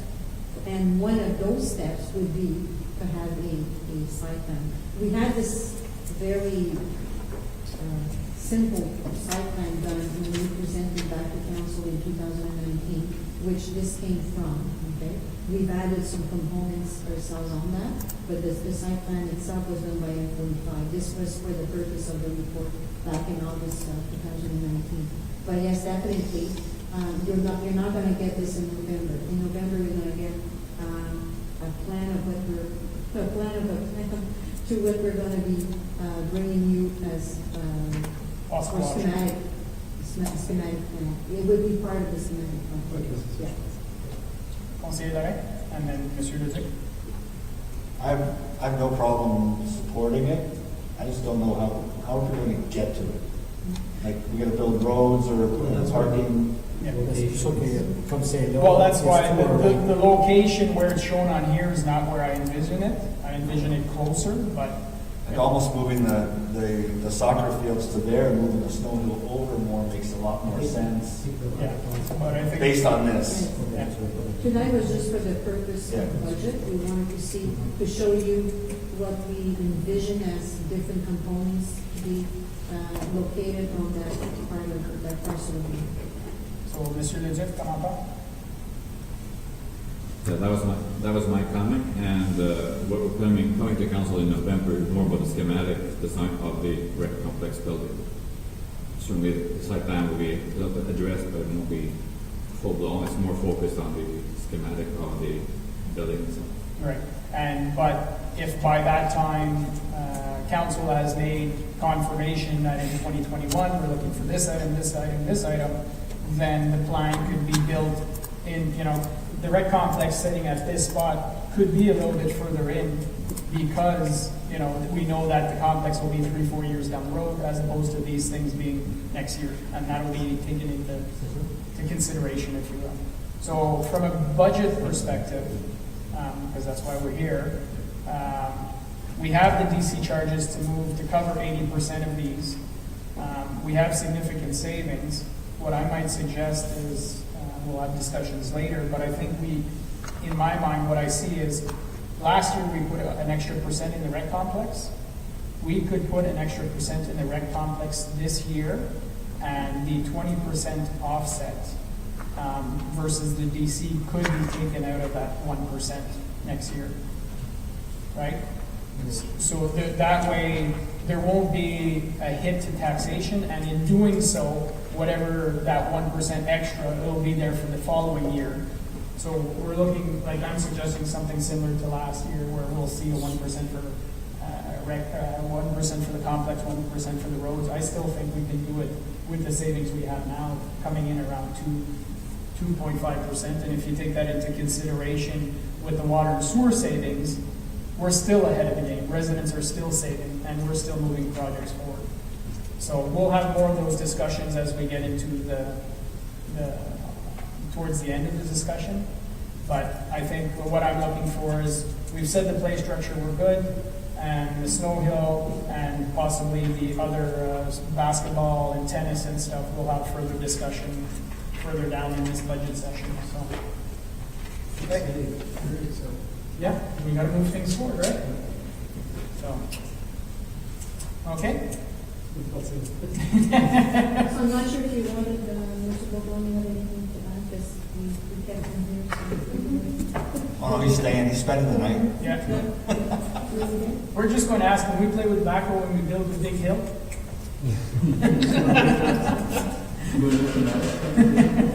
Monsieur Leduc?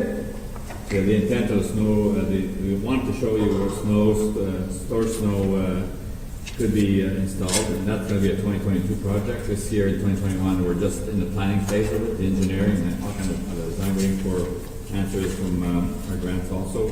The interesting part about that snow storage area is that it's going to be on a cement grade, and in summertime it could be used for the parking for the community garden. They'll have to create an extra parking lot. People in the summertime could park on that slab itself, so that you could save some dollars regarding an additional parking area. So that's why the community garden makes sense there to be located in that area. There's water accessible to it. It's proximity to some occupied space, so that you can have some eye or a watch on the garden itself, and being accessible from a close by road. So that's kind of the intent of combining those projects. That's why it would be going forward more in 2022 when there's trucks around there and getting all that kind of work done at the same time. So it's more of a 2022 timeline, but we wanted to show it tonight so that we can finally start putting on paper ideas we have planned. Thank you, Mr. Leduc. In regards to that parking, have we looked at the possibility of permeable?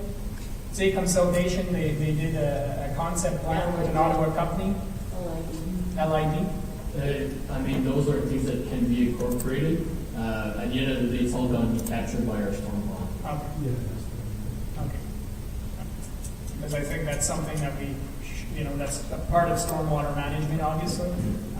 But if it's something that we can showcase in our municipality and be more conscious of it, it's definitely an opportunity. Okay, parfait. We got with this one, we got with this one. The play structure, on avait parlé. Yeah, so those are the two play structures, and like I said, 80% is the charges. skate park structure? Skate park. This would be to replace the half-pipe structure that we have to take out this year because of safety issues. So I definitely want to replace that next year because it's used very a lot, yeah. And then in the marina, the hall restoration. This is like this speaks for itself. This is the ceiling. We had some water leaks. The roof has been repaired since then. So we wanted to make sure that it was not leaking again. So we spent the whole summer, the whole spring. We're safe now. That's it. So now it's time to repair the hall. We want to replace the ceiling, repaint, and do the tile section, replace the tile section.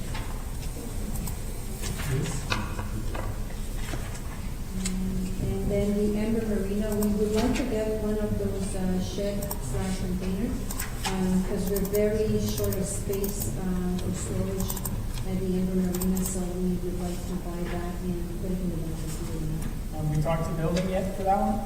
I know we had issues with metal sheds in the past, so just double check. She's gone now, but just double check. That's all I'm saying.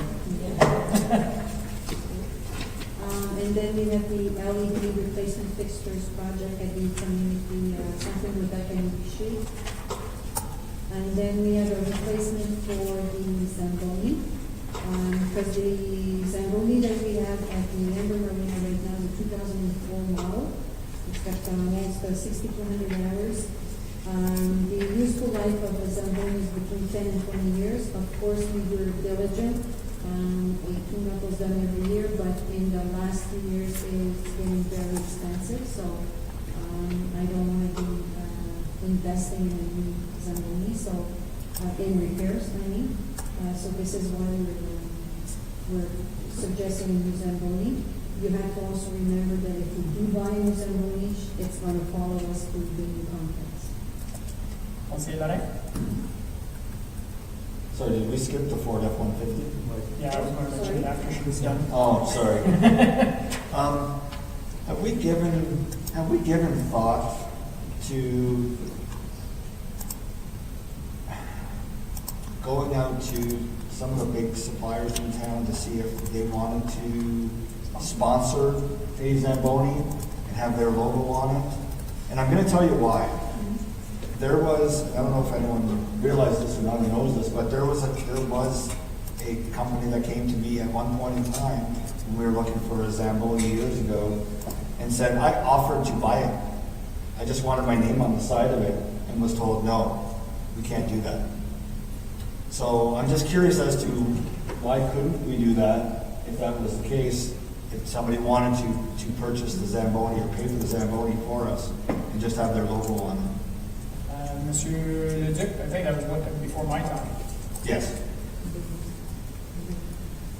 Currently, Mrs. Stavley and I and the communications department are working with a local promoter regarding all our advertising program and looking for ways to increase revenues from that program.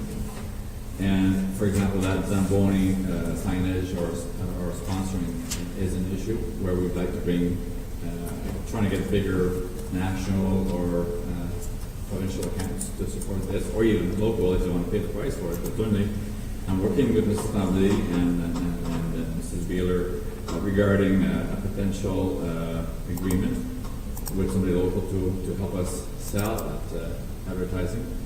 Obviously, there would have to be a report to council because it does require an exemption from the procurement policy. But again, if it's worth it, and we'll be presenting a report to you to show what it's like. But certainly, we're going in that vein to get better dollars for sponsorships on those kinds of vehicles and fleet. Okay, Councilor Associate. Yeah, I'm just curious. If you remember, we had a presentation from Greens, from Greens Environment. Yeah. So what they do is they don't. It's not buy the machine from them. It's we buy the machine. Then they retrofit the machine to be It's recycling the ice. recycling. It's it is. I remember having conversations. It's not a cheap process. The potential savings are there. I think I haven't talked to him in a while, But if I remember, the potential cost was almost the same price as the, 85,000. Yeah. And we've had some discussions also with Zamboni Montreal, and if we do install that, we might have some warranty issues with Zamboni. So this will all be things that we would Have to seriously have to consider. look into it, yeah. And if I can just go back to Mr. Councilor Barre's comment, we did have a little sponsorship for that Zamboni, because if you look at that Zamboni, that's the younger one. It's 17 years old and it's not showing any dents or anything. It's because it was redone 2 years ago by Amber Collision, free of charge. He sandblasted the whole machine, he repainted the whole machine just to have a sticker on the machine. So we let him do it because if we did like a really nice job, the Zamboni looks like brand new and it's 17 years old. So this is a little form of keeping up the machine. so we're definitely open to the idea. Looking forward to the report of Mr. Leduc on that in the future. F-150 là-dessus. Juste la page. Yes, so the Department of Parks and Recreation would really wish to have a new truck once, because we always have the Hand-me-downs? hand-me-downs, so we would, and it's a really basic truck that we're asking, that's like $20,000. Because the Ford F-150 2012 that we have right now has 214,000 kilometers. So, and as you probably are aware, the trucks are very used. So we would like to have a new truck. And unfortunately, this year, there's no hand-me-downs, any pickup trucks for any department, from any department. Yeah, we were talking earlier that there's the flatbed. The Fuso, yes. Right, but The it's Fuso not- We'll be taking the Fuso. We're very happy to get that, because the other Fuso has some extensive repairs to be done, and we're not going to invest in it. And we will use the Fuso for a lot. Ok, parfait. Conseiller Mélissa? J'ai pas de problème avec le camion, c'est juste que je sais pas si c'était faire un prix, mais à 28 000, il semble que ça me l'air bon pour un truck quand j'en ai acheté un l'année passée. Yeah, but we buy basic, and it's a Dodge Ram. C'est quoi? It's It's a a Dodge Ram. Ram. And we have about 15,000 discount. Yeah. C'est pas bon. I'm shopping for a truck. I didn't hear that. OK, parfait. Prochain item, c'est compresseur. Yes, that's the compressor in Russell. We did also receive a report from Simcoe, who's the supplier for the compressor room in both units. And one strong recommendation was to replace one of the compressor at the Russell Arena. As you probably are aware, we only have 2 compressors in Russell instead of 3 like we have in Andrews. So this means that if we have one compressor that fails and the repair cannot be done, this could mean potential loss of ice time and, potential a lot of money to be invested on the spur of the moment. So we would like to invest in that. We also asked Simcoe if we do have to remove that compressor in 2-3 years, is it reusable? And yes, it would be. So we could dismantle it and bring it to the new complex. Questions on that one? No? We're good? Dressing rooms? Yes, the other one is the flooring in the lobby, washrooms and dressing rooms at the Russell Arena. The quality of the flooring was not exactly up to par. So this one I think is a perfect example with a big crack in it. So it's becoming a hazard for the users, so we need to replace it. Just out of curiosity, when was this redone? The floors, like the addition, like it's not that old. 2009? Yeah, it's very thin usually. Really? Okay. So now we're going to be doing it with the good stuff or Renflex. Conseiller Laurent? Gotta be more patient with it, apparently. I'm gonna ask that we also ask staff to take a look at the entrance way into the Russell Arena. What's that? The entrance? No, it's not on that. No, it's not there. the entranceway where the sliding doors are to go in, I don't know if you guys go there a lot. I go there a lot, obviously, and I've been there probably a lot in the past. But it's tile. It's not the same type of material that's in the lobby. It's ceramic tile. You can't walk on your skates on the ceramic tile. One thing. The second thing is, in the wintertime, it's as slick can be. It's like almost standing on ice because it's tile. You put a carpet, but still the carpet gets wet and whatnot. I think we originally, and I think Mr. Leduc, this might have been right just when you got here or just after you got here. And I think the decisions had already all been made there. But originally, it was supposed to be the same flooring all the way out to the front door to ensure that people could get their stuff on. And now we're seeing with COVID right now, people are going to carry the kids in if they don't have skate guards all the way into the arena because they can't walk in. Now we got mats, which is great, but I think we need to look at something for that flooring if we have to change it or whatnot. Maybe come back with some quotes or something, but I think we can do something. It's coming out of asset replacement.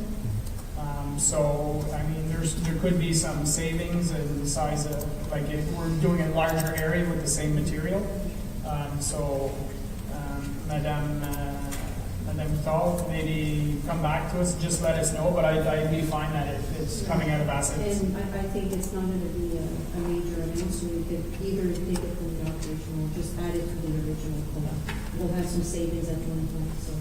I'll definitely ask for a quote, but I don't think it's gonna be, because it's not a very big area. It's big between the two. Mr. Leduc? Yeah, that project was done in my first year, the year following my arrival, and council of the day was quite adamant. It was $1 million project, no penny more or less. So there were decisions made, and material choices probably showing on the flooring here, where with a flexibility from council back then of increasing the budget, but address those issues. But with that direction in mind, we had to stick with the project manager's recommendations and stuff. Well, I think it just makes sense, Councillor Ladang, and since we're doing the rest, might as well look at doing that little piece at the same time. So I think if you feel the need to come back to council for that, but if not, if it's a minimal amount, it's coming out of asset replacement. I don't see the need to come back to council for that one. So, okay, Councillor Ladang. Yeah, I don't know if you mentioned it in here at all anywhere, but I just want to actually praise the department right now publicly for the work that they've actually done in the Russell Arena in this year with the changes they did in the hall upstairs. Self-done work, like craftsmanship. And if you go there, you're not even going to recognize the hall upstairs. It's absolutely amazing, the work that's been done. And something I've been asking for probably since I've been on council is that front end in the lobby, having a shelf put across where the windows are to actually lean on or put your drink on or put your zin on or whatever you're having, and then almost like a bench type of thing on the ground over above the vent, which is the vent or the heater, which is always the problem. That's being done as well, and the preliminary picture that I seen the other day of that lobby area, it's going to look absolutely amazing. There's proposed to be some electricity there as well for plugging in your smartphones or your chargers and all that stuff for the kids.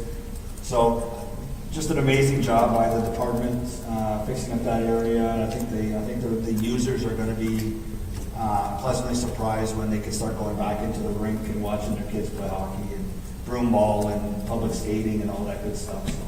So great job. So thank you. I will definitely pass this on to the team. This was a good part of it, because the employees were busy at things. Right. So the next section is the storm drain and paving north side of the Russell Arena. The issue that we have in that little section, the whole length of the arena, is in the winter. There's a big buildup of ice that gets done on the side of the wall, and then it leaks in the arena.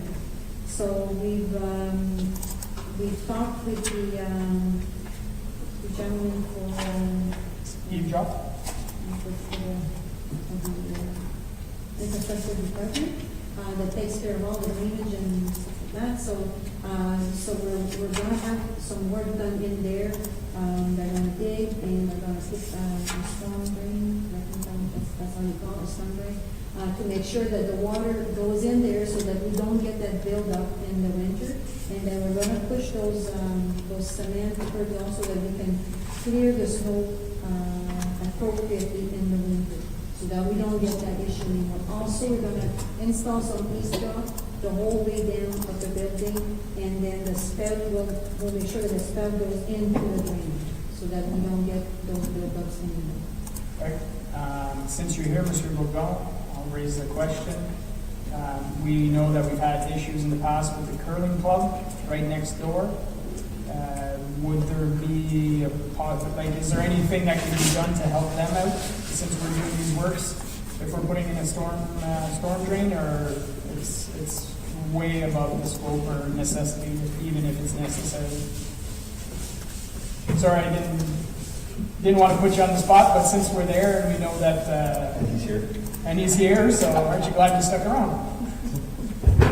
Actually, the problem with the curling club's already been fixed a few years ago. Yeah, so there's At this point in time, there's nothing to be done. to be added. Okay, perfect. I just wanted to make sure. We did receive a request from them, so I just need to gather all the facts to bring their request in front of council on a separate report. Yeah, perfect. Okay. Just wanted to see if there was an opportunity to do something while we were there, but it's perfect. Thank you very much. So the other one is the safety exhaust loopers / CO2 sensors. We don't have the proper monitoring right now inside the Russell Arena for CO2. This is mainly when we work with the Edger. This is the equipment that we do maintenance for the ice. So for the safety of the users, safety of the employees, we need to get this done. We have some, I think, we see the loopers there, but those are not appropriate. We need a more appropriate system to correct them. Yeah, definitely want to have safety measures in place. Don't want to end up like other arenas that have had safety issues. So. And I'm happy to say that PSSA inspected both arenas about a month ago and we passed everything. So we even put some extra certification on the PSSA. So that's very important. Parfait. Oui, conseil de sang. C'est une question pour revenir juste une chose à faire pour le drainage. Je ne sais pas si ça avait été considéré comme une dalle à couverture. C'est ça que j'ai expliqué tantôt à la fin. J'ai dit qu'on était pour installer une dalle tout le long de l'édifice aussi. Et que la sortie. Je comment dire ça en français, va aller directement dans le drain. Je n'avais pas pogné la chose de la dalle. Ok, merci.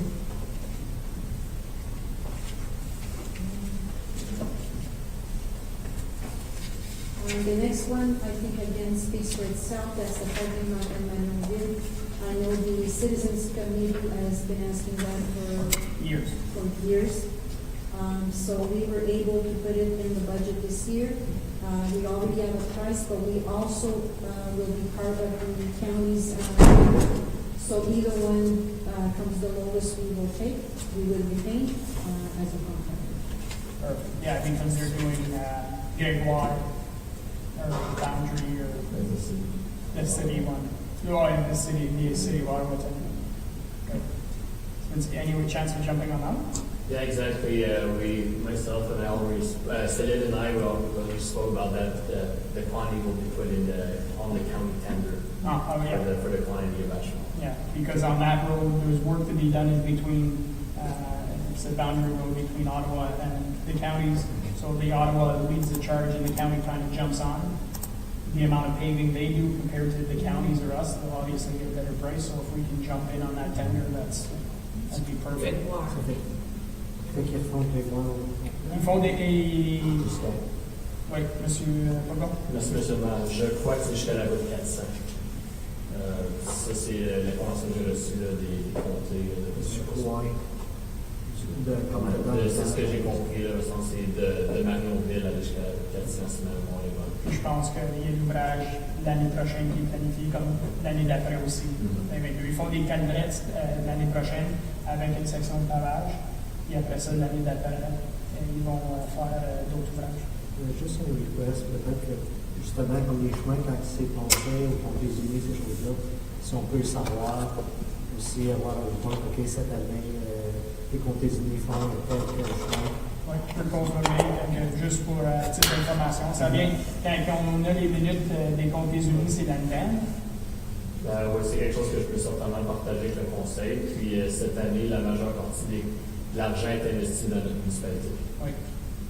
Dans le budget Il y en a communal. d'autres places C'est pas nécessairement juste du pavage, mais il y a beaucoup, comme je vous ai mentionné plus tôt aujourd'hui, les égouts pluviales. Les comtés font beaucoup d'investissements à ce niveau-là avec nous. Donc, il y a plus que juste le pavage dans l'infrastructure que les comtés contribuent. Il y a aussi des ponts, des choses comme ça. Non, c'est juste que comme ça, quand il y a des questions des citoyens, quoi que ce soit, c'est dire. Warden has its privileges. No, I'm just kidding. It had nothing to do with the fact I'm warden. Councillor Tarnowski. Understood.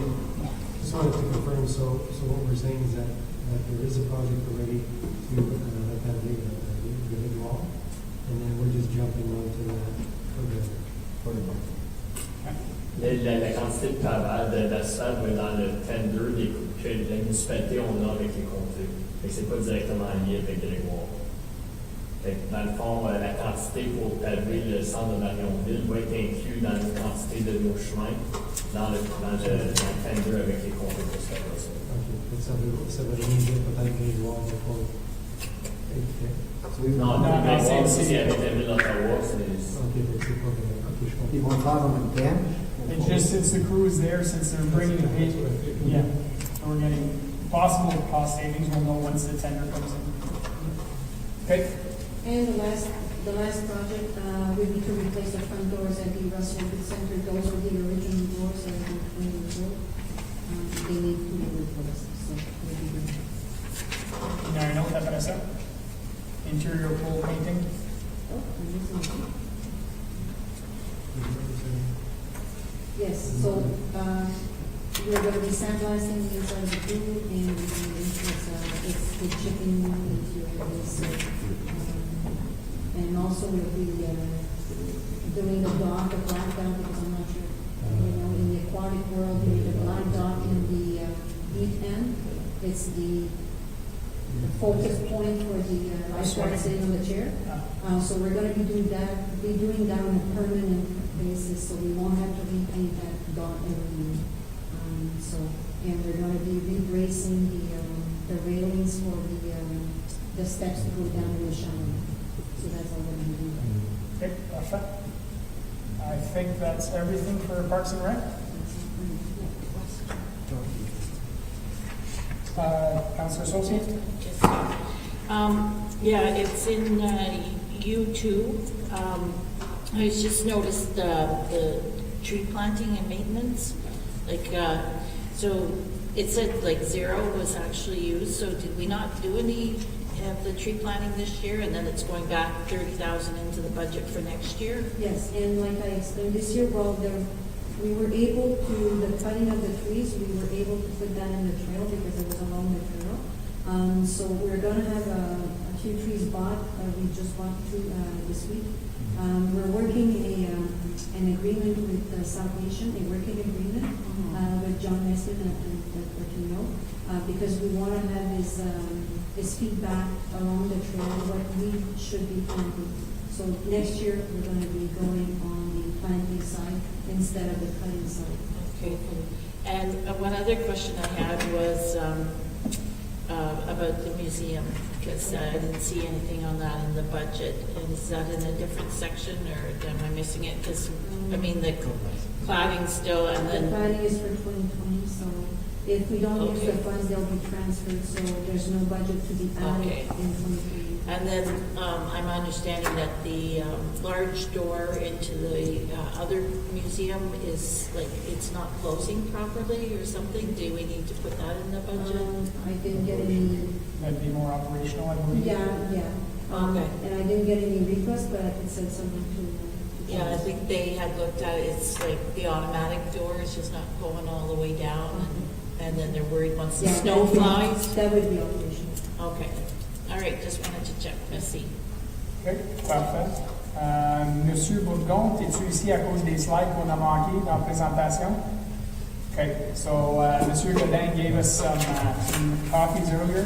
When we talked about the capital plans, the sanitary sewer system and the water, we didn't have these sheets.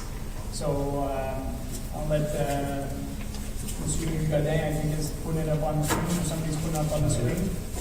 And we'll let Monsieur Bourgon speak to those. There's not too many projects.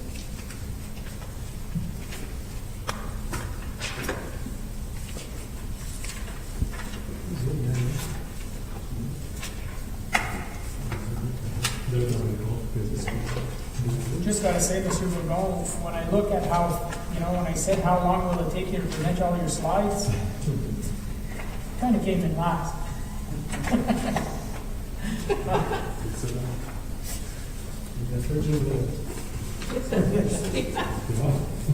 Okay.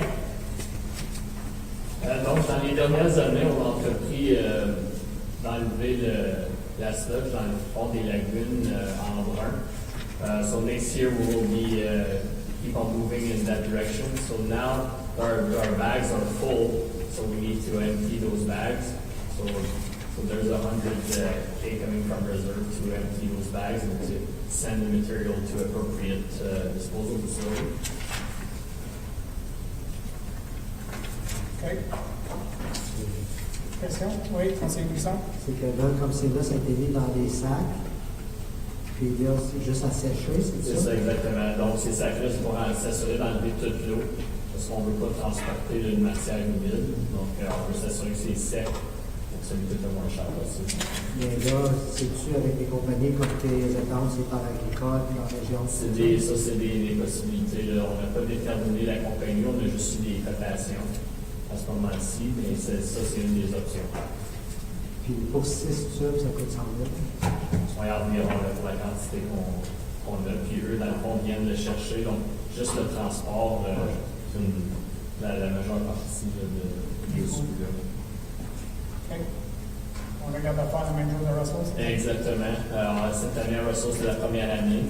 Donc, durant l'hiver, l'eau va sortir de ces tubes-là. Donc, l'année prochaine, on va avoir de la place pour pouvoir les remplir une autre fois. Suite à notre étude d'enlever l'ammonia à nos lagunes en brun, c'était d'ajouter des systèmes d'aération. So this project comes directly from that study that we did a couple of years ago. So it's that's an aeration system in our environment. The next couple of projects were the ones approved recently by council to start the design of the sanitary sewer on Alain Sophie and Base-Pinco.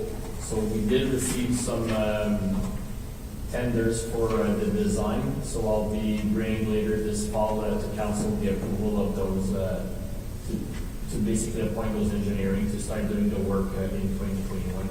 So to aim for construction in 2022.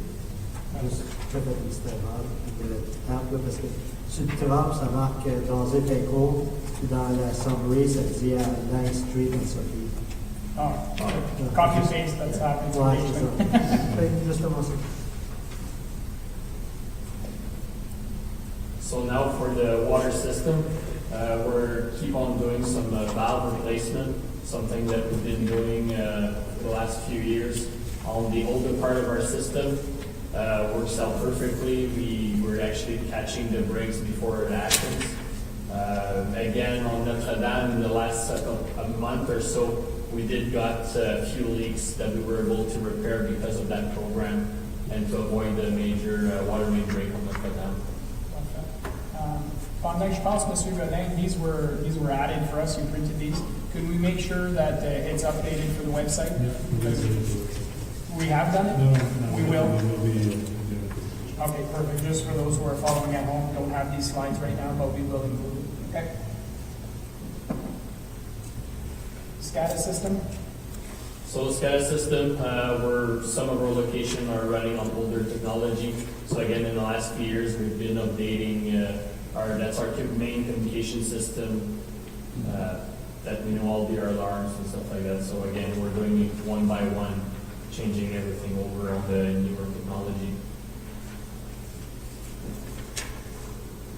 That's one of our main projects in the next couple of years, to expand our water reservoir. Originally, when the township did get the Ottawa water, it was planned to be done in 2017. But when we re-looked at the consumption, so we were able to push off that project. So next year, we're planning to do our design and to get in construction in 2022, which will line up that full location with our road upgrade if we're the snow dump facility. So getting everything done at that end of our property during that same year. L'extension, ça serait à côté du parc à chiens. Oui, exactement. Donc, l'extension serait, l'édifice est déjà été construit pour cette expansion-là. Donc, c'est vraiment agrandir l'édifice essentiellement. Tu t'en iras plus vers là. Vers l'est. Donc, originalement, là, tout avait été fait pour cette deuxième phase. Puis encore une fois, dans une autre location, qu'on va mettre à jour le système de communication SCADA. Cette fois-ci, c'est notre station de Booster Station, Carmen-Lo à Marionville. Puis le dernier projet will be to replace the windows in our current office on Route 400. Those windows are original and they're 25 years old, so they're up to the point that they're cold in the winter, they're really hot in the summer. So that's where it's time to do it. C'est au garage, principalement, c'est parti pour dire. C'est le tout son aux offices. Du garage. C'est les deux étages? Non, le petit édifice. C'est là où tous nos édifices, tous nos offices sont. Ok, je pensais que c'était assez jeune, ça. C'est 95, donc 25 ans. Il y a eu une édition. Il y a une édition, donc il y a des nouvelles fenêtres, mais on a quand même 9 fenêtres originales qu'on peut remplacer. Parfait. Merci beaucoup, M. Boudon. Sorry you had to stick around, but we appreciate you being here.